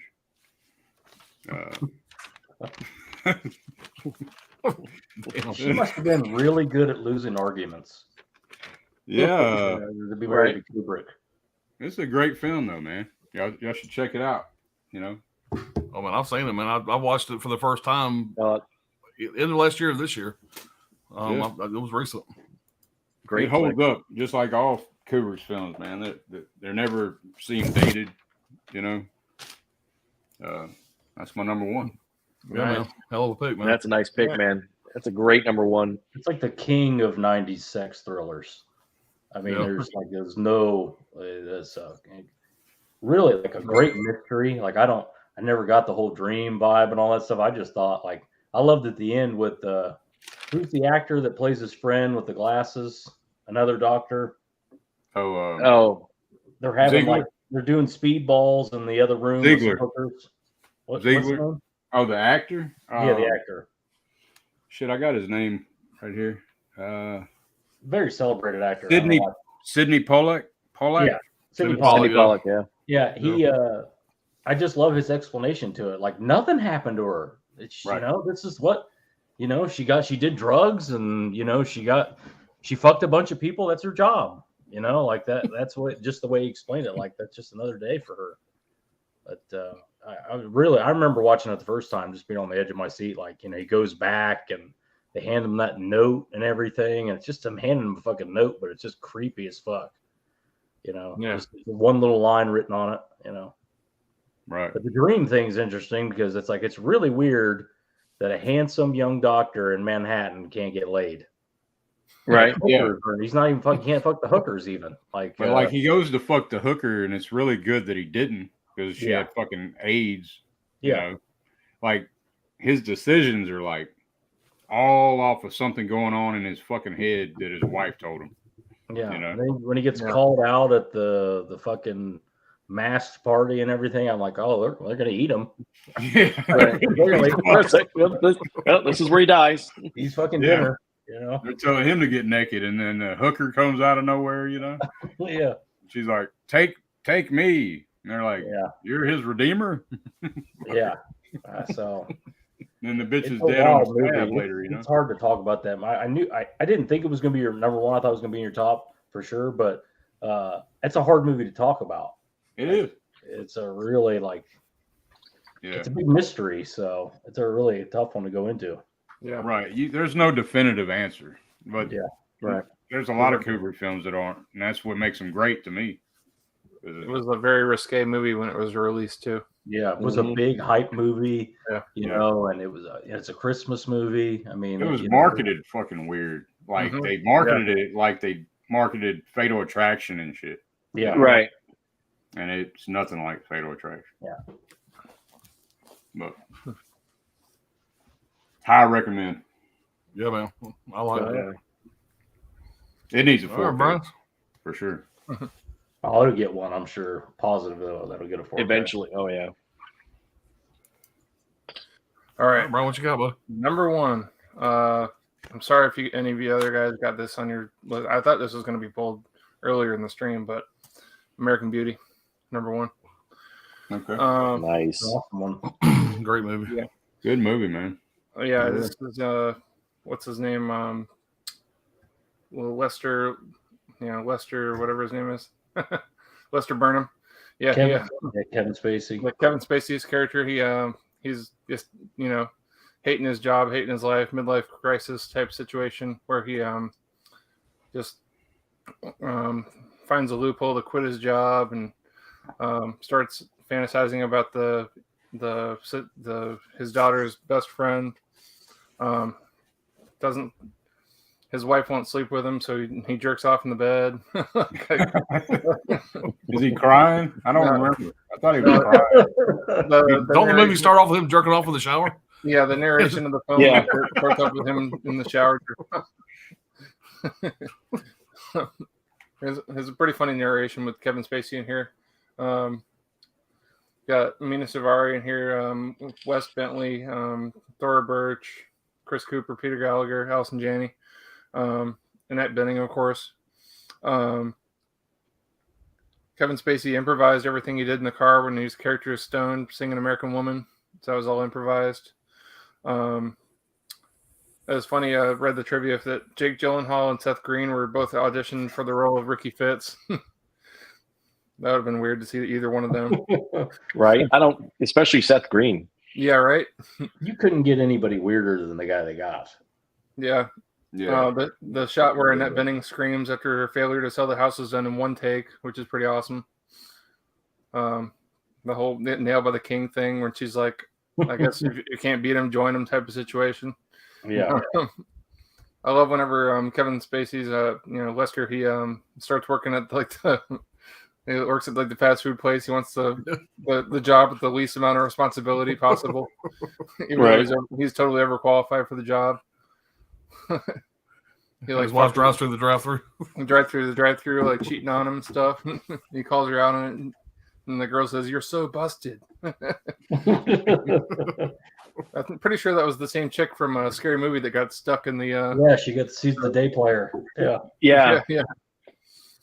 But and then Chris Cooper's oblivious to his son selling weed out of his house.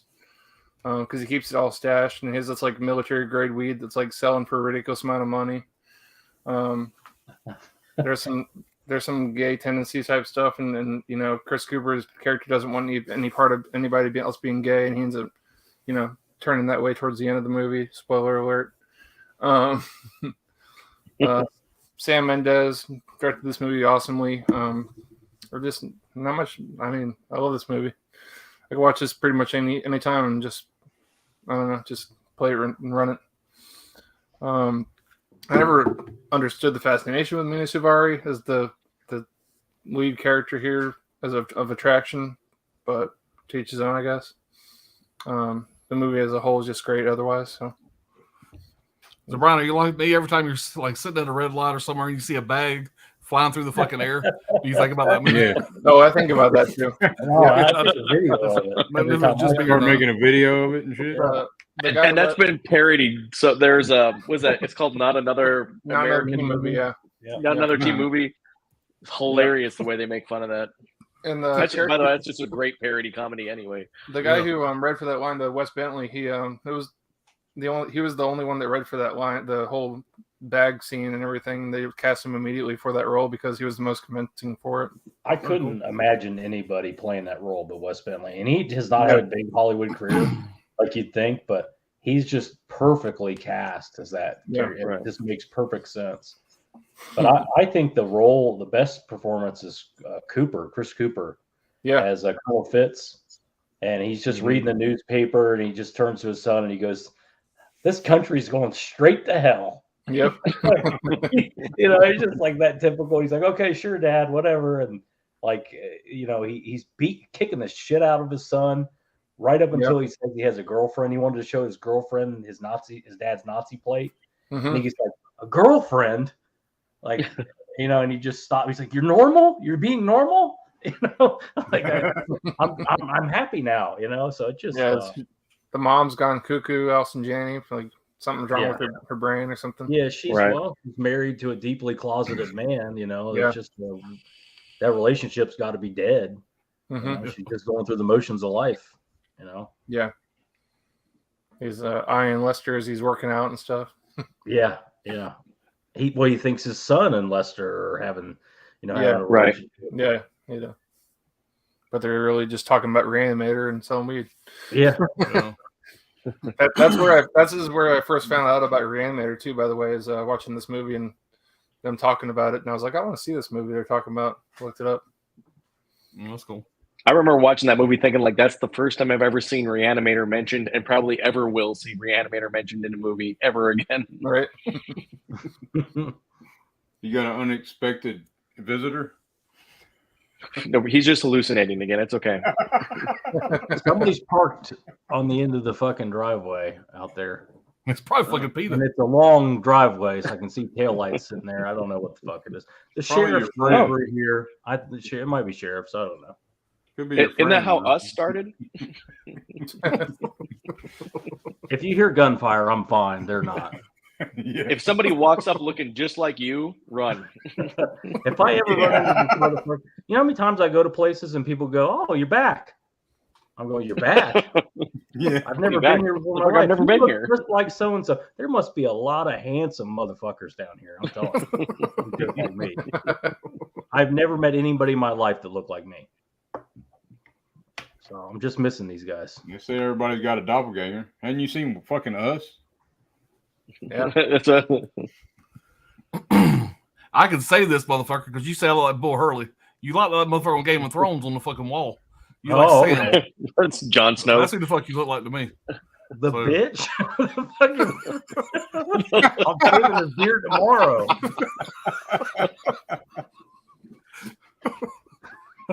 But anyway, I'm the bastard child. Bull By the way, Hurley this is needs a badass. 4. This needs a 4K. It's never gonna fucking get one though. oh hell no. That movie Not is- now, Hang on to that one because Yeah, probably it will not. be re-released. right? Yeah. No shit. Yeah, he done fucked up again, man. It's Liam Shane. He's such a talent, man. But he's just he's so fucked. Yeah. He might He actually be was that working at the fast motherfucker. food restaurant. Yeah. Right. He was on All that right, level um, in 7 or whatever. Oh yeah, man. He's only in that movie for just a little bit, and yeah, just fucking kills it, man. All right, Ryan, what you got, buddy? All right, man. I'm not going to beat this horse to death anymore. From dusk till dawn, Uh-oh. number one. You got the premium. Is that a fucking steelbook? What the fuck? Steelbook, baby. When did you get that? Like, hey, where'd you get Brought that? by Alliance. I've had it for a little while. I don't think you've seen it up there. Yeah, it's clean, man. Great steelbook. Oh, hell yeah. Yeah, that's Shit, bald yeah. ass right there. Yeah, Two Damn discs, yeah. Nothing I can add really that hasn't been said already about this movie other than everything, the rewatchability, you name it. One of the things I think is cool about this movie is really the original idea comes from Robert Kurtzman. He's a special effects guy. He's been doing this since the 80s. I have sort of family member that's in the special effects world of movies. He does CGI. He's a digital artist. He's got a long IMDb list of movies, and so I have a special appreciation for what those guys do behind the scenes, and I've always kind of liked it. But Kurtzman has known Greg Nicotero for a long time. Actually, they started their first company together in '88. And this movie is always was one of it's his original idea, and he wrote it and everything and pitched it to several people, and that's how Tarantino and then Robert Rodriguez ended up getting it. If you look up his list of things he's done special effects for, it's well over 100, maybe close to 200 movies. His first special effects movie was Night of the Creeps, if you've heard of that movie. Being somebody that loves horror movies, he's special effects lead Predator, Tremors, a lot of the Nightmare on Elm Streets, you name it, even up to recent movies. So that's all I have to add to it, other than everything about that movie is just fantastic. So yeah, man, it's such a rewatchable film. Will forever be in my top 5 perpetually of all movies. Yeah, I am with you on that. Oh, yeah. And Brad's got to go shoot somebody. He'll be back in a minute. So you guys talk amongst yourselves. Everybody relax. I'm here. Did you put the cocaine in the vents? Hell of a thing killing a man. Either they turned the car off or they drove off. So if it's a guy carrying a canister with what looks like an air gun, leave. Yeah, there you go. Yeah, that was Brad. He just came back from doing Hey, you look just like this guy that's been on this live stream. Yeah. Yeah, it's okay. I'm fine. All right, well, you're on the clock. All right, my number one. I'm a big fan of this movie. I've been watching it 20-some years already. But it's Darren Aronofsky's Requiem for a Dream. Okay. Heck yeah, I was waiting for that. Everybody didn't have this. It's so fun. It's so rewatchable. Yeah, it's such a fun flick. Yeah, it's a blast. very uplifting film. Uplifting, sure. All those things. I think that's Brian's favorite scene with Jennifer Connelly. Yeah, hell yes. Absolutely. Directed by Darren Aronofsky, like I said. Scored by Clint Mansell. I mentioned that especially because the score is great in this. It really carries the movie. Clint Mansell's scores are always great, but this is his masterpiece as far as score goes. Takes place and is shot in Coney Island, New York. Shot in 40 days. A common theme with Darren Aronofsky. He gets the shit done quick. You have Ellen Burstyn as Sarah Goldfarb, Jared Leto as Harry Goldfarb, Jennifer Connelly as Maid Marion Silver. Christopher McDonald is really good in this as the self-help guru, late night TV commercial guy. Right. But it's very lighthearted, fun-filled, piece about the joys of recreational drug use. Story follows 4 people who throw their life away on drugs. Sarah Goldfarb is the only, what's the right word I would use for this? She's the only empathetic character, I think, in the movie. Sarah Goldfarb is a sad old lady, lives alone in an apartment. Her husband died, obviously. Her son she's distant from, she doesn't have anybody. And one day she gets a call saying to watch her mail because she's been selected to be on a TV show where there are prizes given and this and that, and just to fill out the paperwork and send it back to them. She decides she must go on a diet to fit into a red dress that she wore to her son's graduation so she can be on the show and look her best for the show. She's not losing weight fast enough, so she goes to a weight loss clinic. And they prescribe her with 4 pills, to take daily. And the weight starts flying off. She loses 25 pounds very quickly. And it's amphetamine, speed, whatever it is. But she's obviously really sped up. And, but she's losing weight and things are working. Anyway, she has this insanely good monologue, this piece of dialogue where she meets with her son at, like midway through this whole thing with her on the pills, and he tells her, "You got to throw those pills away; they're no good." And she's just her heart is coming out of her chest, explaining that she's just so happy to have something to get out of bed for, now, and she didn't before, and this is an incredible piece that she delivers. She explains why it's so important to her and all that, but throughout this movie, she watches this infomercial over and over again with Chris McDonald as Tappy, whose self-help guru he's a self-help guru who's selling a course for $39.99, that kind of guy, and that will change your life in 30 days, kind of thing. And she just, for some reason, she watches it over and over again. She's fascinated with it. And obviously the pills become a huge problem for her. She begins taking them out of order and at different, multiple. The diet stops working, or it's not working as fast anymore. The body's adjusting and all that. So she starts popping, instead of one pill, she'll pop 3 pills, and she starts to disintegrate from there. She's the standout in this. I mean, she's incredibly good in it. And she's claimed that she had turned down movies for years because they weren't challenging enough. She accepted this because it was something that could actually challenge her, and she wanted her it. performance is like insane, mind-blowingly good, incredible. Mm-hmm. So her son, Harry Goldfarb, played by Jared Leto, a thieving, spoiled ass, sniveling fucking drug addict piece of shit. Whose greatest dream is to be a shop owner operator in the area. To accomplish this dream, he decides that to go from being a drug user to a drug dealer / user in Brooklyn with his best friend Tyrone, played by Marlon Wayans. He has a girlfriend named Marion Silver.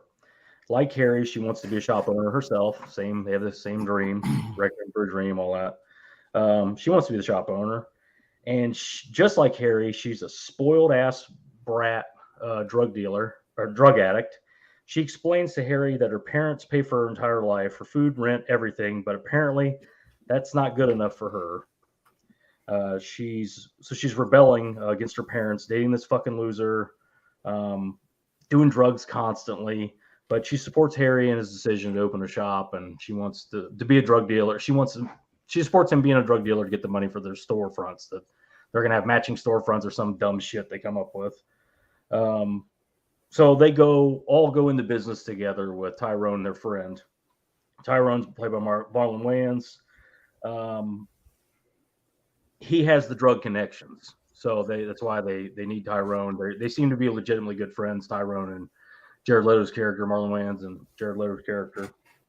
But of course, eventually Tyrone goes to jail. They have to spend all the money they saved to get him a lawyer and get him out on jail and get him out on bond and all that stuff, to get a plea deal and all that stuff. So they're back to square one. And of course, they need drugs to sell drugs. They need drugs to use drugs. So there's a dry spell in New York at the time. They can't get the drugs, and it really begins to disintegrate there. They have to go to Florida to get drugs to bring back to New York. And along the way, they both get arrested, of course. Meanwhile, Jared Leto's character is falling apart physically. Tyrone is, he's the most level-headed of the bunch, but he's also a drug addict too, so he needs the drugs. Enter Keith David, my favorite character, maybe one of my all-time favorite characters, as Big Tim. His performance it's so spot on. It's on the nose. What it is he has a drug connection, Keith David, but he's more like upscale. But nobody can get drugs because there's such a dry spell. So her boyfriend, Maid Marian's boyfriend, Jared Leto, explains to her that there's only one person selling drugs, and he's not selling them for money. Right. He's trading drugs for girls. Mm-hmm. And she ends up going to see him, and we all know the lines. Come on, I know it's pretty, baby, but I didn't bring it out for air. Yeah, all that It is so fucking good. I just get it every time. I know I'm a sick bastard. I don't care. This movie cracks me the fuck up. I cannot stop laughing. There's a scene later in the movie when they go to jail in Florida. I think they make it to Georgia, whatever, before they end up in jail. And Tyrone he's trying to make mashed potatoes, and the guy is just like, "Come on, put your back into it," and he's just screaming at him. And Tyrone's like, "Try." There's so many great moments that are just hysterical to me. I won't go on and on and on about it, but basically, the worst things possible happen to these people on drugs. And, Sarah Goldfarb, I mean, I don't want to go into what happens to them because that's the whole thing getting there. But it is, if you ever want your kids to stay off drugs, show them this movie. Yeah. Look at his fucking arm. The very famous. So, like I always say, the Maid Marian stuff, the final reel is a climax, a combination reel of all the stuff that's happening to them at once. It keeps cutting between their lives, bad thing, Goldfarb is getting treatment and all this stuff, but the Maid Marian stuff, she ends up in like a sex show with all these old men, and she has to she's doing like the most degenerate debauchery stuff, and like this old, super old guy tells them to go ass to ass. Ass to ass. He's like this old ledge. I don't know. It's just the score, of course, is at the peak at that point. Anyway, man, I don't want to gush about it. Check this movie out. You can get it cheap. There's a new steelbook out. That's cool. But yeah, that's an awesome movie. Maybe a one-time watch, but you will enjoy it. Double-sided dildo lubed up. You won't enjoy it. You'll get something out of it. Let's put it that way. That is by far and I love Keith David, but all-time favorite role for Keith David. Very, very all-time role. And he's the smartest one in the movie. He knows what time it is. He knows exactly what the score is. So he hooks up with Maid Marian, and then right after he gives her the drugs. He's a gentleman, a man of his word. And he says, he's butt ass naked, by the way, in this scene. He says, "Listen, why don't you come by Sunday? We're gonna have it's good. It's more like theater, but it's all gonna be good people, But there's a really good taste at the end of that. You get a lot more drugs for doing this." She goes, "It was a one-time thing. I'll never do this again, but thanks though." And he goes, "All right, see you Sunday, Maid Marian," and just right. And then when she calls him, and she says hello, and he can tell immediately who it is, he just starts laughing, just the most evil laugh right in her ear. Sounds like Pop when he laughs. That kind of fucking maniacal laugh. I love it. Yeah, you're talking about that movie all night. All right, great movie. So I'm gonna do my number one here.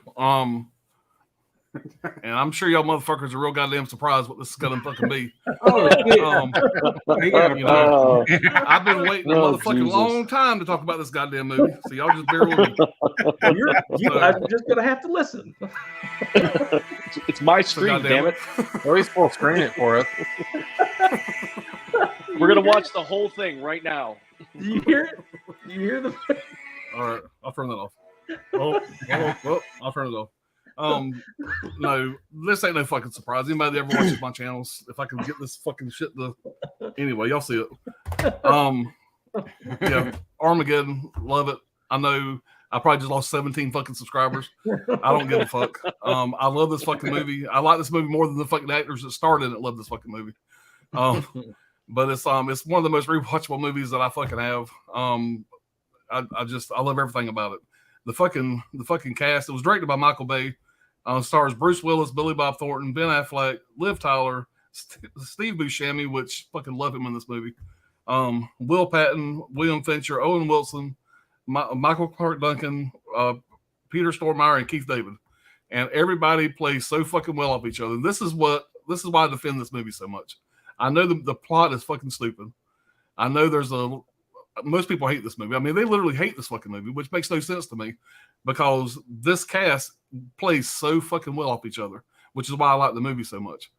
And I don't know, it's just rewatchable as hell to me, like I said. Now, what's funny to me is not only do people hate this movie, NASA will show this movie when NASA gets new management trainees in. they will show them this movie for them to pick out the mistakes that are in the movie. And so far, they're up to 168 mistakes that they make in this movie that are not realistic. So there's that. Shit. The one scene with which I love this scene, where basically Bruce Willis is going to them and say, "Look, I talked to the guys. They got a list of demands. Here's their demands." They had the guys write down their demands on a fucking piece of paper, and Bruce Willis didn't know what they were going to say until he actually they said they rolled action. He started reading the fucking paper for the first time. So when he's looking up at up there, all that's him reading the fucking request. You know, it's like never pay taxes again, sleep a night in the fucking Lincoln bedroom at the White House, so on and so forth. Bring back 8-track tapes. Right, bring back 8-track tapes. It's just great. You know, you're talking about fucking Keith David, whatever. His a bunch of retards I wouldn't trust with a fucking potato gun. It's just there's so much good dialogue. And Billy Bob Thornton, I've liked so many fucking movies he's been in, but his character in this movie to me is just fantastic. There's something about his character in this movie. It's just perfect. Everybody that's cast in this movie is perfect for the role they're cast for, in my opinion. And like I said, Bruce Willis, that being said, Bruce Willis, basically after this movie, said he would never work with Michael Bay again. He just didn't care for his directing style. Roger Ebert has this on his most hated movie list. So, you know, that gives me a little bit of credit right there. So fuck him. Ben Affleck pretty much disowned this. Yeah, Ben Affleck pretty much disowned this movie. And he pretty much just kills it in the commentary, but just bitches about it in the commentary of the actual movie. The guy that played the president in the movie, Stanley Anderson, played the president in this movie, and also in another Michael Bay movie, he played the president in The Rock.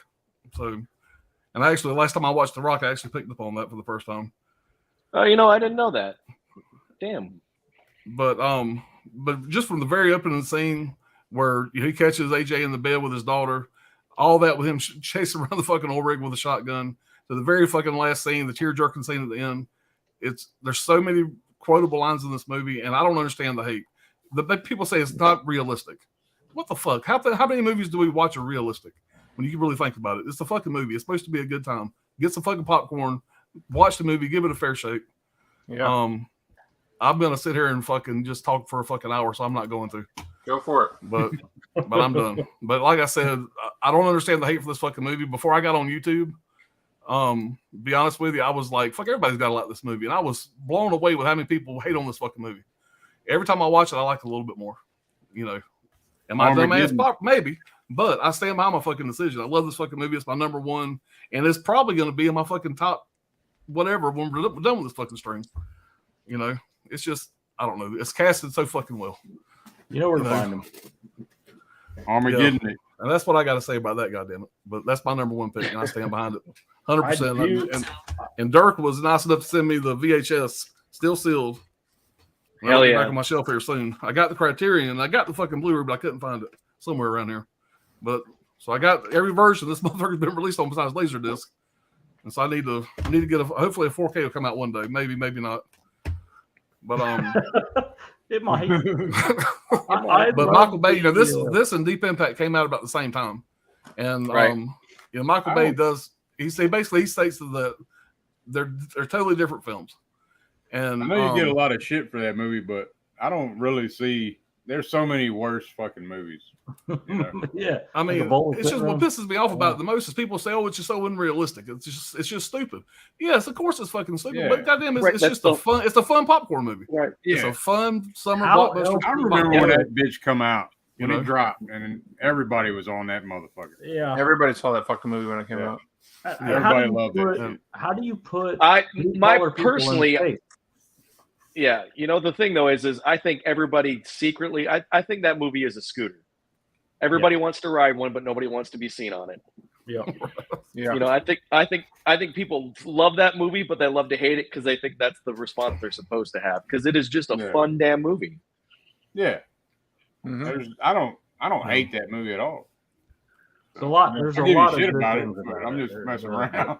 All that banter between the drillers is hilarious. I love when they have to go round them up, you know, that whole bit, and then the get ready scene when they're going through their clinical trials. The testing when they're doing the psychological testing.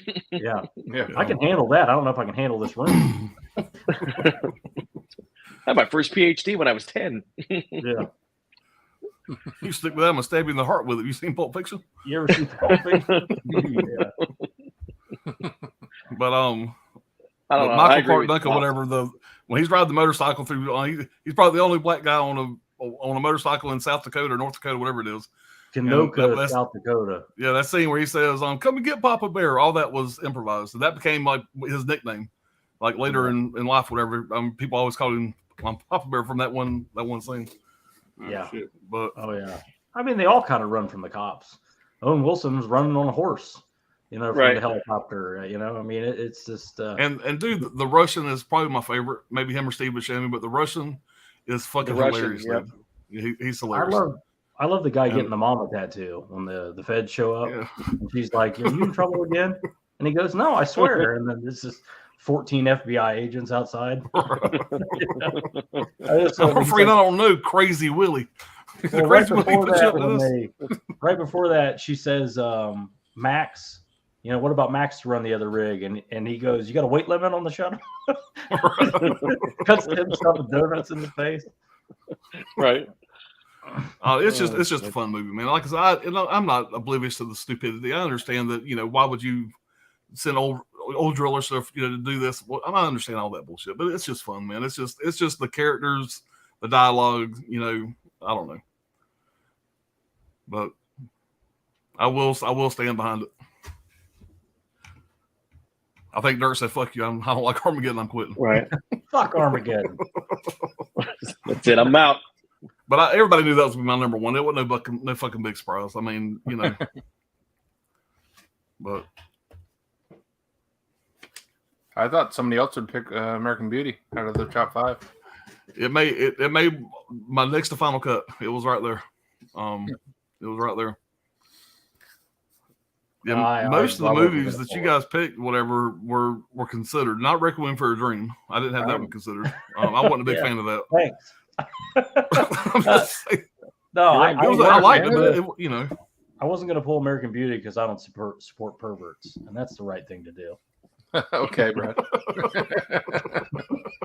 I support perverts just as long as they don't fuck dogs. Yeah, exactly. I think the most pulled movie was From Dusk Till Dawn. That was on my short list.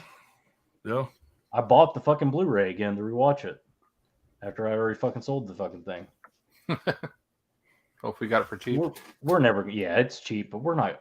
When do we ever get that 4K? I don't understand it, but whatever. It's another. Yeah, why talk about something coming out when it's not going to come out? There was a release date. Yeah, there was. Yeah, I mean, same goes for Panic Room too. Come on. Yeah. I don't know what's going on. Well, you want to start with Brian on the honorables? Are we caught up on the chat? Oh yeah, thank you. Armageddon. I'm sitting there. My mind's Y'all got me all fucked up. He just had his Armageddon orgasm. The Armageddon stream. Once Armageddon was gone, he's just gone now. We got Armageddon done. I'm gonna go take a nap. Yeah, I'll buy y'all. I'm done. He just got Aerosmith playing in his head. Right. You like that Def Leppard song, though? Armageddon it? Oh, yeah. Armageddon it. All right. That's where we left off at. Oh, man. I'm working on it, Brad. And Ryan, any luck on Grindr? But my real question is, how does Brad know Ryan is on Grindr? Oh, I mean, come on. Everybody knows Ryan's on Grindr. Touche. Chris says, in the book, he describes the dog as being close to 200 pounds, which is correct about how a Saint Bernard can get. But I do not believe there was a dude in a dog suit. That's what's terrifying.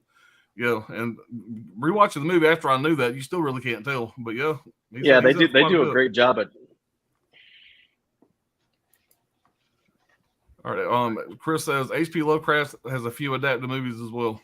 Yep. Yeah. Reanimator. Several. Yep. And Pounds, excuse me, but about the dog. Hello, that's insane. Gives us eyes wide shit. No, I love the film. Damn. Sydney says My number 2 movie is Set It Off, 1996. Queen Latifah, Jada Pinkett Smith, Vivacia Fox, Kimberly Elise, directed by F. Gary Gray. The System Has Failed. It's a good movie. He says Kubrick is one of the greatest directors of all times. I think Dirk would definitely agree with you on that. Yeah, I think he's the best. Yeah, I was going to say he he's won't good agree one. with that. He'll say he's the absolutely number one. It's not even close. Yeah. Our Indie Phantom says Eyes Wide Shut is another perfect Christmas movie, and it was a hell of a summer release in '99. The recent indie flick, The Scary of 61st, is set in the same universe, but that's a minor spoiler. Huh. Yeah, I got that one back there. I haven't watched it yet. Indie Phantom says Dollar Bill is something I hadn't noticed, but man, he loves offering up money to people throughout the film. Bill is loose with the cash. That's how he solves all his problems. Rich Yeah. ass fucking Throws doctor. money at it. Yeah. Cindy says my number 1 movie is Unbreakable, 2000. Bruce Willis, Samuel Jackson, directed by M. Night Shyamalan. The scariest thing is not to knock your place in the world, just an awful feeling. That new M. Night Shyamalan movie trailer looks pretty good. The cabin. Knocking the cabin. Yeah. Yeah. Not the cabin. Yeah. I like that I trailer. didn't know there was a trailer yet. I haven't seen the trailer yet. The trailer was cool. I'll check it out. I didn't like Eyes Wide Old. Shut, very good movie. I didn't like Old. I don't know how y'all. Yeah, I still haven't seen Old. I need to. I still haven't seen check Old it yet. out. I still gotta watch it. I got the Old was 4K fun. back there. I thought it was fun. It wasn't like amazing, but it was fun. Yeah. And he says number 1 for me is P.T. Anderson's Boogie Nights. It was nicknamed Woodfellas. After its premiere at the Cannes Film Fest, have watched it probably 40 times. You Got the Touch, 97 was a knockout year. Yeah, that movie was so fucking dangerous, close to making my list, man. That was one I hated to drop off. That was a good one. I love Boogie Nights. Surprised to see Brian not pull that. Yeah, I know. I was thinking about it. What the motherfucker says? He says, I like the simple things: butter in my ass, lollipop in my lips. But hey, that's me. Yeah. Butter in my ass, and I can't remember what he said. Something like that. Really weird. When Mark Wahlberg first meets fucking what's his nuts, whatever. He's like, how much do you lift? You tell me first. Say, Oh, right, yeah. You tell me first. They're 112 pounds a piece. He says, butter in my ass, lollipop in my mouth. But hey, I'm a pervert. I just remember he was on Oprah Winfrey whenever that movie came out. And they're like, did you keep anything from the set? To Mark Wahlberg. And he's like, I kept one thing.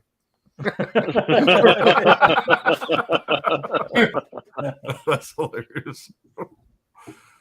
Great pick, Saul. I've not seen Eyes Wide Shut yet. It's a good one. You can check it out, man. Oh, yeah.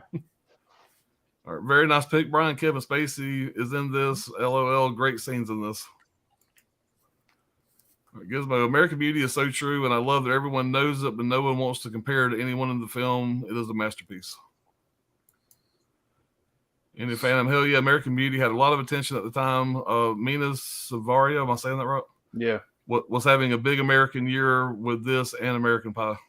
Yeah. Mm-hmm. Fish says, I love American Beauty. Popular pick there, Brian. Cindy says, American Beauty, good Yeah, movie. man. Any Phantom says, American Beauty is amazing and what a great looking and darkly funny movie. It's definitely a dark comedy for me. Comedy. Yeah. And Chris says, my dad passed in 99. I remember watching these at home on like premium channels. Right. Yep. And he says, like, got to disagree with Brian on one thing. Mina Savaria she is hot. See her in a later film, Edmund, with William Macy and Stuck, which is a great dark comedy, both directed by Stuart Gordon. Yeah, I've seen Edmund. I haven't seen Watch her in Spun and tell me what you think. Yeah. Especially when she's dropping that deuce. Oh God. Yep. Fucking rough. Shows her like one turd in the toilet. All right. Give us a no love for Train Spotting, Breaking the Waves, Run Lola Run. Train Spotting and Run Lola Run's my favorite foreign film of all time. Yeah. Just got to get it down to 7. It's going to be in that Sony Classics box set too. Yeah, man, I got so many movies I dropped off, man, that deserve to be on this list. Sidney Eubanks says, my top 5 honorable mentions are Fargo, Wild Things, Jackie Brown, Good Will Hunting, and The Negotiator. Good night, everyone. Peace. I'll see you, Sidney. Thanks for hanging out, man. Yeah, man. Yeah. Bob says, loved American Beauty. Great movie. Gus says, "Is that the guy from Game of Thrones holding the Requiem movie?" Go.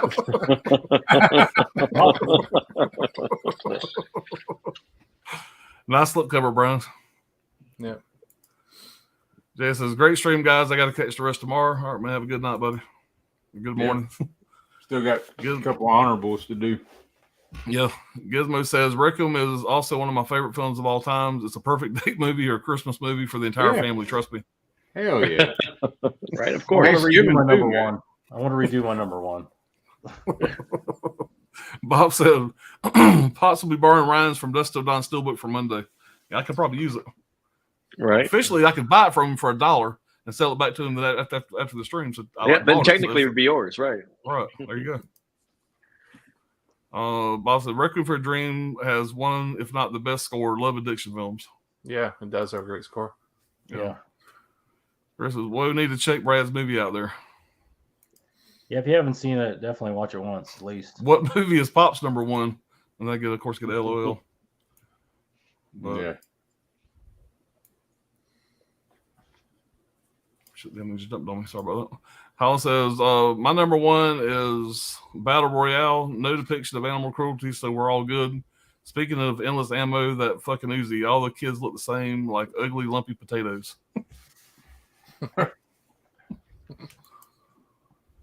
Armageddon's plot is not stupid. How dare you, Pops? What's going on, Huck? Slip Dogs Armageddon was dope. Come on, I'm with you. Yeah, I appreciate it, Huck. Nice. He gets it. Yeah. Absolutely. Stand up the Hook. What's up, the Holland? Scholars Armageddon. Good deal. Chrissy, Armageddon is a great movie, a true blockbuster. Yeah, it is what it is, man. It's a popcorn flick. It's a fun. It's a blockbuster in my mind for sure. Anthony says number one is Starship Troopers. That's what I thought was going to be Brad's number one. That was my guess. Anthony says, "Yep, that was almost in my top. That barely got snuck out." Anthony Thor Moore says Starship Troopers number one. Paul Verhoeven nails it again with a social commentary, action, gore, and comedy. Very rewatchable and has a fantastic cast. I agree with every bit of that. Yeah, it does. The most 90s movie. Yeah. Yep, 100%. I'm excited for that damn 4K steelbook to come too. Yeah, steelbook coming. But Gladiator at the end when the senators when the senator said, "Who will help me carry him?" that gave me tears. Love it. Yep. Muhammad says Armageddon is all right. It's a fun popcorn movie. Any fan says I have the criterion of Armageddon, which needs an upgrade. I think the director's cut needs more love. I'm also a staunch defender of the Pearl Harbor. The Pearl Harbor movie. What's DC? Director's cut. Director's cut, baby. Yeah, Bay really changed the look of blockbusters. And that's another movie. Pearl Harbor gets a lot of hate. It's not a great movie, but it's okay. I didn't hate it when I first seen it. Yeah. Love to trash that one. You know. But I I think I only seen it the one time in theaters, and maybe one other time, but I don't mind it. That was a pretty Chris cool says, DVD set too, Pearl Harbor. yeah. Some of my top 5 could have been animes, but would have to look at my collection. Scholar says, "Wish the director's cut for both would get a Blu/4K release." Yeah. Mm-hmm. I think Deep Impact's getting speaking of Armageddon, I think Deep Impact's going to be getting a 4K here soon. I think it's already been announced. Bay gets a lot of shit, a whole lot of shit, but it's called show business, not show fun. His movies make crazy money. Yeah, and he's got a lot of movies. I mean, I thought the first Transformers movie, but I didn't really care for the rest of them. But most of the stuff he's done, even the fucking Friday the 13th remake, I'm a big fan of. I guarantee as far as directors go, he is in the top 5 as far as money earners. And something else I didn't know, I forgot to mention this. J.J. Abrams, whatever, did the screenplay for. I think it was the screenplay. J.J. Abrams was involved in Armageddon. I didn't realize that. Yeah, he wrote the screenplay. Was it the screenplay? Yeah. I read my notes. I forgot to read it.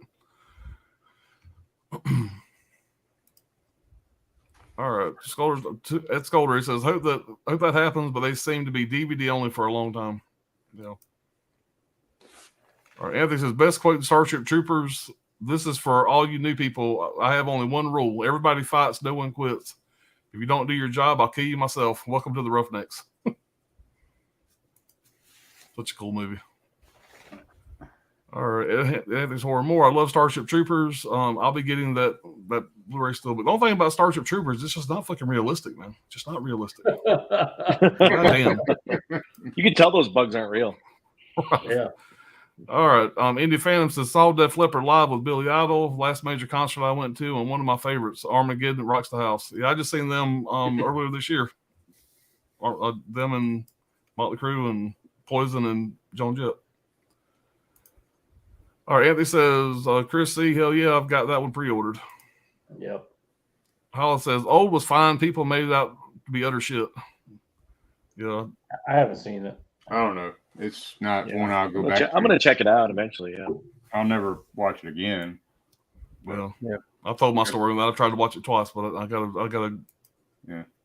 Now that I own it, I definitely need to watch it. Ain't no excuse. Wild Wrangler says, this was fun until next time. I appreciate hanging out, man. Still got a couple honorable mentions to get. Yeah, we got a couple honorable mentions to do after this, after we get through with the chat, wait, which we're just about done. There's more. Juice by Tabby. Scholar said, maybe with new Disney deal, we get upgrade for Armageddon Criterion. Yeah, that would be good. Speaking of J.J. Abrams, the Cloverfield 2, I guess, is in production. I'd heard that. Wow. So we are caught up, guys, and it's time for the honorable mentions. What you got there, Dirk? All right, I got Vampires. Nice. Very underrated Carpenter film. Indicator release. Yep. Yeah, this is Indicator. Didn't get the Scream Factory one. I missed out on that shit. Whatever, but came across that one, man. But very underrated, man. James Woods, smart ass mouth, great mix of comedy, horror, and action. Score is awesome. I do like how Carpenter did the added to the vampire genre with the Valak, Master Vampire. He's fucking awesome, man. But and I don't think they even told Billy Baldwin they were shooting a movie. Yeah. That's just Billy Baldwin. That's just how he acts. Oh yeah, right? It's just him on a Tuesday. He's fucking great, man. He was really good at it too, I thought. But that one, man, I'm not gonna go too far on these, but and then had to throw that one in there, man. That's a great movie. Yeah. I got William H. Macy begged for this role, and the Coens didn't get back to him, so he flew to New York where they were shooting, and he told them this is his role, and if they didn't cast him, that he was gonna shoot their dogs. Oh my God! Is he still in prison? And quotes from Jerry was "You're darn tootin'," I guess, And then Carl, I like Carl and the what's his name, Gear Grimsford. Yeah, Gear or whatever, the Russian dude or Sweden. Yeah, he's actually Swedish, but he plays a Russian guy. Right. But Carl's quote when he's talking to that damn guy when they're going through the toll booth or whatever. Yeah. At the airport. He said, I guess you think you're, like an authority figure with that stupid fucking uniform, huh? These are the limits of your life, man. The rule of your little fucking gate here. Here's your $4, you pathetic piece of shit. Yeah. I think that's my favorite quote of the whole shit. But but this movie makes me want to never go to fucking Minnesota. Everyone is overly fucking friendly. Marge is the unlikely hero of this film, a pregnant police chief who is a great person. Everyone else is a piece of shit in their own way. Even little Scotty. Fucking Snotty Scotty. Yeah, little bastard. Fucking disrespectful ass motherfucker. All right, calm down. Oh, you got Arby's on me there, Marv.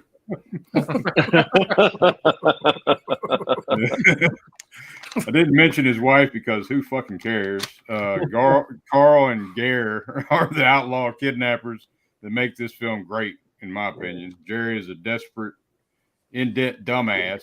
Wade is this arrogant father-in-law asshole type. Yeah. You know, this No is a Gene, highly no money. right. This is a highly rewatchable film, as most Coen brothers films are. I love Mike Yanagina. That's a great character. Who meets Marge. Right. And then she just finds out that he's just full of shit, living with his parents still. Right. And I like Oh, the way yeah. they keep saying his name over and over again. No, it's Yeah. me. How the heck are you? How the heck are you? Yeah. It's a fake friendly. That's what it is. Well, that was my honorables, man. That's awesome, man. Oh, Yeah, I watched Fargo. I think it was Wednesday. I watched that again. Yeah, it was right there. It was in my final, I think, 9 when I was trimming down to try to get to 7. It didn't make it until today, till like right before we went on. That fucking film, when you watch it, it seems like days after. I'll just start thinking about it more. I don't know what the fuck Just it is. No. The Something one about lines that in that movie. movie. I don't know. Must Great have been a movie. big fella. It's funny looking. But definitely, man, the way that shit looks over there, it's like, damn, I'll never want to fucking go there, man. But it's only like that 6 months out of the year. So Yeah. Right. it'll be fine. All right, Brian. What you got, bud? All right, honorable mention number 1 is a disturbing film. I don't know if this is ever going to really get a Blu-ray. It's from the director of Welcome to the Dollhouse, Todd Solondz film called Happiness. This one stars Philip Seymour Hoffman, Dylan Baker, amongst others. John Lovitz has a small role in it. But I'll just read you this crazy plot summary that kind of like summarizes the film. It says a woman breaks up with her boyfriend. It's like kind of goes into all the characters. They're kind of like one of those movies where a bunch of different characters intertwine, but they're all fucked up and do disturbing shit.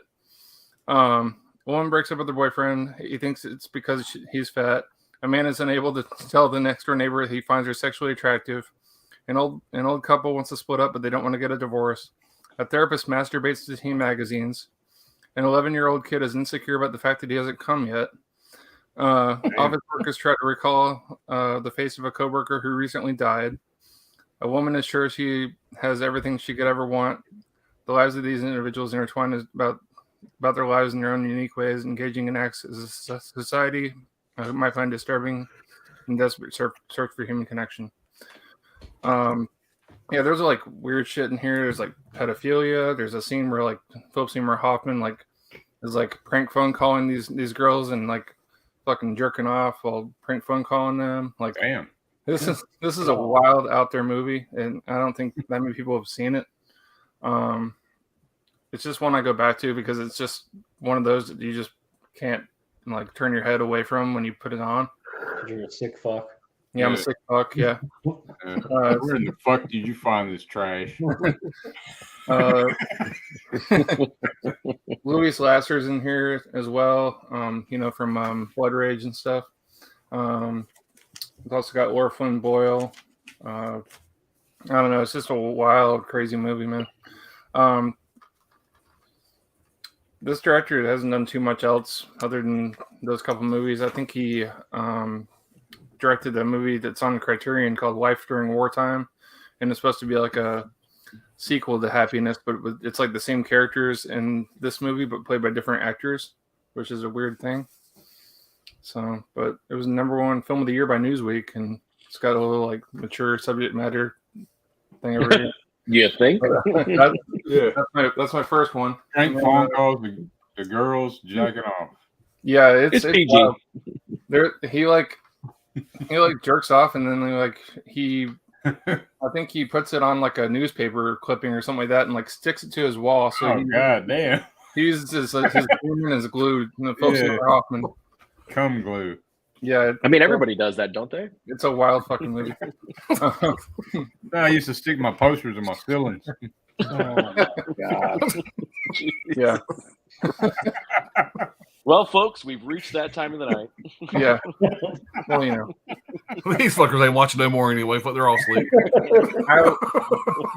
I always like watching fucked up shit, especially when I was like a late teenager watching this crazy shit. So, If you've stuck around for cum posters, you've stuck around long enough. someone in the chat has seen this movie. All right, 200 Cigarettes is my second one, and anybody that knows me, I post this shit every New Year's Eve. This is the one I watch every New Year's Eve. Fun movie. It's got an all-star cast: Ben Affleck, Casey Affleck, Dave Chappelle, Guillermo Diaz, Angela Featherstone, Janine Garofalo, Gabby Hoffman, Kate Hudson, Courtney Love, Jay Moore, Martha Plimpton, Christina Ricci, Paul Rudd, and there's others in here too. But it's basically just a 80s set movie on the night of New Year's Eve, and everybody's going to this one party at the end of the night, and it's kind of their journey getting there, and it's really funny. Dave Chappelle is kind of the narrator of the movie, and he's also the taxi cab driver. He's hilarious in it. Yeah. Everybody in this movie just works, in my opinion. I was reading that Ben Affleck took this role for this because he thought that it would get his brother Casey Affleck he thought it was like one of his big starring role movies, but it really isn't. He didn't know that he was going to be put out just as much as his brother was in the movie, as far as advertising goes. That was funny that Janine Garofalo, Dave Chappelle, and Guillermo Diaz were all in Half Baked together. It's funny seeing like Courtney Love and Paul Rudd as like a couple kind of towards the end of the movie. But why is it called 200 Cigarettes? So I don't remember. I don't understand that either. I know that 200 cigarettes does equal a carton of cigarettes, but I don't know they're smoking a lot of cigarettes in the movie. But it's got a great soundtrack. It's one of those MTV production films back in the 90s when they did that a lot. So I remember that when it came out. Yeah, I remember when it came out. I never got around to seeing it, but I love the cast. I've seen it. I haven't seen it. Yeah, it's like $10 or $11 on Amazon. I wrote it down. I got a pretty long list here. That's a good. I've gotten a good list tonight. Yeah, it's a good New Year's movie. Yeah. Sure. All right, Ron, what you got, bud? What's your honorables? All right, man. I'll make this quick.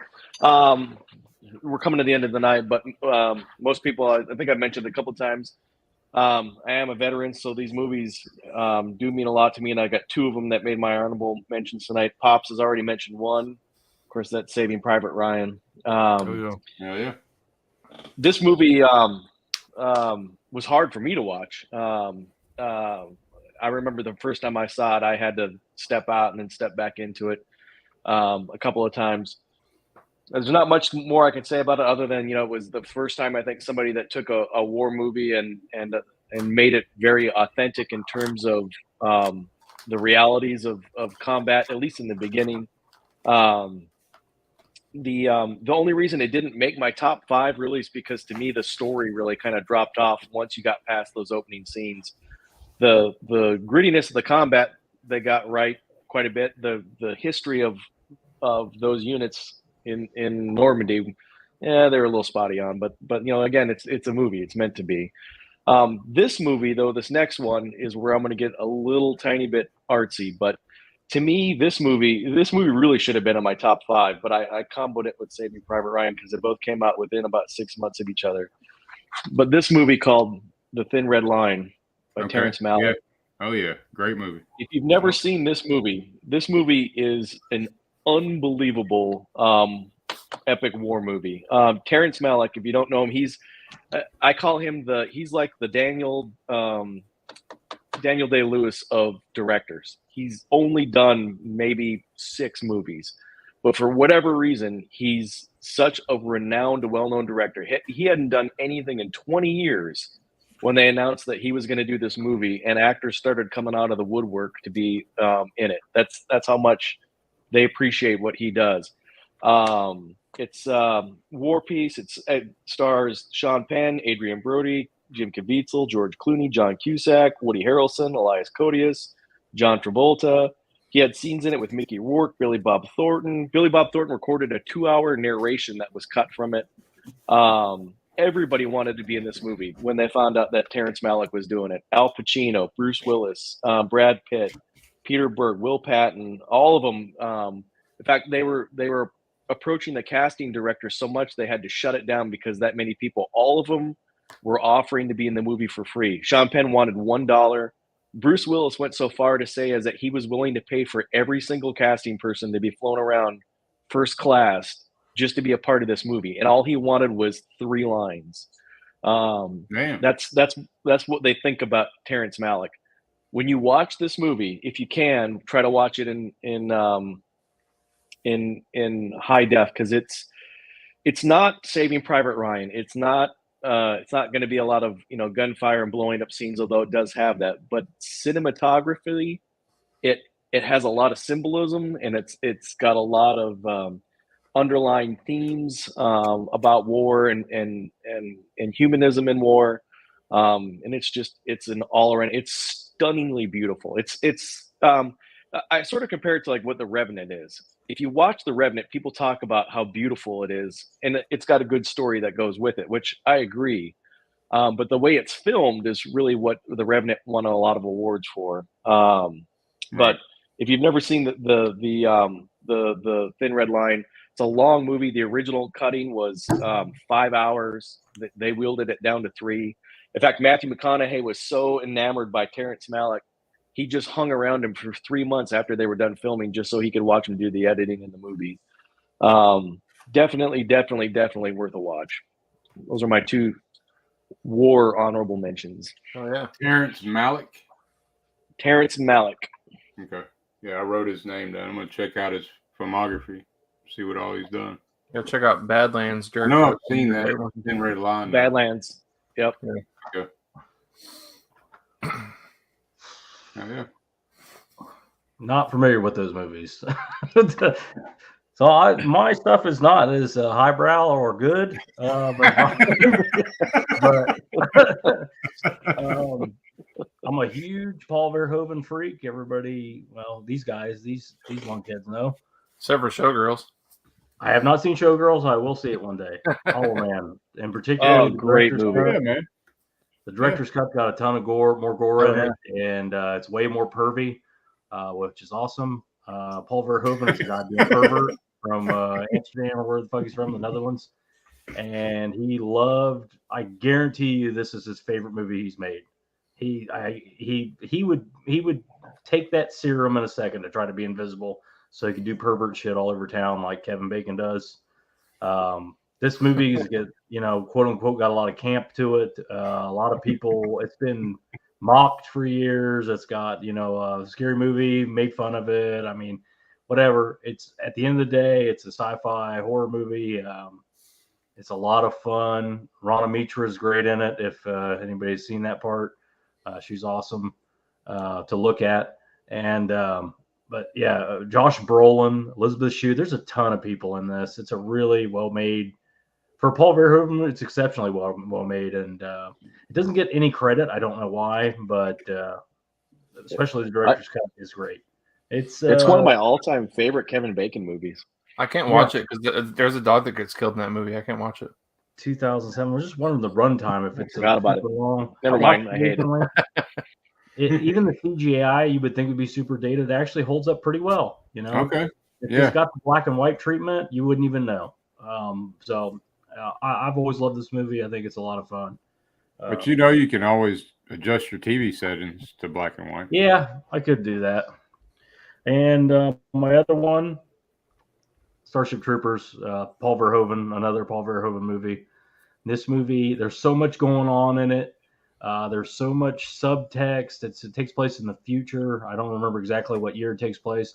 Our government is no longer a republic. It's some sort of blend between fascist and I don't know, hyper capitalist. I don't know exactly what the right word. I mean, it's strange. There's almost a draconian over. I don't know. It's authoritarian. It's very strange. This movie, the world that's not communist at all.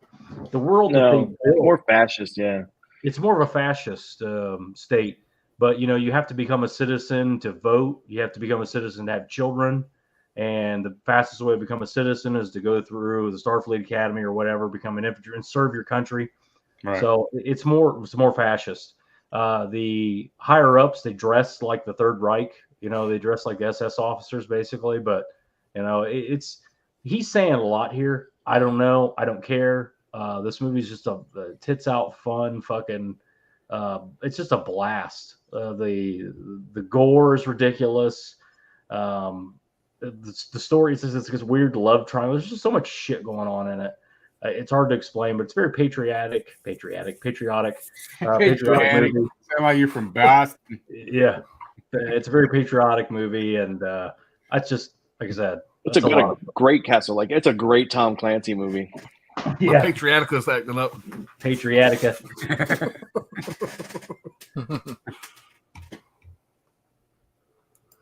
Yeah, those are good ones, man. Oh yeah. Yeah. But it's so much. It's like I don't know what. Yeah, it's very just fascist, straight up fascism. But you know, like Rue McClanahan plays a goddamn blind anatomy teacher. Like in it, it's just fucking weird. Everything about it's weird, and like for some reason, what's her name? The girl with the tits. She doesn't take her clothes off. Oh, the girl with the tits. Denise Richards. Denise Richards doesn't take her clothes off. Denise Richards. She was married to Charlie Sheen at the time. Yeah. Everybody else takes their clothes off, and like they have genderless showers. They're all in there showering together. Yeah. So like men and women are 100% equal, but women come off really bad in this. Like people accidentally getting killed by women, and just like the first person to run from the bugs is a woman. I noticed it just. Yeah. The captain of the ship, that's a woman. Her ship gets blown apart. You know, just like Paul Verhoeven is an interesting and complicated individual, but you know, like the brain bug, the giant pussy bug at the end. Right. You know, he's got. I'm sure he's just going sure, yes. That's how it's done. You know, of course I put that in there because it means whatever, but I love when they finally capture the bug and they immediately start like probing it, like with huge, like immediately, like when they're censoring it. I mean, the propaganda with the commercials that keep cutting in. I was just going to say the propaganda. Those are great. Do you want to know more? Would you like to know more? Do you want to know more? Yeah. And Michael Ironside is awesome at it. The one-handed he is. professor that goes back to combat. And, he was the high school teacher. Yeah. He's explaining their government. That first scene, I think a lot of people don't get it, that, you know, that they say violence is the answer, ruling with an iron fist and all this. So it's an interesting film. Fucking dated as shit CGI though. Boy, that CGI is rough nowadays. Don't hold up. No, well, but it's still rewatchable. It's still watch rewatchable. that movie again. The bugs look pretty good. I'll watch.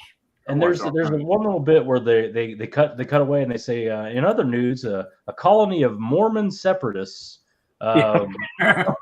slaughtered on a planet. They moved to a planet that was uninhabited and there was already bugs there, and it's just Mormon separatists.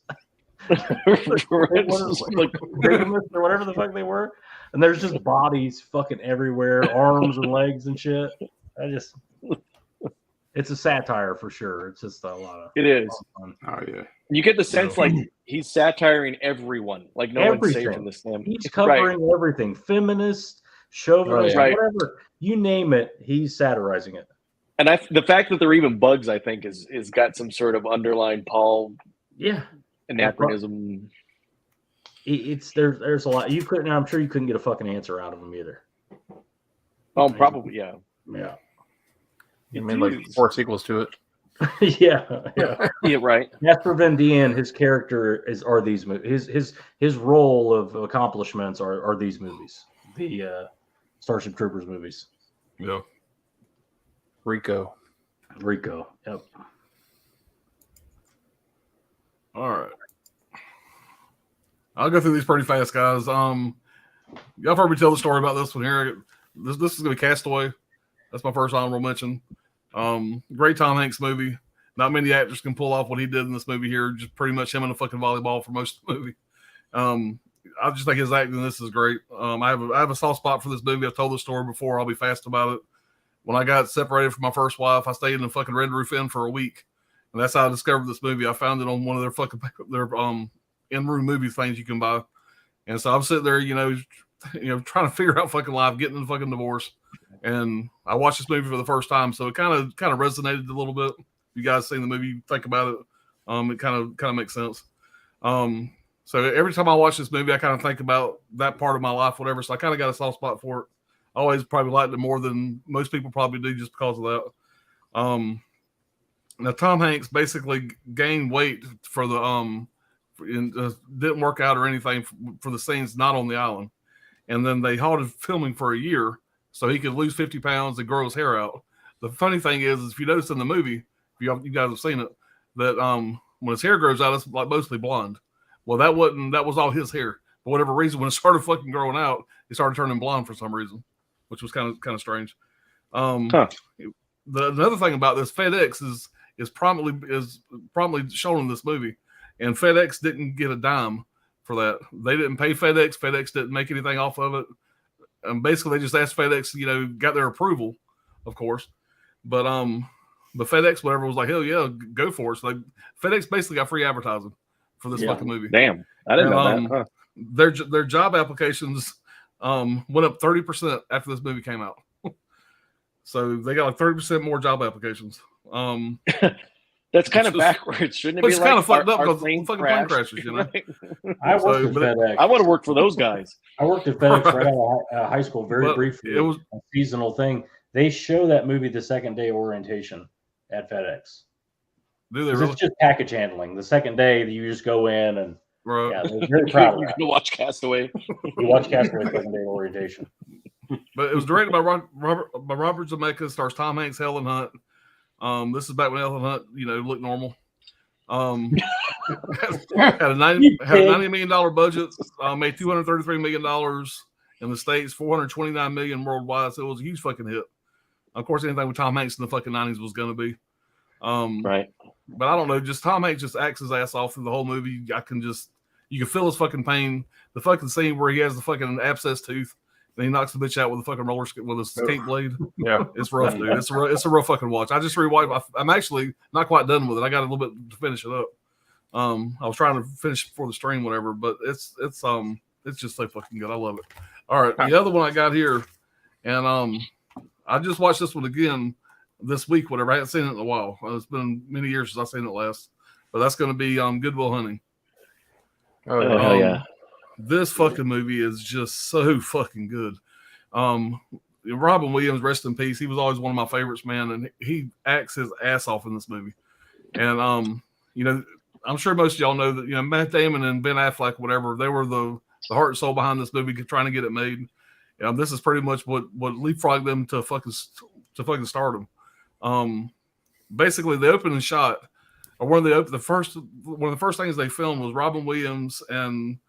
Make sure I get his name right here. Stellan Skarsgård, which is Pennywise's daddy, by the way. The guy that played Pennywise is his daddy. Plays in this movie as the mathematician that works with Matt Damon. But the opening scene and them two guys going back and forth, that was like one of the first things they shot. Well, during the filming of that scene, Ben Affleck and Matt Damon break down crying because they waited 5 years for this to fucking happen. You got these two great actors up there doing their lines. You can only imagine. It's probably pretty emotional for them. But the bench that they had their conversations on, it looks like there was like nobody around while they were filming that scene. But Robin Williams being Robin Williams, they had over 3,000 people they had to block off out of shot of the film, whatever, because everybody wanted to see Robin Williams. And after he passed away, that bench they had the conversations on became kind of an honorary spot for Robin Williams. People would come by and leave, flowers and letters and all kind of whatever on that bench, whatever. And they're trying to get a petition to make a statue of Robin Williams where that bench is, which I thought would be awesome. Like McDonald at the McDonald's in benches. Yeah. Where am I at here?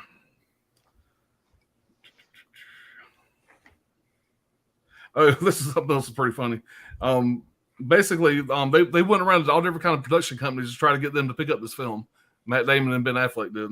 So what they did is about page 60 of the script, they just randomly wrote in a sex scene between Matt Damon's character and Ben Affleck's character.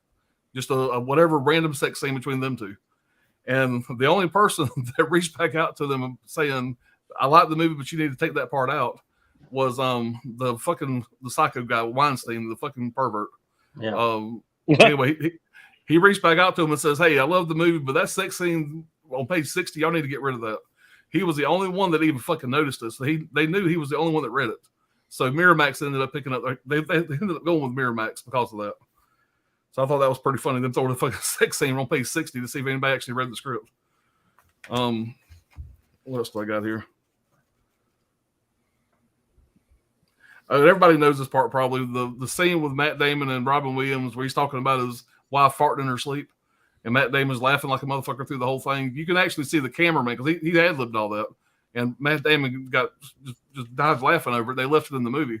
You can actually see the camera shaking because the fucking cameraman's laughing during that scene. But they loved it so much they just left it in. I got all kind of fucking notes on this. They tried to get Mel Gibson to direct the movie, but he turned it down for whatever reason. Gus Van Sant, like I said, he ended up directing it. Robin Williams, Matt Damon, Ben Affleck, Stellan Skarsgård, Casey Affleck, and Minnie Driver all star in this. It's just they won all kind of fucking Academy Awards. It's just a fucking great acted movie. Robin Williams is one of my favorites with him in it. So that was my last honorable mention. I got a lot more notes on it, but I'll stop there. It really is a good fucking movie. Being the huge Kevin Smith.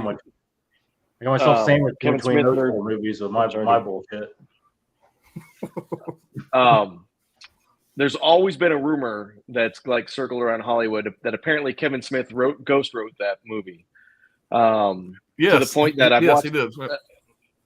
I've watched a lot of like Kevin Smith's. Like I actually went to one in Atlanta once where he does his like spoken word and he does his Q&A, and they go on for like. You think we go long? I mean, he'll stay on stage for 7-8 hours as long as people are asking questions. And it's even gotten to the point where he said like legally he's not allowed to comment whether or not he actually wrote that movie. But apparently in Hollywood, everybody sort of agrees that that's a Kevin Smith movie. He wrote because it's an all dialogue. Yeah, it's a dialogue movie. Yeah. It's kind of like a Quentin Tarantino. They both worked in video stores, and that's how they learned movies. They didn't actually watch them. All they did was listen to them. So if you watch that movie and just listen to it, not watch it, you kind of start to go, "Oh, this has got a real familiar like pattern to it." Yeah, but being so early in Matt Damon's career, some of the lines he has in this movie where he spouts off all these just amazing, really intelligent facts, whatever. I mean, he just to be such an early actor, he just killed those lines. Mm-hmm. I mean, I don't know. I was very impressed with it, and I don't know. It definitely has a cool story behind it. The way it started Ben Affleck and Matt Damon's career. So, but Ben Affleck was afraid he was going to be known as Matt Damon's dumbass friend, because Matt Damon did such a great job in that movie. Well, I got news for you. Right. Apparently, your worst nightmares come true because it's still that today. Right. But I was just saying, Ben Affleck played himself. Didn't know that they were making a movie the same way with Billy Baldwin. Same with Billy Baldwin. Yeah. Now, guys, before we went live, I don't know if y'all see me scrambling around trying to find something. I want to bring this one comment up here. This right here, The Edge, and Brad, me and you were talking the other night. I got a movie that's very well fucking renowned. Everybody loves whatever. And then a movie that is just a fun movie. Mm-hmm. This movie, The Edge, whatever, was going to be my other honorable mention. I couldn't find the fucking thing. Somebody broke in my house and stole the fucking Edge today. They had to. I don't know where the fuck it's at. You'll find it just The Edge. Oh, I'll find it as soon as the stream's over, I'm sure. Yeah. But I'm texting my wife going, can you look at the closet after we started the stream? Look at the closet for the fucking Edge. She said she couldn't find it. So I don't know where the fuck it's at. But anyway, this was going to be my other honorable mention. I got a whole page of notes on that shit too, but I won't bore y'all with that. So I just want to throw that out there. I seen it, Anthony mentioned it in the chat when we were talking. But all right, we'll read the chat here, guys, and we'll get on out of here. If I can find out where we left off at. All right, disagreeing. Loved American Beauty.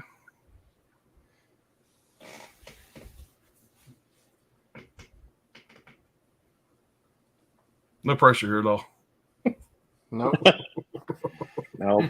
We're not waiting on you. I feel like everybody's looking at me, goddamn. Somebody play a Jeopardy theme. Take your time. I got church in the morning, dude. I got to get out of here. Yeah. It was fine. People made up to be other shit. We seen that. If I missed somebody, sorry, y'all. I'm sure y'all, who cares? It's fucking late. All right. All right. Chris says, like the Friday the 13th shirt there, my man, talking dirt. Appreciate it, man. Cool dirt. I'm just gonna start off here, guys. Fuck, I can't find that word up. Honorable mentions: Me, Myself, and Irene. This movie's got a ton of shit when it first came out for making fun of a person with mental disability. Some bitches have no sense of humor. Great comedy. I love Me, Myself, and Irene. It's another one of those movies you'd never be able to make. Yeah, it's fucking shame. It's one of my favorite comedies for sure. Yeah, it's great. Yeah. I like when they're watching Richard Pryor, and he's like, "That's a funny motherfucker." There's that part where he puts that little girl's face in the fountain. Yeah. Oh yeah. Face, the name's Hank. Fuckface. Vegiclean. Price check on Vegiclean. Yeah. There's so much. That's a fucking great movie, man. Anything. There are two cool runner-ups. Thursday, 1998, one of the best Quentin Tarantino tops and classic nude scene from the Man Cave. Yeah. Two is Your Friends and Neighbors, 1998, with Jason Patrick. Has a effed up locker room monologue. Thursday has a Kino. Does it? It's got Thomas Jane, I think, is in the star role. Okay. Yeah, it's a Thomas Jane movie. Yeah, I've never seen Your Friends and Neighbors though. No, me neither. All right, I'm happy this made my top 10. So damn heavy, but so good too. This is the darkest kind of comedy, and Salon's other stuff is worth seeing too. Yeah, it's fucked up. Muhammad said, "I'm happy this good underrated choice."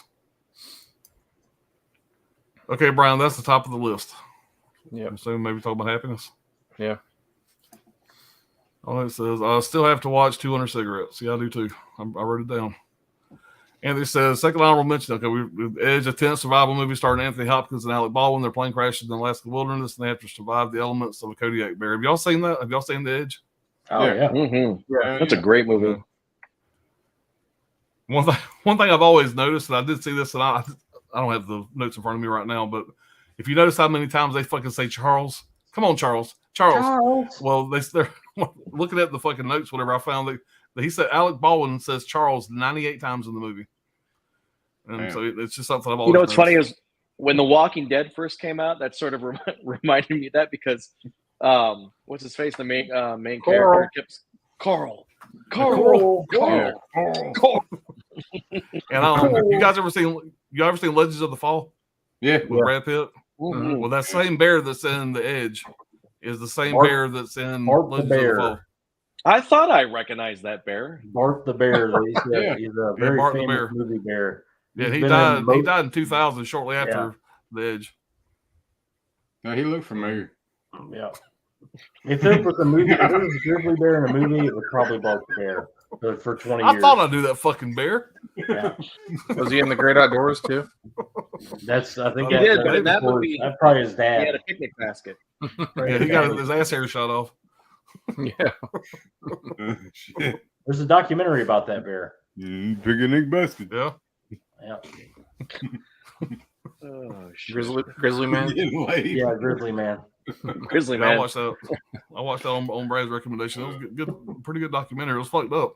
Grizzly man. Hilarious. Listen, you really want to fuck with your brain? You can actually find online, and I wish I hadn't, but you can't. There's no video, but you can listen to the audio tape of the actual killing of them from Grizzly Man, and it's something you'll never want to hear ever again.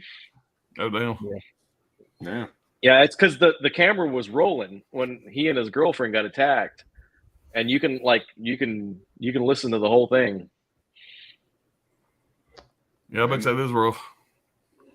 But I mean, not to be the asshole or anything, but the motherfucker kind of deserved to be eaten by the fucking bear. Yeah. I mean, come on. You know, he was.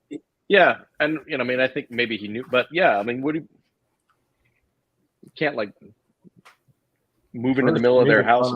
You're making fun of Helen Hunt aging, and now you're talking about this guy who lost his life. But I ain't killed no fucking dogs yet. So I'm good. Yeah. He didn't want to bring a gun in because he didn't want to kill. He got his girlfriend killed too.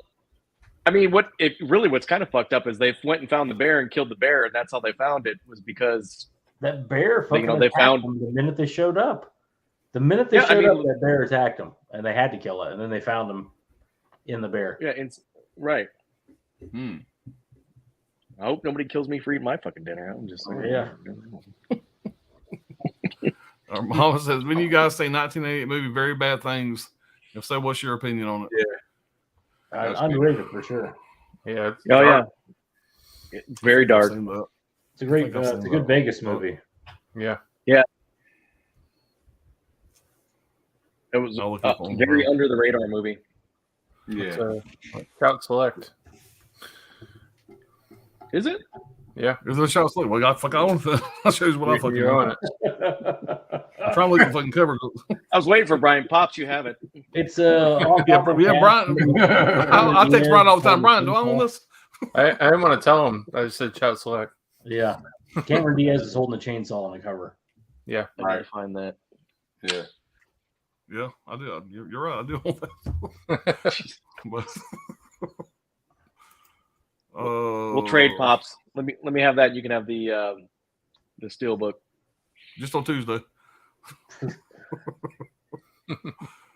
Christy says, Thin Red Line, very good movie, Doc. Culture Trini says, Scolder, look, it's your fave, Malik. What's going on, Trini? Yeah. Oh, no, it said 2 honorable mentions, Rounders. Yeah, goddamn, Rounders was one I hated to cut, man. That's a goddamn great movie. I'm a big poker Great player, so I movie. love fucking Rounders. Great cult classic poker. Here's what I found. Oh, damn, Alexa's talking to me. Great cult classic pre-poker boom. Great marketing for Oreos. Castaway, I wonder how many of those Wilson volleyballs they sold. Now, about one thing about that is they use four volleyballs for the movie. They auctioned off one of the screen used volleyballs for $18,000. And Tom Hanks was reunited with Wilson 15 years later at some kind of convention. So those that may give a shit. Scholar 22 says Terrence Malick with a bunch of throw ups. Reunited. Oh no, it's Pervertoven. Yep. Mom said my honorable mentions are Time to Kill and Courage Under Fire. Both great movies. I love A Time to Kill. Those are solid. Time to Kill is great. Yeah, what's Samuel Jackson's line of that movie? Yeah, I'm glad they're dead and hope they burn in hell. Yeah. He's on the stand. Right. Yeah. Great movie. Scholar says tits out fun for the whole family. Hell yeah. Yes. Requiem. Denise, what's her tits, Richards? Yeah, well, I mean, listen, every 4 other guys answered immediately when I said the girl with the tits, and Right. 4 other dudes answered. Denise Richards. Perverts, you pig. Fuck. Just say wild things. We're gonna kill you and all your fucking wild race, things. as Neil Patrick Harris sees when he gets sucked to oblivion.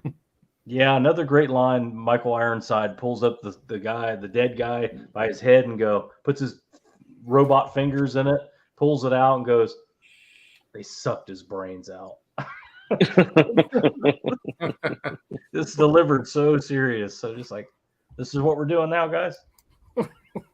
You had to put your fucking dirty robot fingers in this dude's skull. Right. Of course, Wilson the Ball was almost as good as Hanks. Yeah, I agree. Well, so the 1980 movie Desperate Measures starring Michael Keaton, a movie every action fan should check out from this period. Never seen that. No. All right, Bob says Cruel Intentions would be my number one. I remember that shit. Yeah. It's a good flick. Not number one, but Good flick if you're a woman. Yeah, it's not a number one for me. The soundtrack to this also. Christy, such a great soundtrack to Sarah Michelle Gellar. Paul Bittersweet 100. I Company. love your channel's videos. You know so much, sir. Thank you for all the info as always, man. I appreciate it, Paul. yeah. Christy says Robert Anderson, Bittersweet Symphony. What's the band name? The Verve. No. I was gonna ask Brian, but I knew we got it anyway. Yeah, the Verb. Which Boston, they one of stole the from best the Rolling songs. Stones. Yeah. Yeah, a couple other hits like Lucky Man and a couple others. Bob says Armageddon kicks ass. One of the first movies I remember seeing with my dad. We loved it. So Brad, leave Bob alone. Bob's all right. Unrealistic piece of shit. I know a real asteroid when I see one. Yeah. Did Affleck get cast for Armageddon because of his dumb assery and Goodwill Hunting? Good question. Great stream, guys. Epic as hell. Next time will be another tough one and narrow shit down. Yeah, that's what I'm gonna do tomorrow. I'm gonna start working on it's my gonna next get list. harder and harder. Yeah. Yes, I know that's what she said. Yep. Bob says almost 3 a.m. Holy cow! I'm off to bed. Tried to hang with y'all. Good night, everyone. You'll get up to the big boy level one of these days, Bob. Keep at it, buddy. Right. Bob ain't got it up here, but I can hear her. Fuck you. Yeah. We'll be backstage for another hour after this. Just let that sink in, Bob. Right. Well, guys, we are done. We are at 5 hours and 18 minutes. I think this might be the longest one so far. I think. I know we have a 5 hour one, but I don't know 5 hour and one. Out. Even the one where we went 2 hours on the number one pick, I don't think we went 5:18. Yeah. Yeah. We were rolling, man. We were past our second pick at like an hour 20. And then Brad started talking about Requiem for a Dream. Yeah. We're 5 hours. Right. Yeah. When you get into those two and the top three, I guess. Yeah. Exploration. Yeah, we got. I mean, they're all great movies. Got a lot of shit to say about them. And Brady's only pissed because you took 2 hours away from Armageddon. Yeah, that's true. Bucky's over there putting on a light show. Yeah. Right. Yeah. Let me get this playing up. that damn song.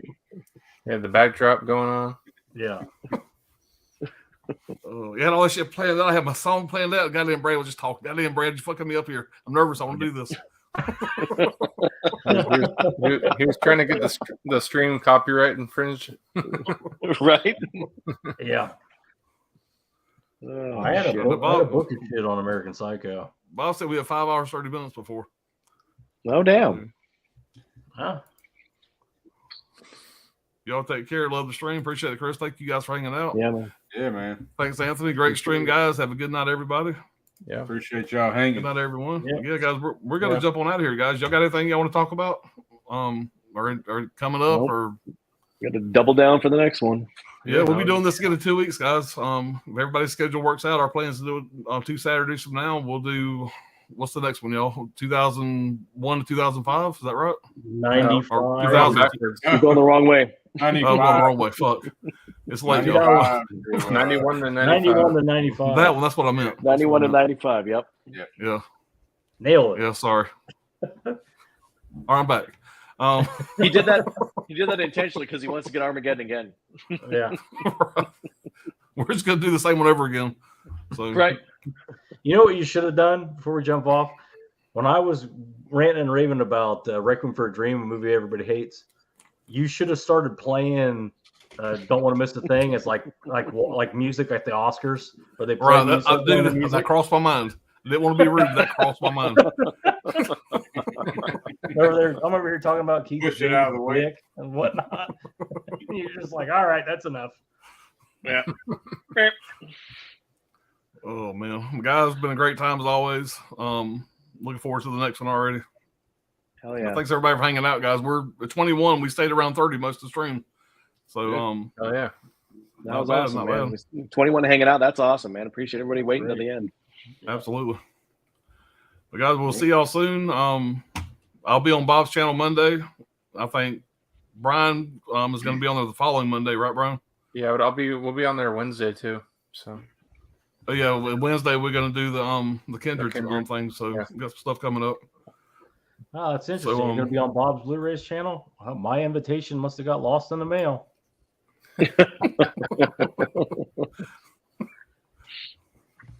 All right, Bobby. Yeah.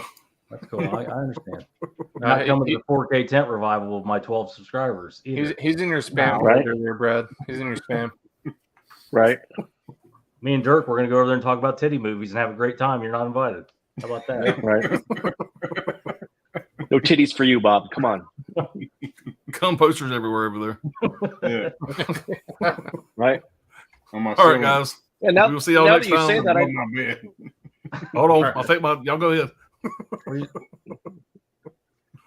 You say Ryan? I was just wondering. Now I now know how all of Dirk's posters are staying up. Hell yeah. Exactly. Hell yeah. I You do want to not look wanna at this go on fucking that poster the note. same again. If Dirk, you can have that screen poster. I don't want it now. Are you sure? I cut the stream. It's just getting. All right, guys, Right. we're going. Man, It's push the late, button, we're getting, Frank. All right, Getting a little bye, creamy everybody. in here. See you guys.